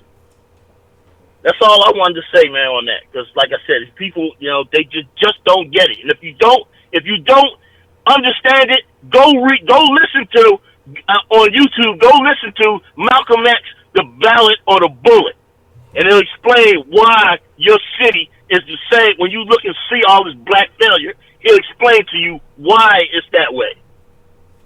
I had to call back and straighten that. I usually don't call back in, but some people just don't get it. We got to have our own commerce centers, regardless of what other people have. I'll holler at you tomorrow. I mean, I'm glad you did call back in. Appreciate it, Rob. All right. Already. Shout out to Rob, man. And I think it's a lot of people that promote a lot of Malcolm X stuff but don't really understand what he was talking about. Rob gave y'all some game right there. You know what I'm saying? It's a lot of people who push a lot. It's a lot of people who recite a lot of Malcolm X quotes and then go vote for Hillary. But it is what it is, you know. You're free to make your own choices in this life. But what I'm saying is, the thing is, it was very interesting. We've talked about that. We've talked about, you know, customer service in black businesses. And let's be honest, you know, it is a feeling of, what's that, entitlement, where you go there, they feel like, oh, well, you black, you got to support me. You know what I'm saying? Well, I can treat you any kind of way. You got to support my business. I agree with what he said. Support quality black businesses. You know what I mean? The thing about it is, again, you know, niggas will go sell out a nigga album. He telling you shoot each other up. You know, hey, y'all a bunch of bitches and hoes. You know, get on the floor, shake your ass, show me your drawers. And I ain't got no problem with that, because I'm going to look at y'all, I'm going to watch y'all do it. I'm going to watch y'all do it. I'm not going to participate in the shenanigans. You know what I'm saying? I'm going to watch it, because shit, I like that shit, but I'm not gonna encourage it. If you go do it, I'm gonna look at it. But seriously though, it's a lot of things that have been said, man. It's a lot of things that have been said that we got to look at, and some of this is sacrifice. Some of it is like you said, standards. Standards that's been the key word, man. Rob called a couple of weeks back, and he went off about standards, and I've been looking at that ever since he said that, and I've just been looking at a lot of different things, man. And female pimp, make one. What you mean? Start a black business. Why can't you start one? What's stopping you from starting one? You pimping too hard. You got to get out the street, stop all that pimping, and start up a black business. Use that. You know what I'm saying? Break a couple motherfuckers, invest that shit in a black business, and make it shake. And think about black business. And I think when people think immediately of business, they think of the brick and mortar. They thinking of a big store, big shop, and not saying that you can't have that. But shit, you can trap out your own house. Man, look, if niggas can run a whole drug operation, you can start a motherfucking business. If niggas can trap and mule and do all this other shit, you can start a hot shot company. You can do all kind of shit. I mean, the thing about it is, why can't you be the one? You know what I'm saying? Why can't you be the one? Like, shit. You be the standards. Like, the thing that I realize, and I hate to say it, man, I love my people, and I talk about this all the time. I'm telling y'all, I used to be on the whole pro-black kick. I was with the Tariq and all the Hidden Colors and all the motherfuckers you see on there. Was Phil Valentine's and everybody else with it. You know what I'm saying? But the reason why I really stopped looking at that, because so many people fucking with all that shit. But what do they do to provide? They'll tell you the white man doing this to you, white man holding you down, white man doing this, but yet they still coming up off of you, off telling you this, right? If they know all this shit, they got all this knowledge, they hit you with all the hit. Well, what are they doing to change the game? You know what I'm saying? Like, what are they doing to change the game, man? You know what I'm saying? And it's like, when I started looking at it like that, I'm like, what are they doing? What are they doing to benefit? Yeah, it's easy to point out the shit. Like I said, I told you about 5% problem, 95% solution. Shit, they 99% problem. And they don't, there's a 1% margin of error as far as that. You know what I mean? Like, they ain't telling you nothing, man. You know what I'm saying? They not telling you nothing. They telling you what you want to hear because, who was it called there? I think Broderick was talking about us being emotional. And we are. We as black folks, we're passionate, we're emotional people.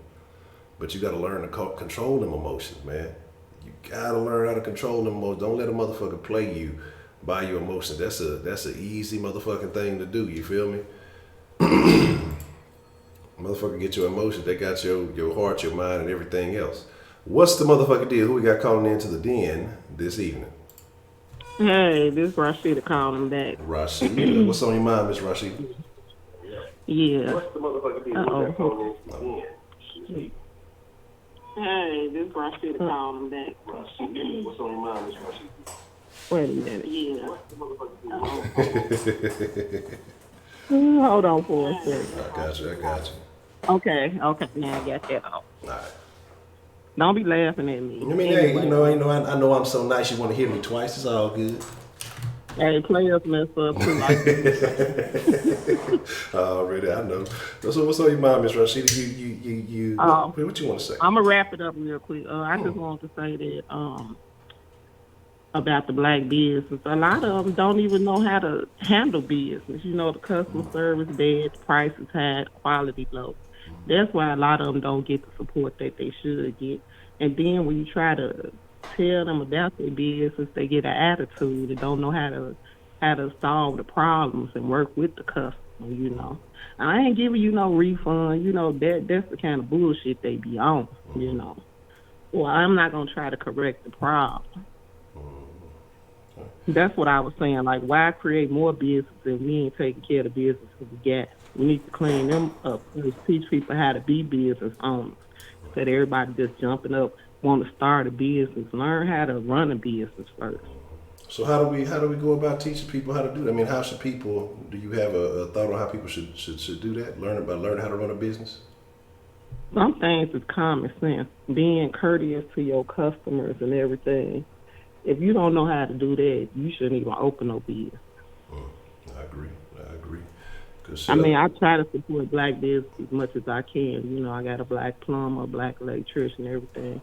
And I try to go to black restaurants when possible. But, you know, I mean, I give them, you know, more than one chance. You know how people say, oh, they messed up, so you don't want to give them another chance. No, I give them more than one chance, even though, you know, some of them be ghetto and everything. You know, I try to work with them, you know. Oh, hold on 1 second. What? Absolutely, April. Damn. Okay. Okay, definitely will. Man. Oh, Definitely. somebody said something about supporting mediocrity like the Damn. Texans. Lord, hell no. Okay. I definitely right, April. I appreciate you sharing that with us. Thank you for letting me know, April.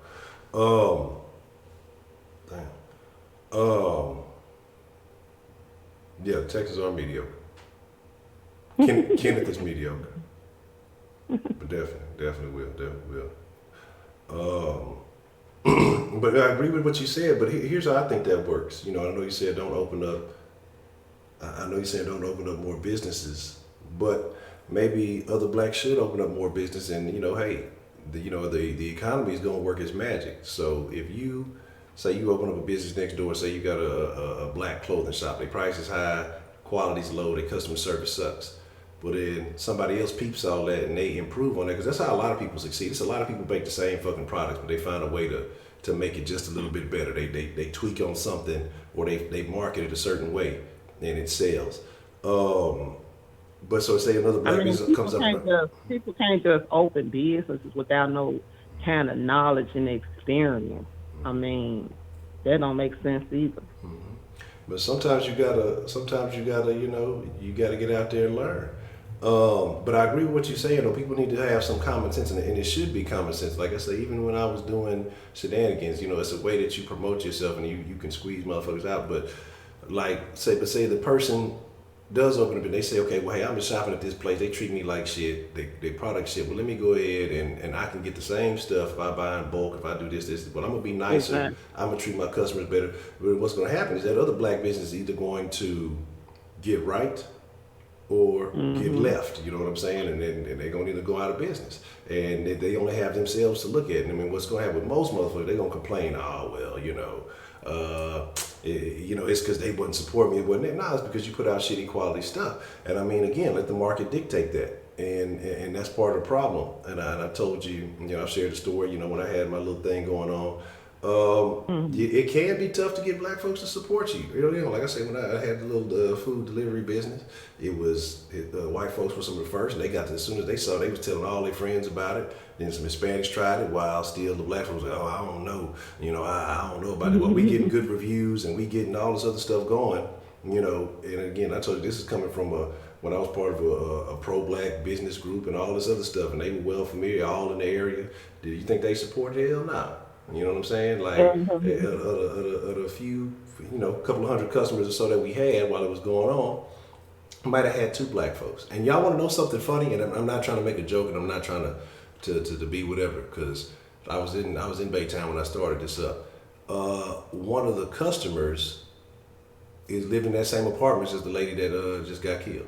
One of the only black customers that we had lived in that same apartment, and that's the crazy shit. But my thing about this is, I agree with you, but the thing that worked for us is, like I said, we basically treated people nice. Hey, if the delivery was a little bit late, if something happened, even if it wasn't on us, okay, hey, we'll wipe the delivery fee on this. And you know what they would do? They would appreciate, still tip you, them, end up tipping you more than what it would have been paying for. Like, it's just, I agree. It's a way that you treat your customers. It's a way that you show respect. It's a way that you show your appreciation in things. And I think that, one, it has to be genuine. If it's not genuine, then people will see right through it. But 2, it's about the quality. It's about what you do. And again, like people will rock with something that may be a little bit more expensive if they feel like they get treated better. They'll pay for that, as opposed to something that's cheap and they feel like shit. And but I agree with you that folks need to learn how to do the basics of business. And again, like I said, a basic economics class, a basic, just a couple of little simple classes. I mean, they offer, little weekend shit. I mean, you could learn shit on. You could watch a couple of YouTube videos and learn it. I mean, basically, if you can sit there and watch a 30-minute fight compilation, you can watch a video or two on how to appropriately get your business started, filing tax, whatever else it may be. But again, it's just a lot of shit that folks don't want to do, they won't do, they don't appreciate, and they just have this entitlement and expectations.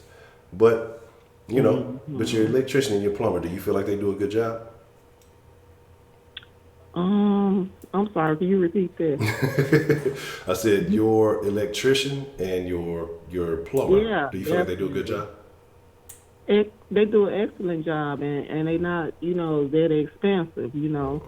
Anytime I need something, just call them, and they come, sometimes they be a little late, or they, but the work is quality, and the price is affordable, Yeah.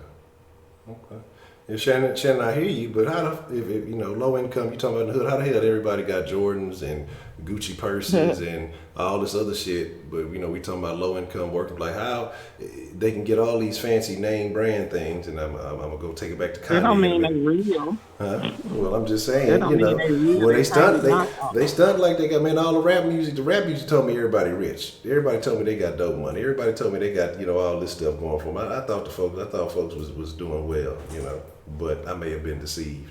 But, And I don't feel like necessarily that just because you black and you rich that you have to reinvest your money into the black community. I think that's your option.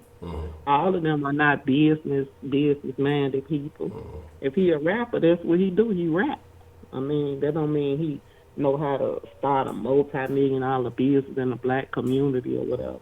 So why not, find somebody who is able to do that and just invest in them and recoup your, get your ROI, get your return on your investment, put somebody else on. You may not be me, because especially if you rapping and on tour, you ain't gonna have time to be there anyway. So, find somebody that that you can trust and, put them on. If somebody got a small business and just need a little bit of a boost, some marketing and promotion, why not put them on? And I think a lot of them just get the money fast and spend it fast, so they don't think long term. And eventually they're going to go broke and realize they probably should have invested something. Okay. Well, and I think that's what it is, But you're starting to see some trends. You're starting to see some changes, because you've seen some of these guys start trying to do what they call with the investment, especially after Dip died. Some of these guys trying to, the property challenge and do all this instead of showing all these jewels and cars and change, show that you're investing in stuff, investing in business and things like that. So I definitely. Broderick, until you get a wrench behind your name, you don't tell me it's 5 minutes. Okay? I don't want no plex. Now, I think what you need to do is just go slide back in the bed next to your wife.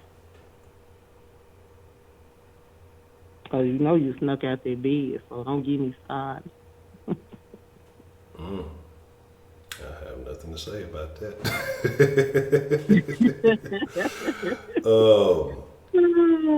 Man. Now, but because when you was talking all that stuff, I probably did tell you to get off the phone, but anyway, I don't remember. Man, but here's the game, Shannon, and I feel you. But this is where my thing is, like, I think if black folks won't change because we kind of dug ourselves into such a big hole, like, we have to make sacrifices. And it's not going to be easy. It's not going to be comfortable. I don't believe that it will be. It would take it would take a large scale sacrifice as a community. But let's be honest, everybody don't want the same thing. Let's just be real about it. It's a lot of us that don't give a shit and happy how they living. And like some folks said, it's easier to point fingers and make excuses, because what that allows you to do is say, guess what? I ain't got to do shit, because it's not my fault. It's somebody else's fault I can't win. It's somebody else's fault that I'm like this. Exactly. Yeah. As long as welfare and Section 8 exists, we ain't gonna never progress, I don't feel, because people love free shit, and When you get a job, then your rent go up if you on Section 8, or they cut your food stamps and all this and that. So people just rather survive off the free shit than Yeah. try to do better. Yeah. Some people. Yeah. But don't Now, you? some people change, but some people Yeah, but don't you feel like don't. that's limiting? Like when a person says, "Okay, well, I know this the only set amount that I'm finna get, from the government each and every month. This is all I got to work with." Don't you feel like that's a limiting mindset? Like you could have if you put yourself on, if you get on the grind, you could have anything you want. There's so many rags to riches stories every year. More millionaires are being made than ever. But But there have to be a goal. There have to be something you want. If you surrounded by people that's waiting on the check, like you waiting on the check, I mean, what's the motivation?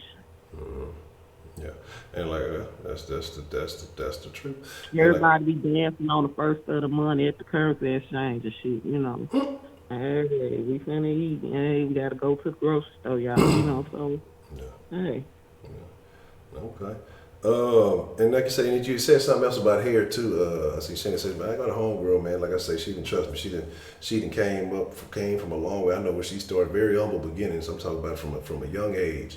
She was on the grind. She may have done some other things to get where she got, but she stopped doing those things and she invested and started selling. She started out with 2 or 3 pieces of hair, promoting that shit on the motherfucking internet. Now she got a 6-figure business, a salon, and she's going out and doing seminars and courses and teaching other women how to start 6-figure businesses. Exactly. You know what I'm saying? So We need more black women to get into the hair business and buying the hair, selling the hair.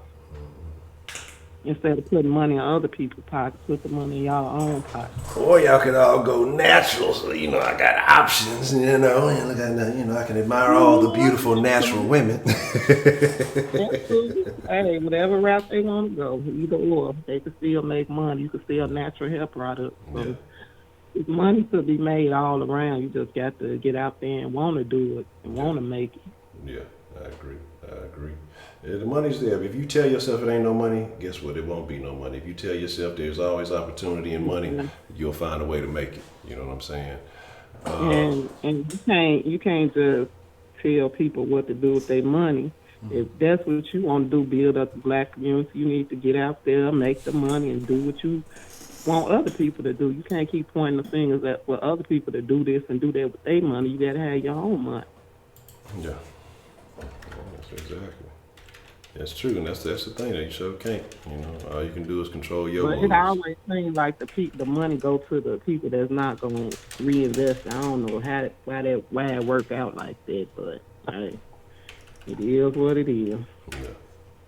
Because there's a lot of people with a lot of good ideas, but just don't have the funding and the finances to carry out what they want to do. Yeah, that's true. But I mean, like I say, sometimes you just got to start small. Crawl before you walk, and I mean, it is. It's But a lot of people. This is the last thing I'm gonna say. Then I'm gonna wrap it up. It was like many years ago. Oprah tried to start have a program in Chicago to help the low income people. Yeah. Get a house and a job and all that. Yeah. And then the people were stealing money from the program, so she shut the program down. Man, look, that's a whole. That's what I'm talking about. It's difficult for some of them stars because they don't know who they can trust to actually carry out the business in the program. Yeah. That's this. I'm telling you, that's a whole thing right there. That's a conversation to be had in itself. When you put niggas in certain positions of power, they take advantage of it. You look at some of these school districts, you look at some of these, And she's busy. You know what I'm saying? She's a very busy woman. You think she got time to be going behind scenes where this money went, where that money went, Yeah. Yeah, that's what I'm saying. That's the thing, you really have to trust people when you're talking about you want them to invest millions of dollars. Who gonna oversee that money? Yeah. Because people, even the most honest people, could try to slide a few $10,000 into their personal account, so. Yeah, I agree. I mean, that's the thing, motherfucker, get them sticky fingers. They want that 5-figure bonus. You know what I'm saying? That's the tough part. That's the tough part. Okay, all right. Well, Miss Rashida, I appreciate you calling back in and sharing that with us. You know, I'm waiting for you to open up Rashida's Soul Food Kitchen, even though it ain't gonna have no gumbo. You know, I mean, We gonna do hand to back. Okay, that's hey, Soul food in hand. get your hustle on. You know, get your hair neat while you eat. Hey, that's the lick right there. Right, get your do right. That's And then right. you can have your barber in there. When the fellas slide in, they can get them a side man sandwich. You know what I'm saying? It's all good. Everybody satisfied. Exactly. That's right. Come on through. That's a bet. Alrighty. All right, Miss Rashida, I ain't gonna hold you up too much more. I appreciate you calling in.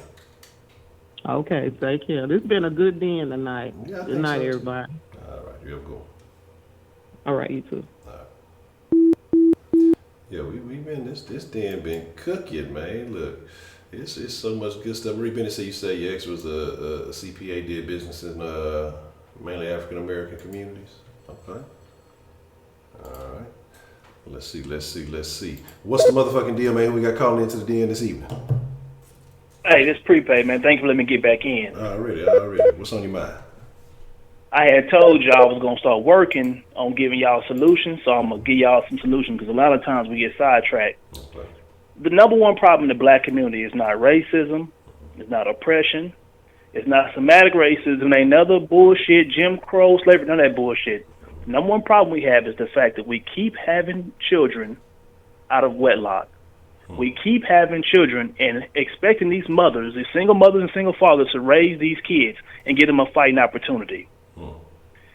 If you grew up without a father, it's easy. The fact that you didn't have one means you need to be in your kid's life. You have got to give your kids a fighting chance. You have got to give them an opportunity to have a better life than you had. We can complain all day about why we don't have black businesses, why this is that. If you are around my age, if you're in your 30s, that generation has passed by. It's over for us. But the kids, invest in your children because they can change every problem that we have. They can fix all that shit. And I'm going to tell you the reason why. I got a son. He told me he wanted to make his money. You know what I'm saying? He started a grass cutting business, okay? I sold him the family lawnmower. And I know y'all gonna think this shit's fucked up, but I did it, okay? I made him pay $800 for the family lawnmower. The next thing I did was I made him get a uniform. I said, you got to design a shirt, get a uniform. You need to have pants on. You need to have it to where your shirt's tucked in while you cut grass. He goes, Daddy, I don't understand why you're doing all that. I said, first and foremost, son, this is the cost of doing business. You need to learn about overhead. If you use my lawnmower every day and cut grass and make money, how is it teaching you responsibility? When the lawnmower breaks, I got to pay for it. If this is your grass cutting business, then you need to own the lawnmower. Yeah. Charge him for that. Made him get a uniform. After he made the money from cutting all the grass and stuff like that, I gave him a business model. I said, listen, you wake up first thing in the morning, it's 6:30 in the morning, you start cutting grass. The first lawn you cut every Saturday is our lawn. You got to cut that one for free. Yeah. He said, well, Daddy, if everybody else pay me, why I got to cut this one first? I said, because you live here. And number two, if you're going to wake up and fuck somebody's yard up, you're going to fuck up this yard. That way, if you got to fix it, you're going to fix this yard. The next thing I taught him was, if you do the job accordingly, you can charge whatever amount you want to charge. He didn't believe it. I said, every yard in this neighborhood, you can charge $35. I said, now, if a person missed their appointment, you can then charge them $50 for it. Yeah. He goes, Daddy, I don't think that's true. I said, just do it. Tell somebody you can cut their grass at 10 and they're not home. Tell them that if you got to come back later on when it gets hot, you're going to charge them $50. He cut their grass, did it accordingly, and guess what? He was able to getting $50 a yard because people were missing their appointments. I said, this is the cost of doing business. You cannot show up at these people's house if you don't have a uniform on. Yeah. You want to be taken seriously, you want to charge serious money, you have to take yourself seriously. I had a barber. My barber was talking to me, he goes, man, you're one of my best clients. You come through, you show me love, you give me some tricks about the game or whatever the case may be, and you always tip me. He goes, I want to raise my price from 25 to 35. How do I go about it? I said, well, first and foremost, until you start showing up on time for your appointments, you can't raise your prices. He started laughing. I said, I'm serious. I had to wait an hour for you. The cost of business don't work that way. I said, also, You promote yourself as a black barber into black people. That makes no sense. He goes, why? I said, because I work with all white people and they get their haircut too. I said, them same white people who you not marketing yourself to pay $45 for a haircut. While you trying to raise your price, you missing all your customers who actually pay $45 for a haircut. I said, so this is what you do. You start smoking before you come to the shop. You start wearing your barber cape. You start cutting my hair on time. I'll bring my white coworkers in here and give you some more clientele. Yeah. Guess what happened when I brought my 4 white coworkers in there? Boys probably all broke bread. They took care of him and they brought 4 more white people. And before you know it, it was white people crawling around his barbershop. So you know what naturally happened, Honcho? He started charging $35 for niggas to get their hair cut because he had clients who was paying $45 off the muscle. Yeah.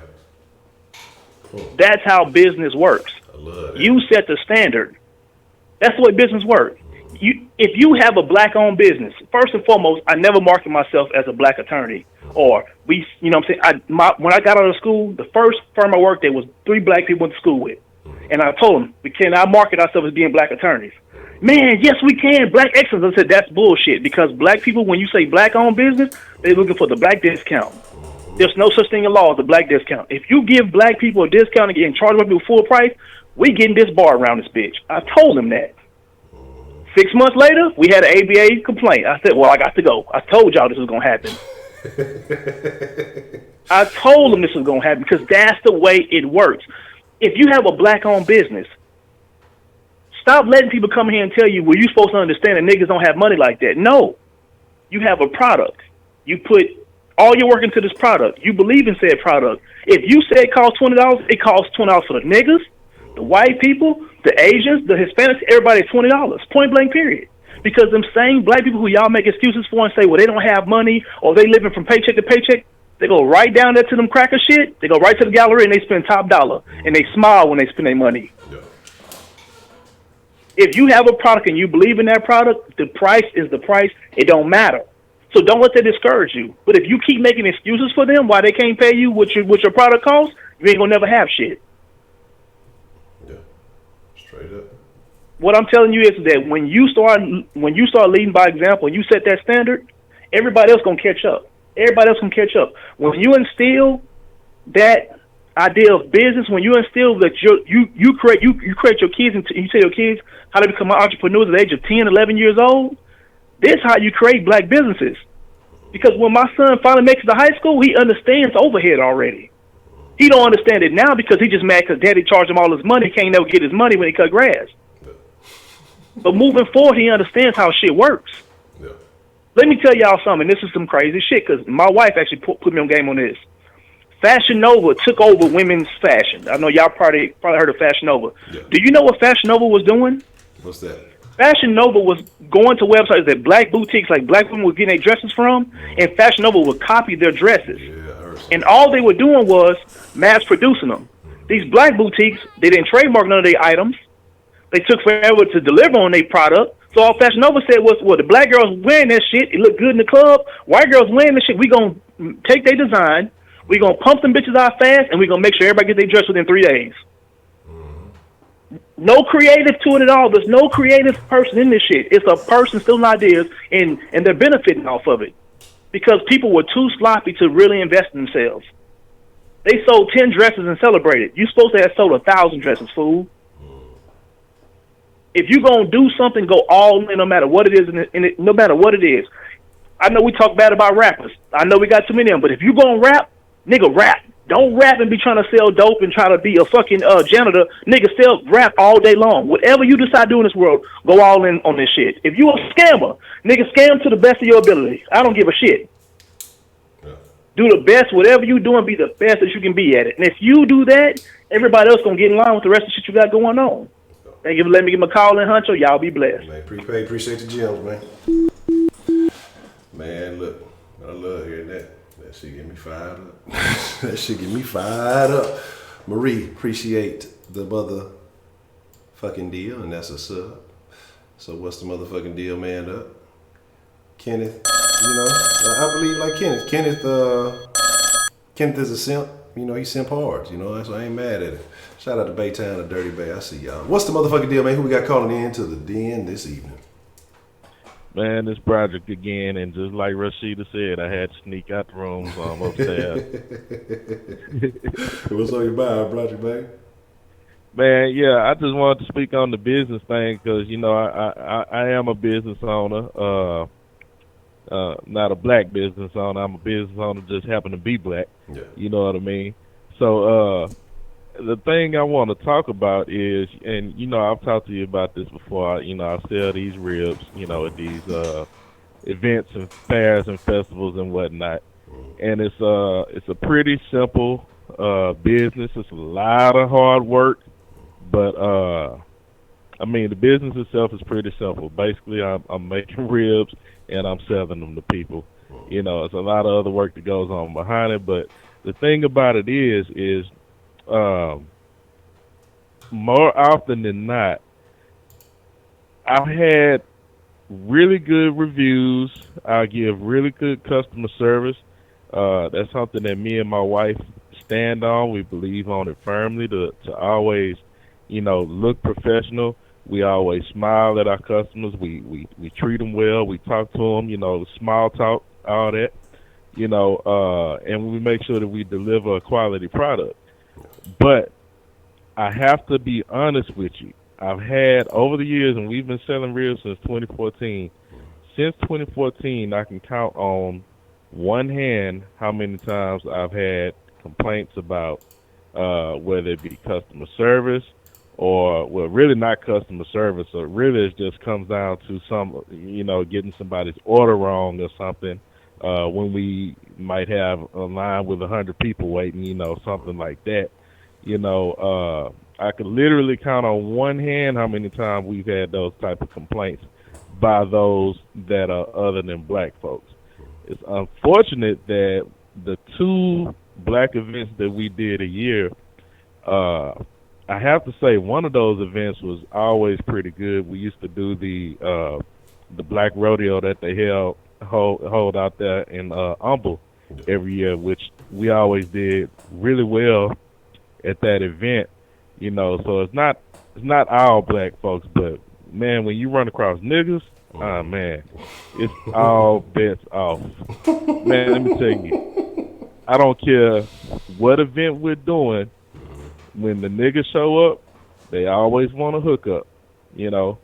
And to be quite honest with you, I can't get nobody to hook up. Ribs are like $4 a pound, and I'm not talking about regular old spare ribs. You know, we cook baby backs. Yeah. You know, baby backs. You know, if they on sale, I can get them for $3 a pound. You know, per case. You know what I mean? And I damn near got about 10 cases to get another, you know, 20-cent break. You know what I mean? So I'm just think about it. I'm knocking off a case of ribs that's gonna run me anywhere from $105 to $140. You know, which I might be able to make $600 off of that case. You know what I mean?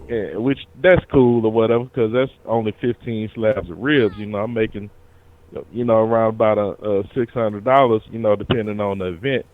But there's certain events where, you know, I go to and, you know, the black people, the niggas, I won't say the black people. The niggas are the ones that, man, it's too high. Why your ribs $13? I could go over here and get a turkey leg. I can go over here and get a smoked sausage. Well, you know, and I still be smiling. You know, me and my wife will still be smiling. You know, we'll try to explain to them that, hey, ribs are very expensive. You know, we got to make our money back. But in the back of my mind, I'll be thinking, well, take your ass on over there and get you a damn smoked turkey leg. You know? But, I mean, and that's real talk. Now, it's crazy. It really turned us off from wanting to do black events because we did one of the biggest black events one year. I want to say it was 2016, where we did the breast cancer walk that was put on by the Sisters Network, and we did that down there in Discovery Green in downtown Houston. And I mean, when I say had to be at least 20,000 black people there, you know, mostly black women, You know, had to be at least 20,000 of them down there. We were the only food vendor at this event. The only food vendor. Yeah. I came out there with about, man, easily 12 cases of ribs. Easy. Yeah. Because I knew how many people there were going to be. Yeah. You know, and I probably made about $1,000 that day. 12 cases of ribs, I'm supposed to make at least $6,000. Yeah. You know what I mean? Yeah. And it's just crazy. I mean, they were just walking by. A lot of them, they'll, you know, come look at my menu. And man, I even got a sophisticated menu and everything, man. You know, everything that we do is top notch. My tent that I use is top notch. I got menus on the freaking flat screen TVs and everything that's animated and all of this shit. You know, I put a lot of work into everything we do, and they'll come by and they'll just turn their nose up, you know. Or, you know, the ones that's really hungry, since, you know, we the only food vendor, you know, they'll find the cheapest thing on the menu, you know what I mean? You know, let me get a chili cheese fry. Let me, you know, and it's cool or whatever, because I'm gonna make every dollar I can. You know what I mean? But when I go to these other events where it's not just white people, but everything other than niggas, I'll say, you know, man, the people, they will pay extra at times. They come back and get more ribs. After they have some, they be like, man, I need to take some home, you know. They tip us, you know what I mean?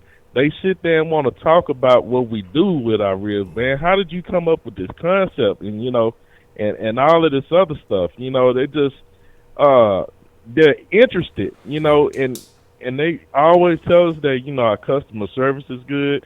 So it's basically you provide a service, you look the part, you look professional, you treat people kindly, you know what I mean, and charge what you're worth. You know, don't go out here and cheat yourself. If you out here spending $100-something on a case of ribs, don't go try to sell every doggone rib dinner for $10. You're losing money. You're wasting money. You know what I mean? Just whatever it is that you do, charge what you're worth and don't worry about what anybody has to say about it. And I think that may discourage some black business owners that want to try to stay in that community and do things to try to build that community up, because they know how we are. You know what I mean? And that's a shame that you know, you can't do what you really want to do to build up the people around you and your community and whatnot, because you're just afraid of the rejection that you're going to get from your own people, to where you almost feel like you have to go outside of that to be able to make some money. And then here's the thing the niggas do. When niggas see you getting money with white people, then they want to come spend money with you. Yeah. Exactly what that story that Prepaid just talked about. It's the same exact concept, you know, and that's shameful, man. But you know, I know that's been a hot topic of conversation around here tonight about the black-owned businesses and whatnot. But I mean, that's just one of the issues that a black business owner that tries to do things within his own community deals with, and some people deal with it more emotionally than others. You know, they really feel bad that they cannot pursue their dreams of opening certain businesses because of the perceived rejection that they're gonna get from their own people within their own space. You know, so I mean, I get it. You know, and we could have more businesses, because it really is very easy to start a business. Outside of it being a lot of hard work, just to start a business, it doesn't take very much to do, and more often than not, doesn't take a ton of startup capital. You know what I mean? I think as black folks, we blow more money than, you know, it takes to start a business, you know, to get you off the ground and making some extra money or some passive income, whatever the case may be. You know, we blow more money than it takes to do that.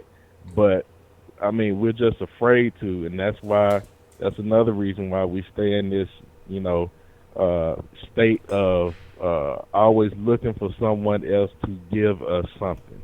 or to, to not only give us a handout, but to give us a job, to present an opportunity for us when we could be presenting these opportunities for ourselves, our children to pass on for other people. You know what I mean? But I mean, we can't because of that type of mentality. I mean, who wants to start a business knowing that if you don't keep it real with your business and you don't give, so and so the hookup or whatever, that you're not gonna be able to make it? Yeah. I mean, what kind of motivation does that give you? Shit, You know what I'm if saying? you give them the hookup, you ain't gonna make it, shit, because they gonna break you trying to give them the hookup. So yeah, I feel you, man. You damned if you do, you damned if you don't in a situation like that. Exactly. So that's the paradox that we stuck in, So some of us, but it just takes. We got a lot of work to do still, Honcho. I mean, but before we get to that point where people get that type of mentality to overcome those perceived roadblocks, But I mean, people like myself and others who, actually give a damn, we out here trying to fight the good fight, man, and trying to turn people's perceptions around and break some cycles, man, and hopefully it works. But, if it doesn't, hey, it's not going to stop me any. I'm not in the black community myself per se, Yeah. but, I mean, if I was, I can kind of see where I would be deterred from doing some things in the black community because I know how we act and how we do, and a lot of times we're dishonest. We steal from each other. When a black man is doing something in his community, they want to break in and rob him and all of that kind of stuff. And we kind of gloss over that kind of stuff, but it goes on a lot more than we're willing to admit, from some, in front of people other than ourselves, But, yeah, I just wanted to spit that, man, and, Honcho, let me know if you want some of these reels, man. Hey, Hey, look, it's going down. We back in business, man. I got some new flavors coming up, man. I got that margarita flavor that I'm putting on. The lemon pepper, the bourbon, the garlic parmesan, all that, bro. You let me know when you active. I'm gonna come find you, man. Because I've been waiting. You let me know. I'm the guy. If I gotta take a trip across town, I'll come find you, check you out. And I'm serious about that other little deal too. I don't know exactly when. I'll get with you and see what's coached. But I really want to get that little men of the den meeting going too. Because like I say, like you. Prepaid, we'll see when Jay Dizzle in town. And like I said, a lot of you fellas, man, y'all may or may not realize it, but sometimes we get off these streams and, I sit back, I look at my notebook and I rehash a lot of stuff that's said, or I'll try to go back through the chat and catch some things, man. And y'all say a lot of stuff that I try to implement, some of y'all in some places I'm trying to get to myself. Like I said, I'm learning, getting past all the mistakes that I've made and trying to grow. And y'all definitely do a lot of. Y'all help me out a lot, so I may be on here talking to this, but y'all help me out a lot. I just want to say, I appreciate that, but definitely would like to link up, like I say, maybe catch the cigar lounge or something one evening, and we can all just sit down and chop it up face to face and, really get some good game going, man. For sure, man. And we can make it a thing. So just let me know, and I'll go down there and see if there's anything special we need to do to get that hooked up. Okay, but yeah, like I say, just shit. Reach out to me whenever you're gonna be cooking. I'm gonna get in touch with you, man. I'll break my little calorie, my diet, 'cause I need to try it. So, Man Cake was saying, he said, "Look, ribs and cookies sound good. Let's do it." Already sound like a party, y'all. But that's a bet, man. Broderick, I appreciate you calling in and sharing that with us, though, man. All right, brother. Already. Yeah. And I want y'all to know that, man. And like I say, it's a lot of y'all called in, y'all say things, and I be jotting stuff down there. I'm like, man, this nigga just be writing stuff. He ain't. Man, I go back over this stuff after the streams, and I just kind of recoup, and I look at where some of this good advice comes from, and I just say, okay, well, how can I implement this, to what I got going? And y'all done said some stuff tonight that really got me doing some reevaluating as I'm sitting here listening to what y'all are saying, man. and definitely got a couple of things I got to step up a notch because y'all hit on some real important stuff. What's the motherfucking deal, man? Who we got calling in to the den this evening? What's going on, Hunter? This is your boy, Man Up here. Man up. What's the motherfucking deal, man? What's on your mind? Hey, what was home dude name that was just calling about the river? What was his name? Broderick. Broderick. Man, sounds good what you're doing, man. I'm trying to do some things, extra things myself. I'm trying to, implement some peach cobbler and some blackberry cobbler to my mix as well, too. So I know exactly what he's going through, man. You got to do it. But I was just calling in, man. I want to say this here. It's a shame that how many times have I told you, man, that I've been going through that same thing before, man. That, my own people won't even, support you when you're trying to do something. You might get one or two here and there, but you'll get, you'll get none black people that will support you left and right, because that's mostly my business. So, excuse me, sorry. So when I'm hearing people saying these things, it's like it feels good that I'm just saying that I'm not the only one, because it feels like sometimes I am, because I don't hear nobody else saying this, and it feels like, when Broderick was sitting there saying that, that's true. That's exactly what I do. My favorite saying is this: you want to hook up, why don't you go somewhere else and ask them for a hookup and see what you get? If you're gonna pay full price with them, pay full price with me. You see what I'm saying? Yeah. If I decide to say I give you a few of them for free or whatever, then we, then we can do whatever. And I see outlet games. Yeah, I'm doing carrot cake too. That's my favorite kind of cake, carrot cake. I'm doing all that stuff, man. I gotta add a little bit extra into my mix. So yeah, but it'll be a minute, man, before I do everything. Like I said, I haven't really put my full 100% attention into it yet, because I work a normal job. So, but once I decide to sit my butt down, then I'm gonna devote all my attention to my food. But anyway. So when Broderick was sitting there saying that, man, that's my advice to him. Tell them, if you want the hookup, go somewhere else to get the hookup. You're going to pay full price with them, come pay full price with me. And I know what he's saying, but you got to try to keep a smile up and all that stuff. And it's sad that you got to do that with and it's mostly your own people. And like he said, I can count probably on one hand that, well, really tell you the truth, none at all, really.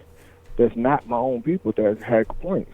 And it ain't about my cookies or nothing. It's just the fact that I won't give them to them for free or give them 100 cookies for $2 or whatever or something like that. It's more of the fact that, you just want me to go broke. You know what I'm saying? Because you see that I'm doing something. You know what I'm saying? So when he was saying these things, I was like, damn, how many times have I said that so many times? I've said that so many times that excuse me, that I'm trying to, you know what I'm saying? It's like, why is it that we do this to each other? And we call ourselves, you know what I'm saying, my brother, my sister, you know what I'm saying, shit like that. You know what I'm saying? Yeah. You know what I'm saying? Then why are you treating us like that? You know what I'm saying? If you said that we're supposed to stick together, we're supposed to help each other out, then why are you doing it like that? Yeah, and prepaid, I thought about soccer to me cake as well, too, because my mom from Louisiana, so I'm getting it there, man. I'm getting it. So don't get me y'all. I think y'all got a track on me. Y'all watching me. I see what y'all doing. Nah, but yeah, my wife doing some things too, because she's from Alabama, so she got to get that red velvet cake and all that stuff too. So we getting there. We getting the sweets and stuff. It's gonna be a minute. It ain't happening right now, no time soon. But we getting it there. No, I ain't doing the tres leche. So I can't do that one. Man, I can't mess with that one. Cartel, you start pushing that tres leche. Cartel gonna come move in on you. Look, hold on, man. I'm like, hey, man, I don't know. Yeah. So when I was hearing the talk, man, it's like, damn, he's saying the same exact words that I'm saying. It's like, excuse me, how many times have I said these same exact words, man? And it's like, if I say, Honcho, I'm gonna hook you up. I give you something for free. That's my personal choice. You know what I'm saying? You know what I'm saying? You didn't come to me and say, come on, man, hook me up. You know what I'm saying? you when I sent you something, you said you would even pay for them. And I was like, no. I'm gonna send them to you. That's my personal choice. What I do with my stuff is my personal choice. You know what I'm saying? If I'm selling it to you, like for example with excuse me, with Jay Dizzle. You know what I'm saying? He bought something from me. I sent them to him, and he was supposed to let me know he got them or not. He ain't called me or nothing. I see how it is, Dizzle. I know you're listening. I don't know if he is, but I'm just talking shit. But you know what I'm saying? That, you know, and how I did with him, I said since he was a first time customer, I sent them in a special kind of container just for, you know, my first time customers. Yeah. That's what I like to do. Yeah. You see what I'm saying? Yeah. And so that to make you know to try to outdo the competition for you to come to me. Yeah. You know, so when I'm listening to this, when I'm listening to Broderick, it's like, dude, I know what you're going through. I don't know how long you've been going through that. I know you said you had your real thing since 2014, but I don't know how long you've been going through that. What you were saying, man, just keep your head up. Don't let nobody bring you down, man. You keep doing what you're doing. You're gonna end up doing something big. Just stay focused, work hard. You're gonna end up doing something big, man. But anyway, like I was saying, reels and cookies, man. That sounds good. We need to hook that up. I know you're in Texas. I'm in Colorado, but we need to hook that up, man.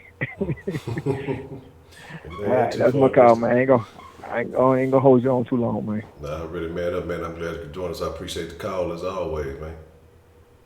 All right, man. I'll holler at you, dog. Nah, already. And this is what I love to hear, man. I love to hear everybody, you know, got something going on. And y'all know me, look, hey, promote yourself, hey, brand yourself. I want to see everybody make it. That's my mentality. And I love it.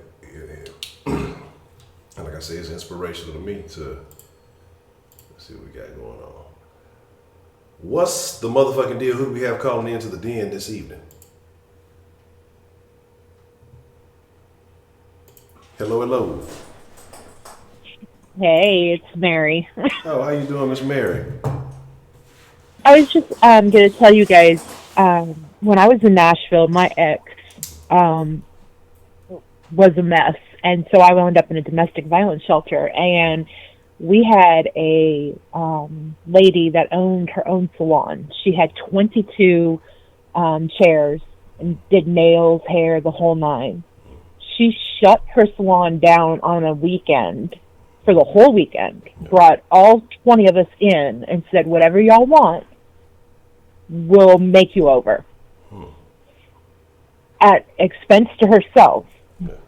Like, didn't ask for nothing. She put, like, paper on her window so nobody could see in, at the whole nine. And she had all these, you know, we had a bunch of girls in the shelter, and they're like, oh, I want extensions, and I want this, and I want that. And they're looking at me, and I went, I just need a haircut because I have a job interview and maybe get my brows done. Like, I'm good. Yeah. And they're like, nope, you're getting a full makeover because you didn't ask us for nothing. Because you weren't being greedy. Yeah. Well, that's what's happening. That's cool. Go ahead. I'm sorry. Well, no, and that's what, I mean, those kind of businesses, I'm going to support you all day long. I agree. I think sometimes it takes you giving to get. And I think that also what that does is, you know, when you see these people and they go out and then, you know, people are going to ask us, well, hey, who did your hair? Who did your nails? Who did, you know, this, that, and the third? And, you know, I mean, those are referrals too. So, I mean, she's doing good and she's doing a kind thing. But in the end, it's going to be reciprocated, you know, in the long run. So I think that's Let me tell you something. I was a server at TGI Fridays at that time. In Nashville at Opry Mills Mall before the flood. I was working there when the flood happened. But anyway. And I always had people, because I went back to her after I got a job. Like, I came back to her and I said, hey, I got the job. I wanted to thank you. And now I'm using her to cut my hair and do my nails. And I was walking billboard. Yeah. Because my customers were like, for real, where'd you get your hair done? Like, you're looking sharp. And I'm like, oh, I go to this lady. And she was like, I came in, and my nickname is Sky. Everybody calls me Sky. And she goes, you've been handing out my business card? And I said, no, why? And she started laughing. She goes, here's a pile, because I've had so many people come in and say, hey, Sky said to tell you hello. That's what I'm saying. That's what's happening. I got a question for you real quick. It's a little bit off topic, if you don't mind me asking. So you said that you ended up from Tennessee into Baytown? Well, by the long way. I grew up in Plaquemines Parish, Louisiana, outside of New Orleans. Okay. Went up to Ohio, then New York, Philadelphia, that whole thing right there. He was from New York. I had to be moved to Nashville. He found me in Nashville after I had been there for 2 years, and I went to Alaska. Damn. And long story short, I'm now down in Baytown. He's finally locked up. Yeah. Okay. So you have to kind of move around a little bit. Well, I had to move around a lot, and I mean, that's like this shooting in Baytown that happened last night. I watched the video, and the family is all yelling about how she had schizophrenia and everything else. I believe it. Because I had a situation where one of the family members of my ex showed up on my door here in Baytown. Damn. So they all which crazy. means they found me again. Yeah. I had to explain to a supervisor at Baytown PD why that was a serious thing. Yeah. Like, they don't seem to have no common sense. I see video after video after video. So, I mean, I know we're going off topic from the businesses. But, like, I came into your video because it was talking about, well, first about Malia, but anyway, about mental illness. And it's sad. Yeah. Yeah. Oh, yeah. I've had my deals with Baytown. If I ever see them again, I'll see them too soon.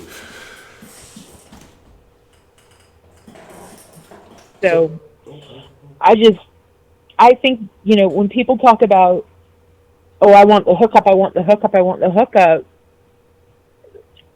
she's out here, people are out here trying to make a dollar.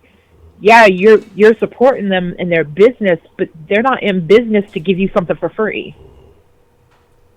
Exactly.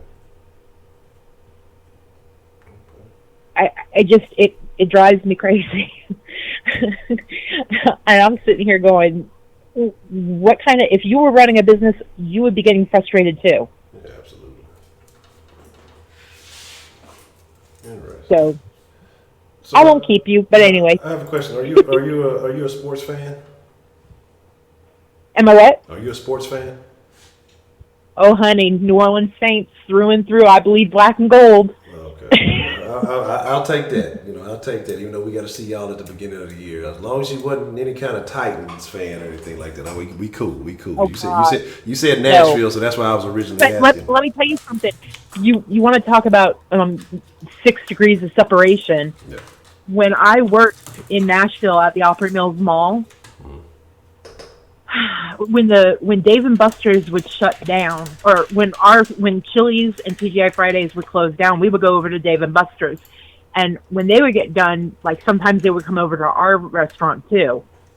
Do you remember the Tennessee Titans player that got shot? Who was that? I don't remember who it was.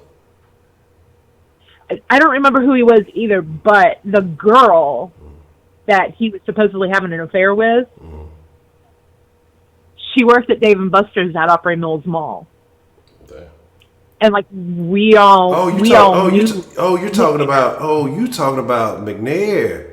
I'm thinking about somebody. Yeah. Oh man, that's way okay. Yeah. Oh shit. She used to be a regular at TGI Fridays with all of us, and we used to go back and forth. Like one weekend, we would go to hers, to Dave & Buster's, and then she would come over. He used to come into Opry Mills all the time. The players all did. Yeah. I don't know why. I thought somebody else got shot recently. That's why I wasn't thinking it didn't click. Oh shit. Okay. Damn. That's tough. Did she show any signs of that type of mentality? She did. You'll never convince me that she did that. Damn. That was the wife, through and through. How are you going to shoot yourself in the head twice?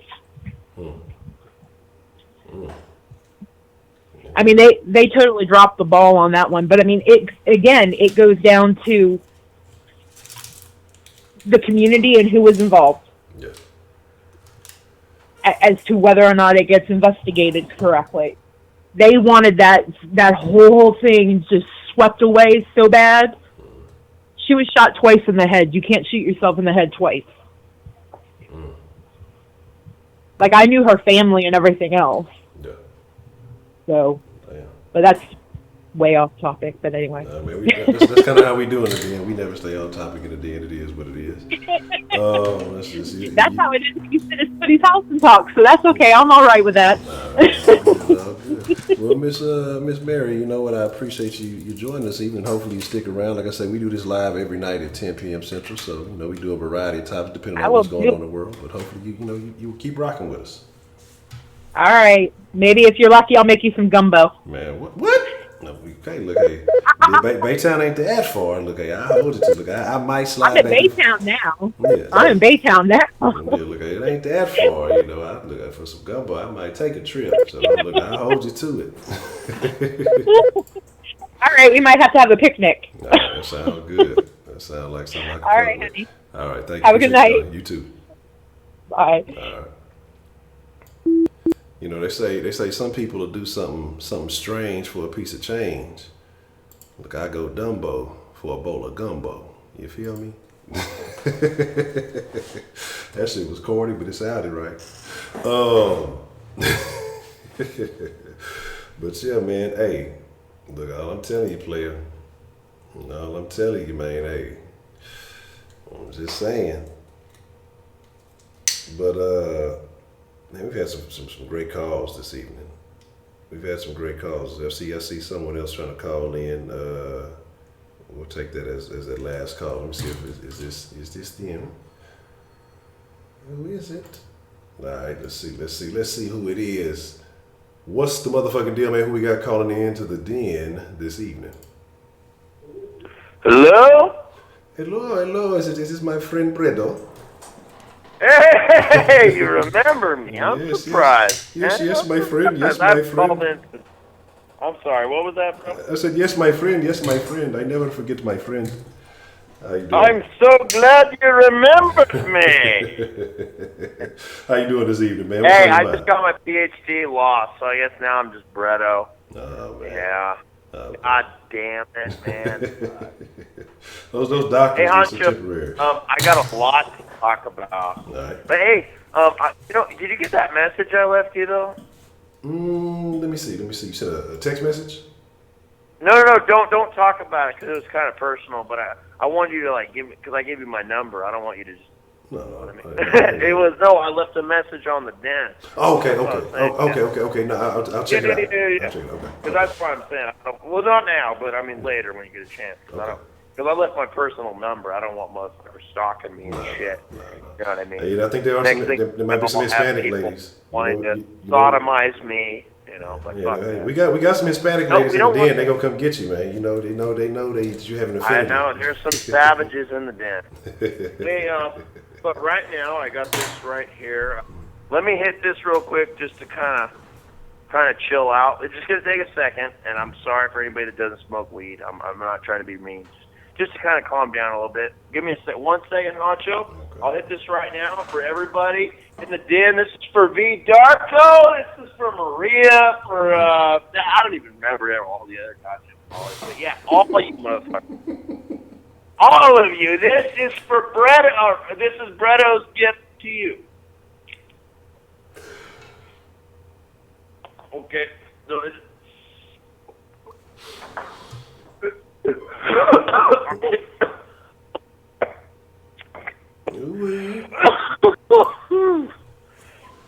So you know what's crazy is I got asthma. And I still smoke weed, bro. I need to quit though. But yeah, hey Honcho, when you get that message, give me a call, man, because I left my number on there. Okay, I got you. Yeah. But what was I gonna say? man, there were so many good callers today, man. Everybody's an OG here in the den. You know what I mean, Honcho? Don't you just love these motherfuckers? Yeah, absolutely, man. Absolutely. Absolutely. Fuck yeah, dude. This is gonna be like 5,000 years from now. People are gonna watch this and be like, wow, we could have been like that. Now we're all robots. We're attached to chairs. Government's controlling us. Who knows what the fuck's gonna be going on by then? Oh man, it's gonna be. We gotta be on Mars somewhere. Who knows? Who fucking knows? Something weird, bro. Something weird. But first one of the callers was talking about demonic forces and shit. Mm-hmm. But I'm going to address everything, even the topic today. But I want to address this. All I want to say about that is, and people that are really religious are going to hate me for saying this, but it's true. There's really no other way around it. This message is for atheists, though, people that don't believe in God. And that's fine. If you don't believe in him, that's cool. But I got one solution for you that'll prove to you that something is out there. I don't know if it's a God, but something. And because we're talking about demons, that's why I'm talking about it. Try out a Ouija board. If you're an atheist, no, seriously, try out a Ouija board. If you really think there's nothing out there, no supernatural entities, something science can't prove, try out a Ouija board and see what fucking happens. You'll see some crazy shit, and don't use it by yourself. But the reason I say that is because if you don't believe in anything, you use that, and you're gonna believe in something. I guarantee goddamn to you. And people that are religious hate that because they consider it witchcraft and whatnot. But honestly, if you pray to whatnot, I doubt you're going to get anything. Like if you pray to L. Ron Hubbard of Scientology, I doubt he's going to come and say what's up. You know what I mean? Yeah. But when it that's about that. And you know, I'm not into that, but you know, I know about it. I've done it before. That's why I'm talking about. Demons are real. I don't give a fuck what anybody says, and I can prove them. I don't even have to talk to you. Use a Ouija board. If you think they're not real, use a fucking Ouija board. Just do it. What do you got to lose? That's the only thing I'm saying. What do you have to lose if you don't believe in it? If you don't believe in it, use it. That's all I'm saying. And that's about the whole demon thing. I don't want to talk about that. I really don't. But we're talking about mental illness. That's quite an interesting topic, isn't it? Because some people are probably saying, "Oh, this motherfucker's mentally ill for talking about that." But I wanted to talk about how the whole politically correct culture is mental illness. Honestly, that it is. It really fucking is, man. If you really think about it, Honcho. I mean, everything is racist. Everything is sexist. You criticize something, you're bad. It's fucking mental illness. I'll give you an example right now, Honcho. Alyssa Milano. You're aware. Yeah, go ahead. Okay. Now, she is very hot. I used to have the biggest crush on her when I was a kid. And then she made a nudie movie later on in her career. She has some nice tits, dude. She is so fucking hot, bro. I want to fuck the shit out of her. Oh my God! Still to this day, because you know how I'm under those older ladies. I would not in that bitch. But anyways, I'm sorry, guys. I'm sorry, so perverted. But I apologize. What she said was so fucking stupid because I guess she's like some big fucking social justice warrior, politically correct activist piece of shit. Now, this is when because we're talking about mental illness. That's why I'm bringing this up, right? You know what she said? What's that? She said, we need to have a boycott of conservative men.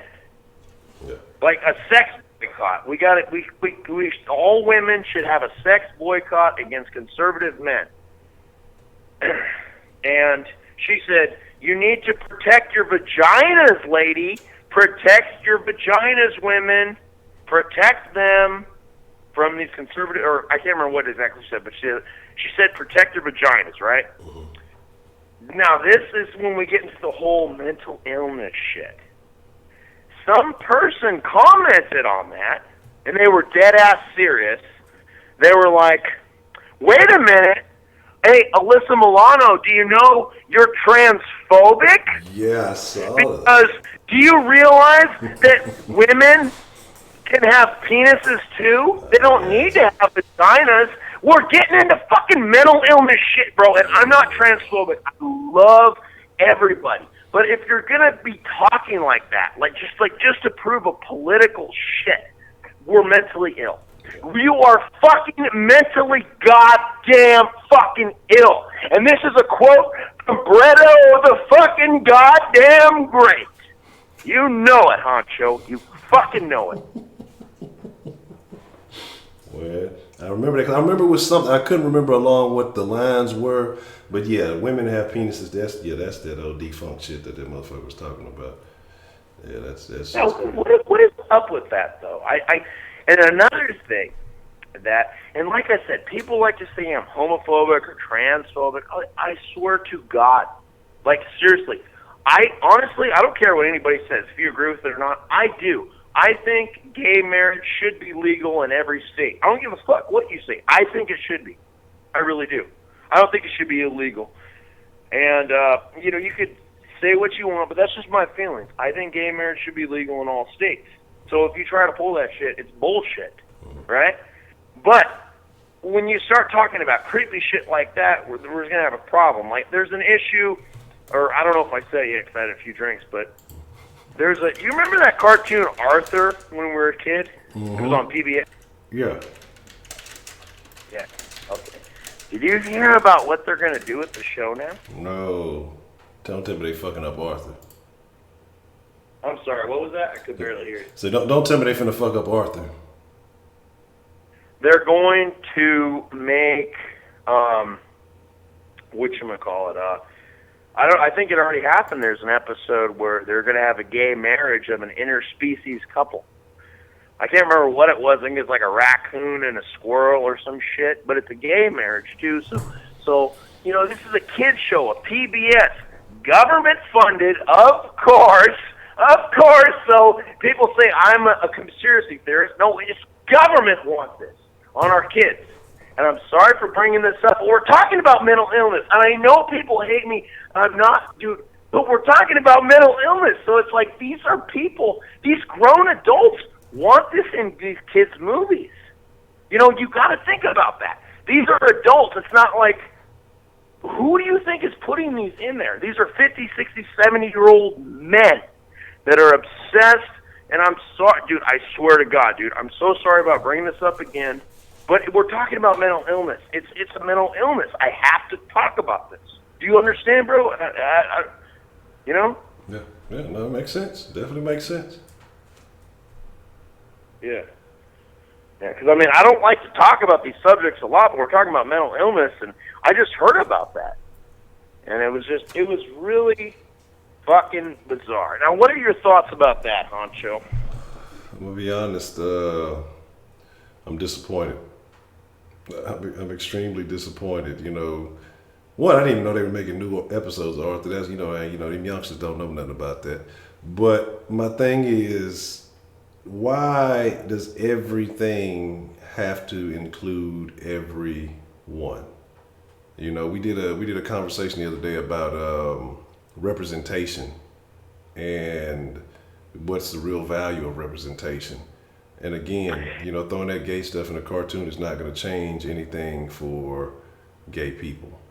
So, what's really crazy, Honcho, is I recently read an article about how gay people don't like this because they feel like they're being politicized for a purpose, and they don't like it. Yeah. And that, you know what I mean? That's what I'm saying. I like to everybody here, I swear to God, I'm not homophobic or transphobic or none of that shit, bro. I swear to God, this is a message to your audience, man. I swear to God, dude. It's just, you know what I mean? Yeah. Yeah. It's crazy. Yeah. Hold on, I forgot. What was I talking about again, dude? I kind of blacked out. Gays being politicized. Oh yeah, yeah. They were complaining that their homosexuality was being politicized, and that's why they don't like it either. There was this news reporter that recently wrote an article about the Avengers, and they hated that scene that I was telling you about. Remember how I was saying how they had the gay AA meeting in the Avengers, and they said the same thing I said. They said, dude, that's some bullshit. That shouldn't have been in the movie. That had nothing to do with us. That was more of like a pat on the back to the director. Yeah, you know, he's pandering to these people. Hollywood does a lot of that shit, and that's what people don't realize. It's not that they give a shit about what you're doing. They just, Hollywood wants to seem like they're so progressive and they're so ahead of the curve. They don't really give a shit, and they'll use that to, you know, exploit you or whatever it is to make you feel included. You know, and they'll exploit their kids to do it too. But it's just more publicity for them. That's all it is. That's all they really care about. I don't think they really give a shit about those kind of issues. They just do it to get more eyes on the screen. Yeah, I believe you. And I can't remember who it was. Somebody was talking about suicide earlier today. And it's a really sad issue for me to talk about, but like I tried to kill myself like about 5 years ago. I was addicted to Xanax, and I was addicted to alcohol and antidepressants together, like all the combinations of them. And because the antidepressants made me want to kill myself. And that's what... Okay. Well, I got to start this off by saying I have OCD. So, like, really bad OCD, Honcho. Really fucking bad. Like, I go in a bathroom, I will freak out, you know what I mean? Because you got the doorknob. Like, do you freak out when you touch a bathroom doorknob? Do you know how contaminated it is? So many people don't even wash their hands. They touch that bathroom doorknob. Like, I freak out. Like, how about you? Man, I use like my shirt, or I'll try to hit it with I wouldn't say that I'm OCD. I just don't like, especially if I just wash my hands, I'm defeating the purpose if I touch that fucking doorknob. So I try to get crafty and creative. Depending on what type of doorknob it is, I'm gonna find an alternative way to open it without trying to make direct contact with my hands. Yeah, there's people that take a shit and don't wash their hands, bro. That's fucking gross. And they touch that doorknob, and when you touch it, you're getting that shit on your goddamn... It's fucking gross, man. And the germs, at least. I mean, it's just like when I think about it. Like, I didn't used to be this way, but when I was a kid, it kind of... I learned from it, actually, because of... when I first heard about... started getting... germ issues is when I started, when you go to a bar, you know how they have nuts and all that shit, you know what I mean, Honcho? Yeah, yeah. Don't eat that. No, you know why, though, right? No, you definitely don't do that. Yeah, shitty exactly. But I know that when I was a kid, I used to eat the M&Ms there all the time. My dad told me that. He's like, don't you eat the shit? You know, people don't, and that's when I got the OCD. To be honest with you, my dad told me that shit. But ever since then, like, I never really thought about it. But, yeah, it's true. It's really disgusting, dude. And, like, you talk about using your shirt. But, anyway, I don't want to, because when I used to do that, too. I used to use my shirt. Yeah. But then when it touched my chest, now the germs touch my chest. Now I got shit on my chest. God damn. That's why I usually just grab a paper towel, 2 of them, and do it. But, anyways, the reason why I brought this stupid conversation up, bro, is because I have OCD, so my doctor prescribed me antidepressants, right? And I took them. I didn't really like them, whatever. And then what happened was I got jumped by a gang. Okay. Like, really bad, like torture. They burned cigarettes on my back and shit, bro. Beat the fuck out of me. Because I was acting like a dumbass trying to fight a gang, bro. Yeah. Seriously. Like, this was about 10 years ago. I was a dumbass. I was a fucking, trying to be a... Anyways. But I just... stupid. I got jumped, bro. I mean, I fought, but I mean, I got jumped by like fucking 12 dudes, bro. Yeah. And because that happened, I got PTSD. And for the longest time, like, I had problems being around large groups of people. You know what I mean? So what happened was my doctor gave me Xanax. Have you ever fuck with Xanax? Man, I've taken a Xanax 2 or 3 times in my life. It's not my preference. I don't like the way it makes me feel. Yeah. I used to take that. I was taking that all the time, bro, drinking and shit, and I got all crazy. And fucking, because you mix that with alcohol, it gets you fucking keyed, bro. That's like fucking the Wolf of Wall Street. You seen that motherfucker? How it's kind of like similar to that drug, to where you're just on the floor, just like crawling and shit. Yeah. Man, I haven't seen Wolf of Wall Street. I've been telling myself I want to watch it, but I have not seen what? it. Dude, you gotta see that fucking dude. The Wolf of Wall Street is like the greatest, one of the greatest movies of all time. All your audience needs to see The Wolf of Wall Street. Leonardo DiCaprio's best fucking movie. If you hate that actor, you see, like, I didn't really like him before I saw that. I saw that movie, I was like, oh my god, greatest actor. Holy shit. Oh my god. You gotta see that movie, bro. You fuck. Oh my god. But anyways, what happened was I was mixing the two drugs because they were both prescribed to me. You weren't supposed to, but it gets you really fucking high. You mix alcohol and all that shit. Because I was so deep into shit, you know? Yeah. Mixing the antidepressants and the anti-anxiety and the alcohol. And I got suicidal. Yeah. And I wanted to kill myself. And I took a bunch of those pills all together. You know what I mean? Yeah. I woke up in the hospital. I guess if I would have died if my mom, because I was still living with my parents at the time. If my mom wasn't there, I would have fucking OD'd, fucking died. You know what I mean? Yeah. So, but I wanted to kill myself because I broke up with my girlfriend and I was so depressed. That's why, you know, Rashida was talking about the same shit earlier today, and I agree with her. You know, like, and this is to all anybody that's listening to this. If you're fucking depressed, bro, like straight up, dude, it's gonna end. You're gonna feel better. I don't give a fuck what happened, bro. I was doing some serious shit, man, and I fucking wanted to kill myself. I took so much drugs. I don't know how I survived, but I did. I did, and I'm just saying, like, I'm glad I didn't die that day. You know what I mean? Like, anybody that wants to kill themselves, like, seriously, think about it, man.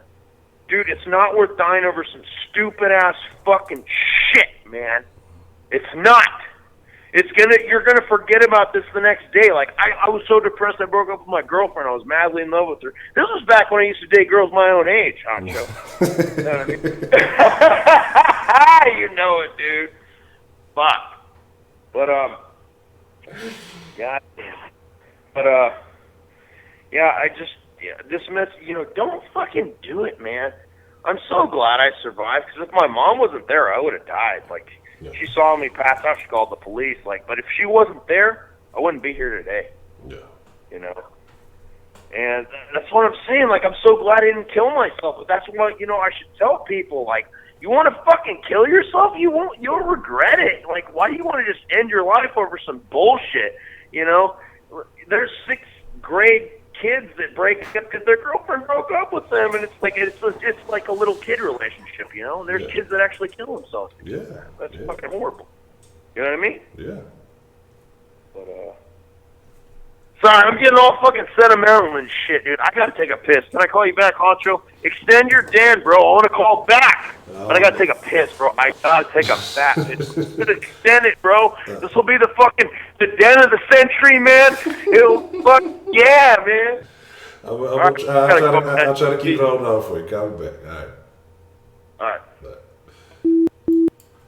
But they ain't lying about these kids. Now, what is that shit?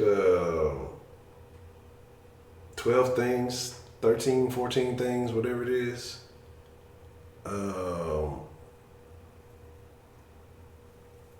Whatever that shit is called.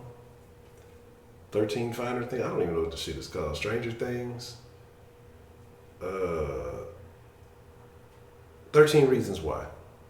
I'm struggling. I knew it was some combination of words somewhere with a number in it. They've been talking about people have been watching this show, and like people have been killing themselves. You know what I'm saying? Especially young kids have been killing themselves. Like they said, like adults who watch it are less likely to feel suicidal, and then kids who watch it are more likely to attempt or commit suicide if they watch that show. You know what I'm saying? So, this is down there. Man, let me take a look at myself. Shit, I've been down about 4.5 hours.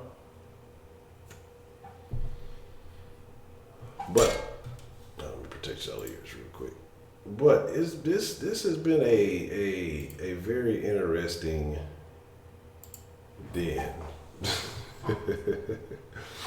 Rashid.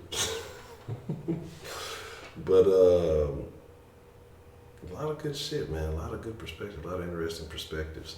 That's what makes the den so intriguing, because the variety of perspectives, you know, that's what makes the den so. I don't know how you define it, but that's why I enjoy it. I mean, it's always good to me. Oh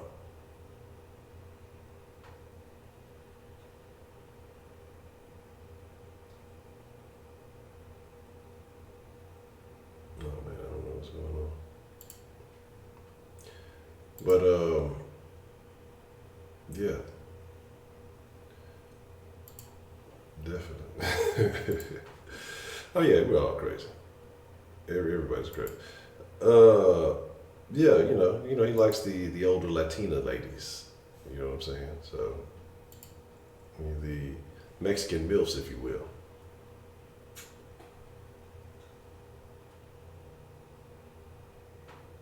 Let's see. We say craziest person I've ever seen. The craziest I've ever seen in person. Some sort of dope fiend, probably either somebody on some of that shit, some wet, something like that, and they fucking, you know, they was out there tripping, talking to themselves, fighting with themselves.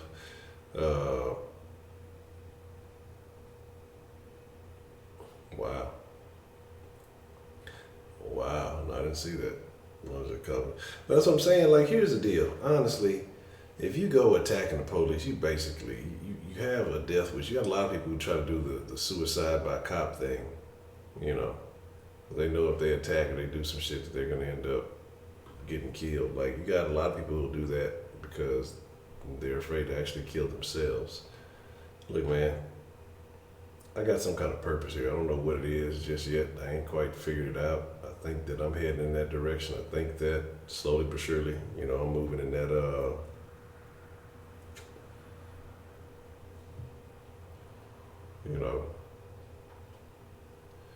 slowly but surely, I think I'm finding it, especially as, you know, we do the dens and these things grow.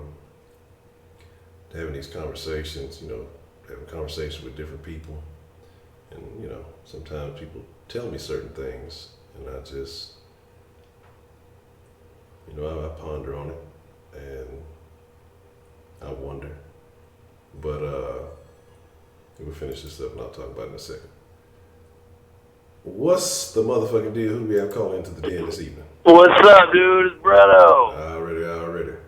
Feeling refreshed. Bretto's back. What's on your mind, man? You were talking about, you know, you're glad you didn't kill yourself, and then people would regret it if they did. Yeah, there's a lot that goes through your mind, though. I mean, you really feel like life is over and shit, and you just don't give a goddamn. But honestly, it's not worth it. Because I'm so glad I didn't fucking kill myself. Hell yeah, dude. Fuck yeah. And there's a lot of people that I'm sure would regret it. You know what I mean? And that's what creeps me out about social media today. It's almost like it's hyped up. You know, kill yourself on Facebook Live. It happens so fucking often, Honcho. Have you noticed that? And these kids get so much attention after they've been killed that so many other kids that crave attention do it just for fucking attention. Now, of course, who do you think is responsible for this, Honcho? And you know what I'm going to say. I know what you're going to say. Government! Government, the magical C word. Oh, my God, fuck! You know, man. I just wish we still had Kennedy, man. Greatest president, you know, they took him from us. Can't have that guy anymore, man. What an amazing president. Even Robert Kennedy would have been a great president, too, man. They had to take him, too. Anyways, about the whole mental illness thing, it's tragic that, they're always constantly pushing for these goddamn antidepressants. Now, antidepressants fucking suck, Honcho. Yeah. I've taken them so many times. They suck. When you take them with Xanax and alcohol, they're sweet. But, I mean, by themselves, they suck. Right? And you're actually not advised to mix them with antidepressants because you can die. But people do it because you get high as fuck. Yeah. But, what it did to me when I was taking them, and it gives you a limp dick. It doesn't give you you won't get horny. And if you come, it makes it not pleasurable. That's why I'm saying don't take them. And once you quit taking them, you go back to normal. It's serious. I'm dead-ass serious, dude. Don't take antidepressants. I don't give a fuck. Notice, Honcho, how all these people that take these fucking goddamn antidepressants the government push. It's the number one thing. You got OCD? Okay, here, take some antidepressants. Yeah. You got bipolar? Okay, we'll start you off with some antidepressants. It's like everything. Let's give you antidepressants. And they make people all these mass shooters, you know what they all have in common? They all fucking take antidepressants, of course. And it makes you want to kill yourself. That's what I'm saying. I was taking them and it made me want to fucking kill myself, bro. That's what I'm saying. Don't fucking take them. All right? Yeah. Don't take them. I mean, try to see if there's any alternatives out there. But, I mean, don't take an antidepressant. I would not recommend it. I really wouldn't. I mean, it made me suicidal.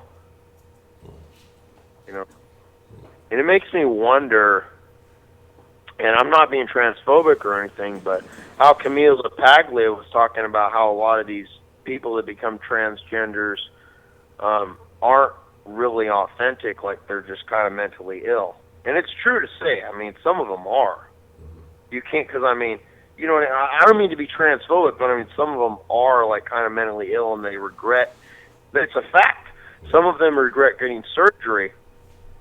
You know what I mean? And a lot of them are taking antidepressants. Because I remember when I was taking antidepressants, and I don't mean to be transphobic. I swear to God, for everybody, the only reason I'm bringing this up is because they might want to harm themselves, like cut off their penis or whatever. Because when I was taking antidepressants, I wanted to like slit my throat. I wanted to like cut myself. I wanted to hurt myself when I was taking. That's why I'm saying I wonder if maybe they just wanted to hurt themselves and they were really transgender. They were just mentally ill. That's what I'm saying. But I'm not saying that for all transgender people, because I know some of them really do believe it. But I know that when you take antidepressants, it makes you want to hurt yourself. Like I really wanted to cut my leg off at times and cut my wrists off. When I was taking, that's what I'm saying, bro. Don't take antidepressants. That's why I had to quit taking them. That's crazy. Yeah, that's the why it's supposed to. I don't mean to be found transphobic. Everybody, I swear to God, the only reason I say because I know a lot of them do take antidepressants, if some of them may just want to hurt themselves. Do you know what I'm saying? Yeah. You know what I mean? Because once I quit taking antidepressants, I didn't want to hurt myself again. But I never did actually do it, Honcho. By the way, I never cut myself or any of that shit. No, I didn't do that. But I was thinking about it, you should do it. You should do it. It was almost like it was trying to talk me into doing it. That's why I was like, fuck this.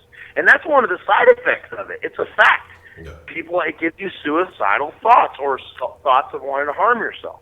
Yeah. You know what I mean? Yeah. And the only reason I'm bringing this up is because we're talking about mental illness. I know a bunch of people probably think I'm a fucking weirdo and shit. And I know I'm hella keyed. But, man, I haven't heard that term in a while. I guess I've been out the loop for a minute. Man, keyed, I have not heard that one in a minute. What was that? What minute? What have you heard? I haven't heard the word keyed in a minute. Let's get keyed. You heard the word keyed? Not heard of it. It's just been a minute. That's always saying because you're not from California. You're from goddamn Texas. Here in California, we say fucking crazy shit, bro. You know what I mean? You know what we say here in California? Everything is fuck this or fuck that. Even if it's something positive, oh, I fucking love you. This is fucking great. and it could be something negative. Fuck you. What the fuck is this? Go fuck yourself, asshole. Fuck you. You know what I mean? Everything is fuck this or fuck that. Or it could be something neutral, like, what the fuck is this? How the fuck do we get there? Where the fuck are we? Please tell me, where the fuck are we? Everything is fuck this or fuck that. I don't know, I just grew up here, man. Some people don't like that. Like, my cousin came from the South. She came from South Carolina. Now she moved to Cali. And she doesn't like hearing that. And it's like, this is how I talk. I don't mean to be rude, but I mean, like, everything is fuck you or fuck that. And people hate that we say hell yeah so much. You hate that? I met somebody on the cruise that like, don't say hell yeah, goddamn. It's like everything's hell yeah or hell, you know what I mean? Hella, yeah, hella's the one I never got. I've that's the one I've heard I've never got with. Hella this and hella that. And I've always found out when I'm just like, what? Okay, you say so. They say that Cali, man. But Cali's fucking backwards as fuck right now, man. I don't know what the hell's going on. Well, yeah. I see that they're trying trying to... Fucking Jock Carter's a piece of shit, dude. Yeah, I see they're trying to teach the kids. I went to high school with him, actually. He's a fucking piece of shit, dude. He's a dickhead. He's our congressman, dude. Biggest fucking asshole, Josh Harder. He got more money than AOC, bro. What? Yeah, so he's like the big dog now. But he barely beat, you know, the guy in the area. Mm-hmm. Yeah, he's fucking shit, bro. That's crazy. That's crazy.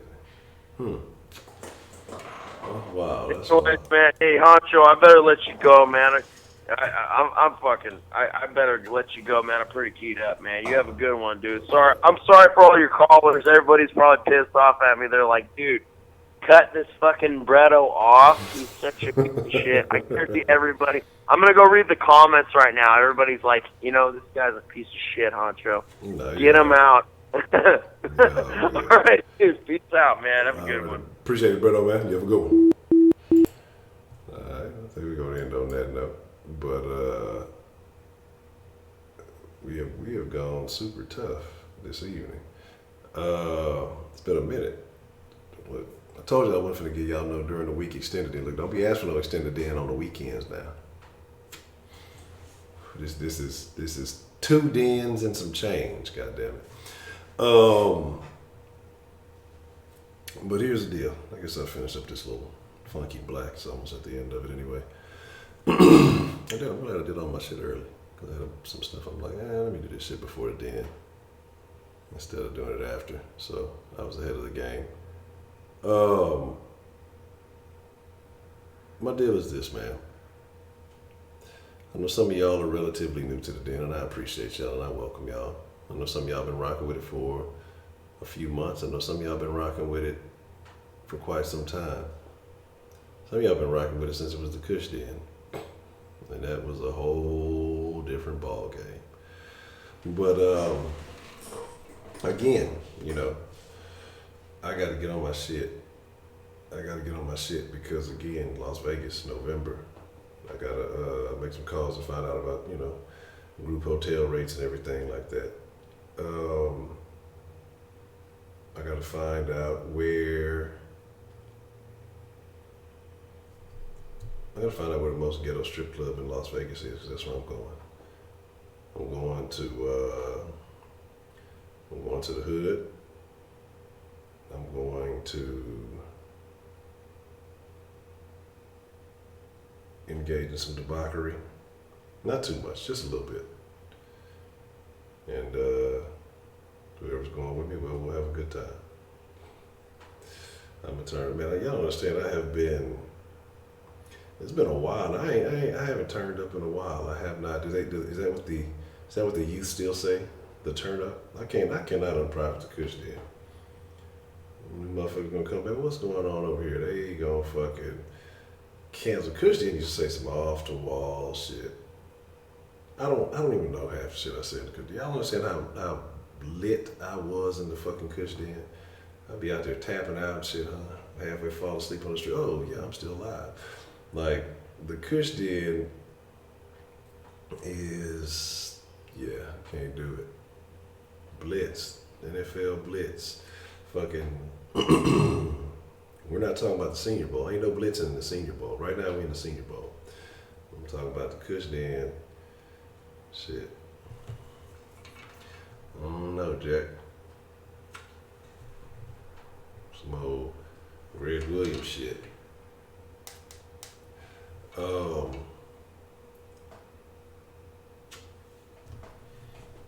Used to be baked. But what I'm saying earlier, though, is just listen to some of these calls and all of y'all, man, the input, the suggestions, the thoughts, and just hearing y'all, talk about different things, hearing the gentleman call in about their business. I see some of the ladies talking about some of the things they do, and I support and encourage. Everybody making sweets and shit, though. Look, hey, I'm on this calorie cutting shit. I actually did pretty good today. I think I'm about 600-700 calories under. I didn't even count the exercise, so I think I did pretty good today. Yeah, the Sauce Gaming channel with the no audio. You got like 2 videos on it. All the gaming happens on the mixer. Now, I was gonna say I was gonna fuck around and do a mixer tonight, because I was gonna get off to dinner at the regular time, but not now. No.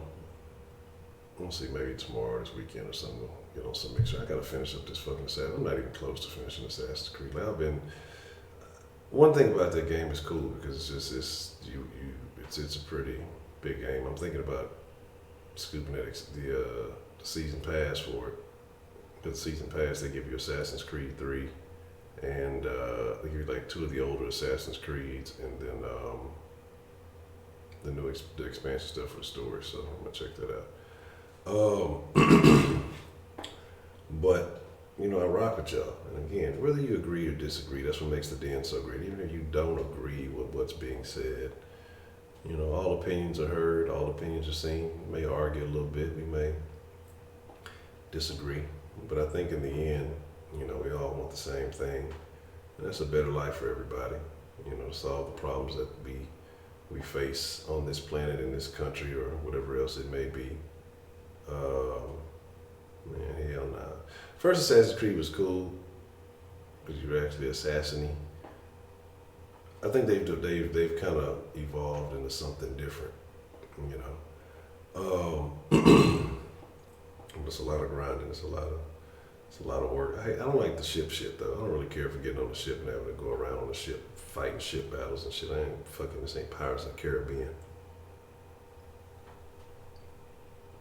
Wow.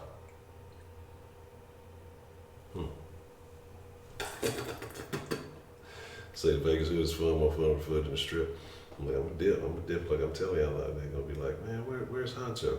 Where's he at? Y'all, he's supposed to be having a den meet and greet. This nigga down in the Hood Strip Club somewhere in the VIP. Nah, stay out the VIP, stay out the champagne room.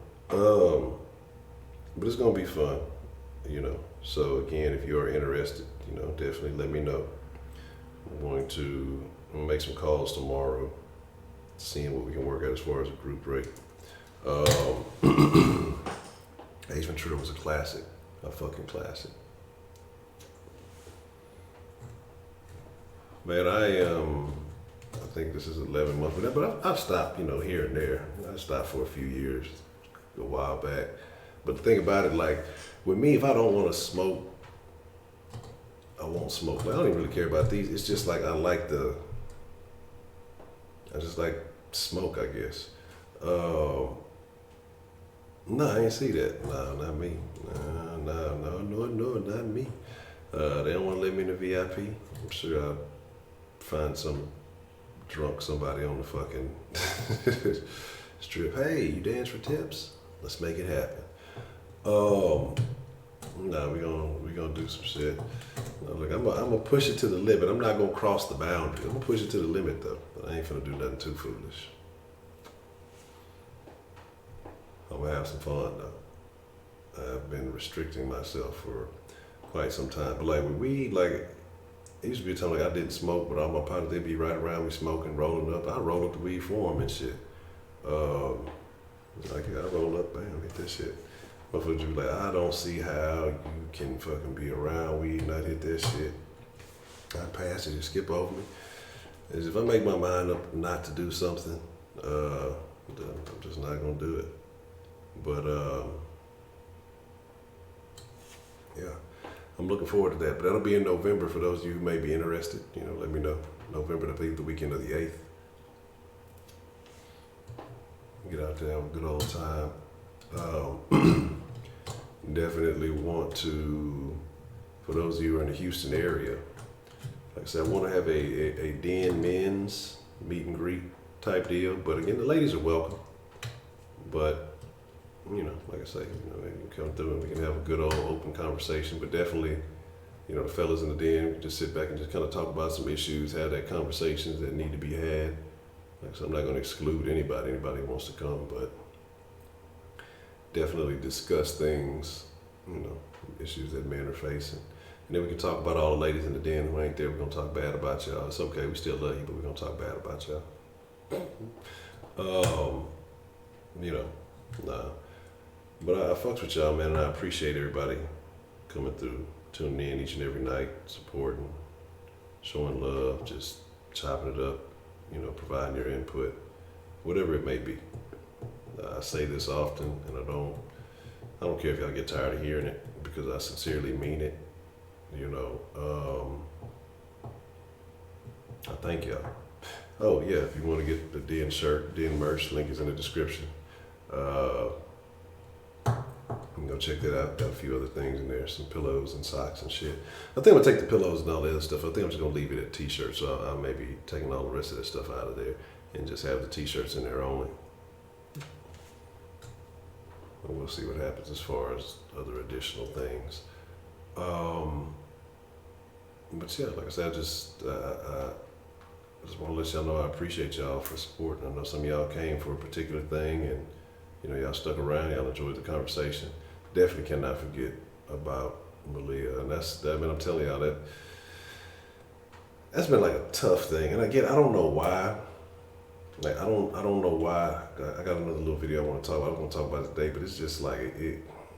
I knew the outcome from when we first started talking about it. But it's like the more shit that comes out about this story, it just makes me fucking, I don't know, I get some type of way ferocious. You said, don't be getting too invested into the kids' stories because it'll impact you. And I feel like it's just got me thinking about shit, because it's like, man, that little girl, her whole life was fucked off. You don't have that love from anybody. I know people ask, well, why didn't she go to the biological dad? Because his bitch ass was beating her too. He was abusing her too. The fucking mom abusing her. Her dad abusing her. Fucking whoever this dude is, and it's her mom's life, and took her off the map. Born into a fucking shit situation. It's fucking unfortunate, man. And just think about how many kids are born into that. And is that a product of mental illness? Is that a product of just shitty parents, bad decision making? I don't know.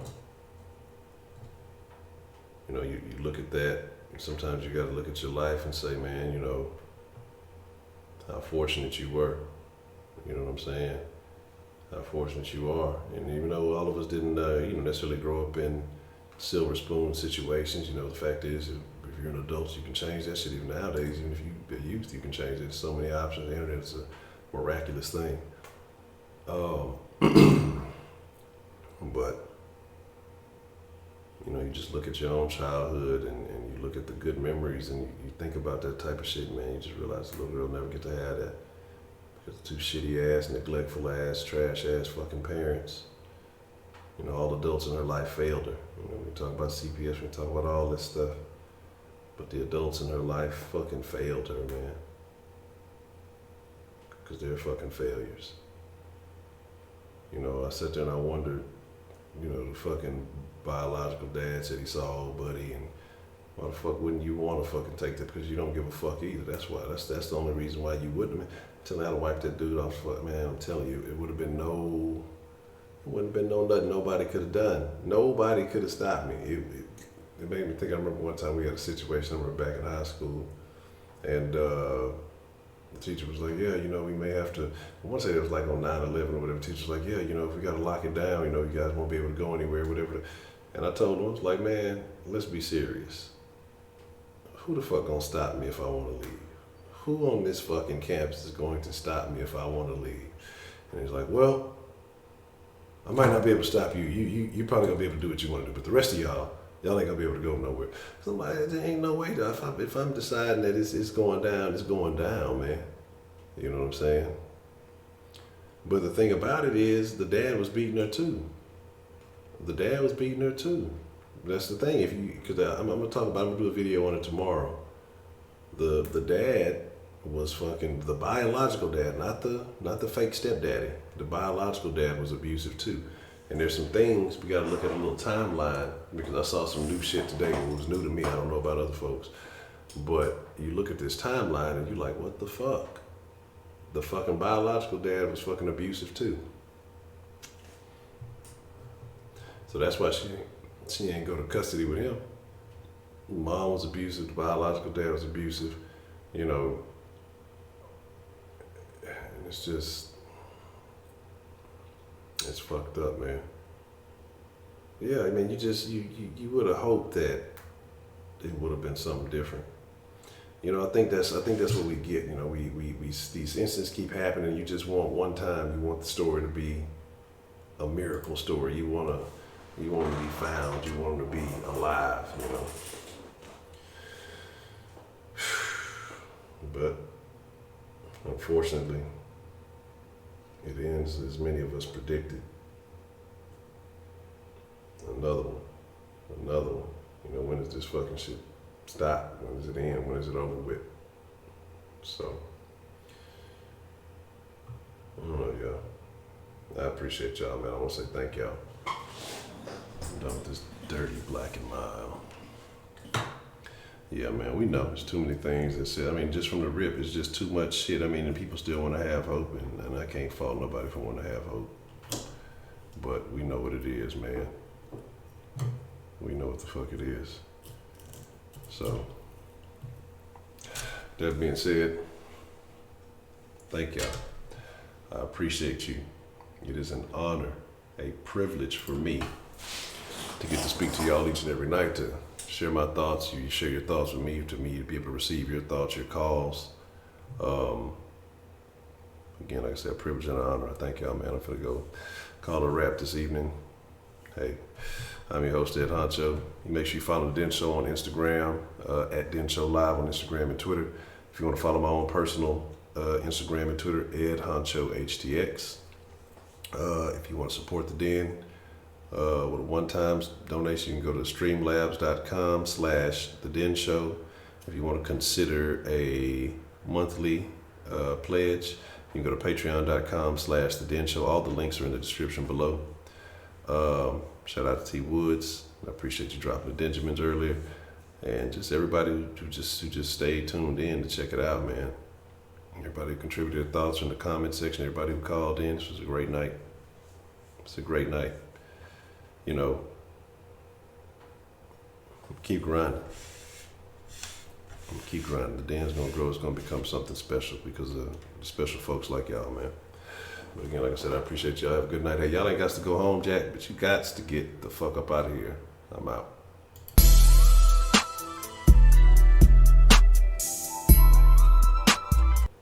Yo, I'm about to steal all the pistachios.